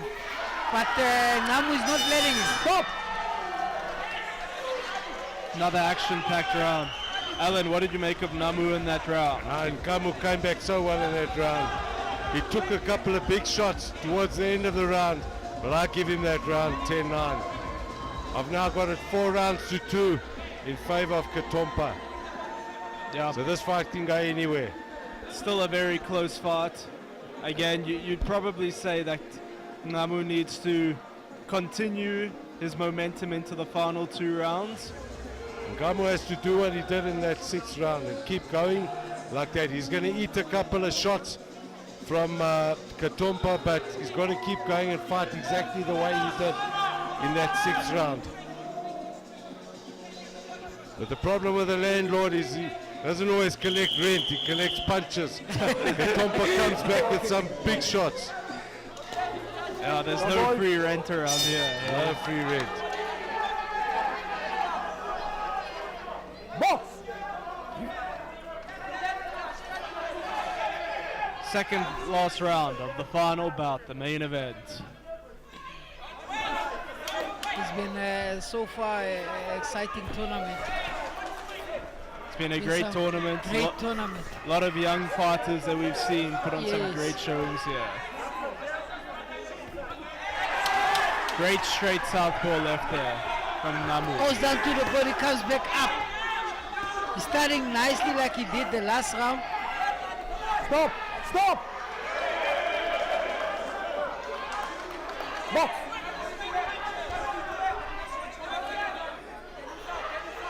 Ngcamu has been fighting well. Wow, another straight and he goes down to the body. He takes one also to the body. That's that hook again. Yeah, that counter right hook, That counter right which hook. catches Katompa when he's moving in. See, Katompa has slowed down a little bit. He doesn't have that same rhythm that we spoke about earlier in the fight, where I don't- he was slipping punches, he was Yes. moving in well, he was moving out well. And then he's not like he's tired. I think he's a bit puzzled. There's something that Vusi Ngcamu is doing Yeah. that is making him to be cautious. Yeah. Or maybe it's that right hook when he comes in. Ngcamu slipped over there, no He throws in a knockdown. double jab now. Ngcamu throws in a straight in the middle. That right hook. That right I hook think just that keeps right hook landing. is a problem for Katompa. At the moment, he doesn't have an answer to it. Yeah, he doesn't have an answer, but he went underneath it. And that's what he's got to do. Get up. Get up. See officials warning the Ngcamu corner to keep it down.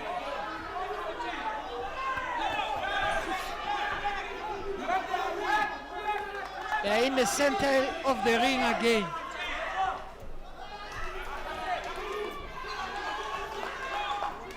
Wow, nice body shot coming back up with a left hook. Some of Katompa's best punches of the fight so far. I see a little bit of blood on Ngcamu's eye. It looks like he's going to cut. Oh, is it both of them? Or is it Katompa? Katompa is going to cut. You see he's currently got his face turned towards his cut man. Yeah. Can't really see the extent of the damage at the moment. But I don't think it's a big cut. Come here, listen, go to the corner. Fine. Okay. I don't think it's a bad cut. Hopefully they'll fix it in his corner. Yeah, but Ngcamu will be aware of it. So that's another beautiful straight hard left hand. Wants to take an advantage on that cut. More big shots. Ngcamu's corner are happy with what they see. It's been another good round. 10 seconds, Throwing 10 that seconds, straight. guys. He's coming. Oh! Katompa's What hurt. was that? Was he hurt? He was hurt. Was he? Katompa was rocked there, definitely rocked. rocked by a right hook. I can see the way he's walking towards. I think that he was expecting the ref to break them there when Ngcamu threw that hook, but nevertheless, another good round for Ngcamu. I've got this fight 4-3 in favor of Katompa. So Katompa's definitely taken his foot off the gas, and Ngcamu's coming on stronger and stronger and stronger as the fight goes longer. And Katompa is going to have his work cut out in this round. He's cut, he's tired. Let's see what happens here. Yeah, I think we'll really see what Ardy Katompa's made up. This fight could be up for grabs in this round. I think we're seeing the same pattern as the previous fights. Yep. Ngcamu's already up. He's ready to fight in the final round. He's fresh. It's funny how we've seen the same pattern developing, Jackson, in so many of these fights. Yes. It's almost like they script these things. It is. Maybe they do. Wow. You know how hard it is to throw a left uppercut, uppercut and a hook with the same hand? That takes a lot of energy. Beautiful hand It shows you that Ngcamu is fit. He looks fresh. He looks fresh.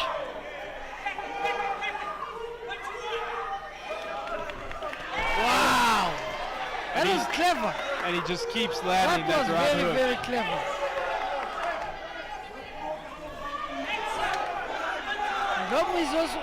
Ngcamu is the one who's throwing the eye-catching shots. Even this round, the beginning of this round. Yeah, Katompa's looks a bit tired, maybe even a bit confused. I think Katompa is too comfortable. He's too comfortable. He needs to push more, move forward, because also he doesn't have the reach. The reach, look at that, beautiful from Ngcamu. Another shot. That straight left hand. Katompa is letting this fight slip away from him. The fight is going to slip away from him. Oh, beautiful. It's been a great round Nice. for That was a nice move from Katompa. Nice, beautiful. Let's break, stay back. I like Katompa's boxing. For a young man, 20 years old, 20 years old, you're boxing like that. It's beautiful. With experience, it's going to be great. He's a very talented fighter. Very talented. And you'll have learned a lot from this fight. Yeah, he's going to learn. He's Win, going to lose, learn. or He's going to draw. learn, yes. This has been a good fight.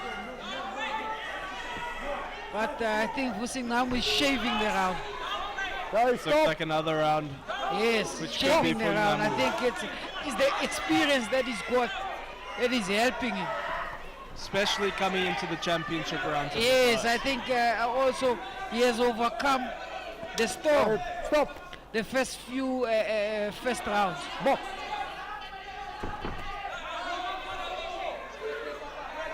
Right. Now we're into Put your head the up, huh? 30 seconds. That's a nice one too. Wow, beautiful. Oh, nice shot. Oh, it's the slip. Yeah, referees ruled it as a slip. Box! 10 seconds! Wow, wow. They're finishing up strong. Ngcamu is finishing strong. Showing his anger. To the Oh, fight. what a fight. Great fight to end Great off the fight. bout. Great fight. Another good round for Ngcamu. I think the He's fan, evened this fight up now. yeah. I just don't understand how Katompa, who was throwing stunning combinations in the first couple of rounds, he's taken his foot off the gas. How he's allowed this fight to slip away from him. I'll make the fight a draw, 76-76. I also scored the draw. Ngcamu's climbing on the ropes and celebrating like he's won this fight. I'll make it a draw, 76-76. Yeah, I mean, from where Ngcamu was from the start of the fight, say 3-4 rounds in, you actually can celebrate like that because it looked like the fight was slipping You away can. from him. He's done unbelievably well to come back. But the puzzling factor here is how Katompa has allowed the fight to slip away. He was in such control of the fight in the early rounds, landing stunning combinations. The fight looked too easy for him. He became cocky, too confident. And as the rounds went by, he started throwing fewer and fewer combinations. He started moving less. And when Katompa landed, you could see the effect of those shots. They were hard, they were crisp and pure. But he just never threw enough of them as the fight went on longer.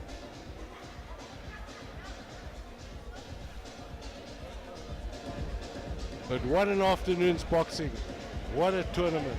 Yeah, and we've had a great final main event here to cap it off.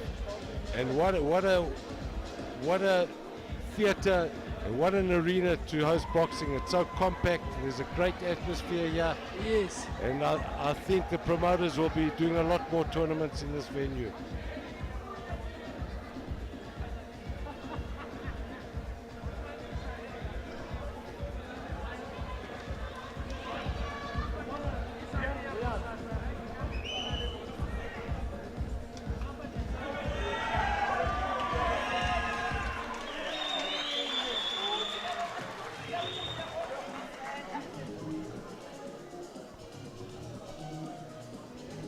Ngcamu's corner think they've won this fight, but what you must remember, the early rounds count just as much as the late rounds.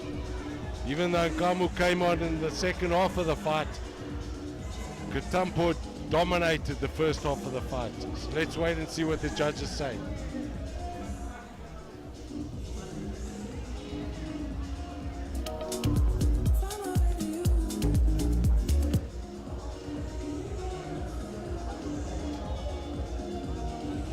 Both guys fought their hearts out. Very entertaining bout.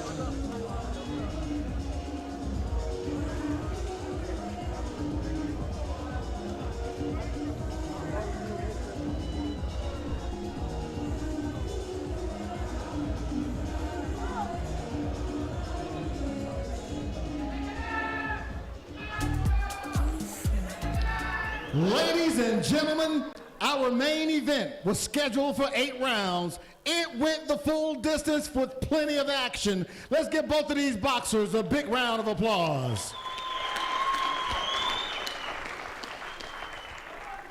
We now go to the judges' scorecards for a decision. Judge Nyangani scores this bout 73-79 Ngcamu. Judge Mokadi and Judge Nyangiwe both scored this bout 76-76, declaring this bout a majority draw. You called it. As we called it, 76-76. Ngcamu is not happy about it. Ngcamu's That is furious. I don't know why the crowd are booing. That is the correct decision. Ngcamu didn't do enough in the early rounds. That's Yeah. the reality of it. And the problem is everybody remembers the late rounds, not the early rounds.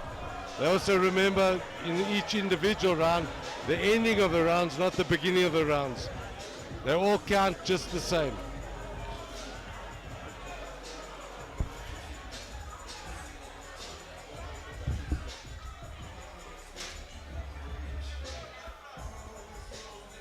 If we have a look at the action that we've had, we have Akim Masamba with a unanimous decision victory.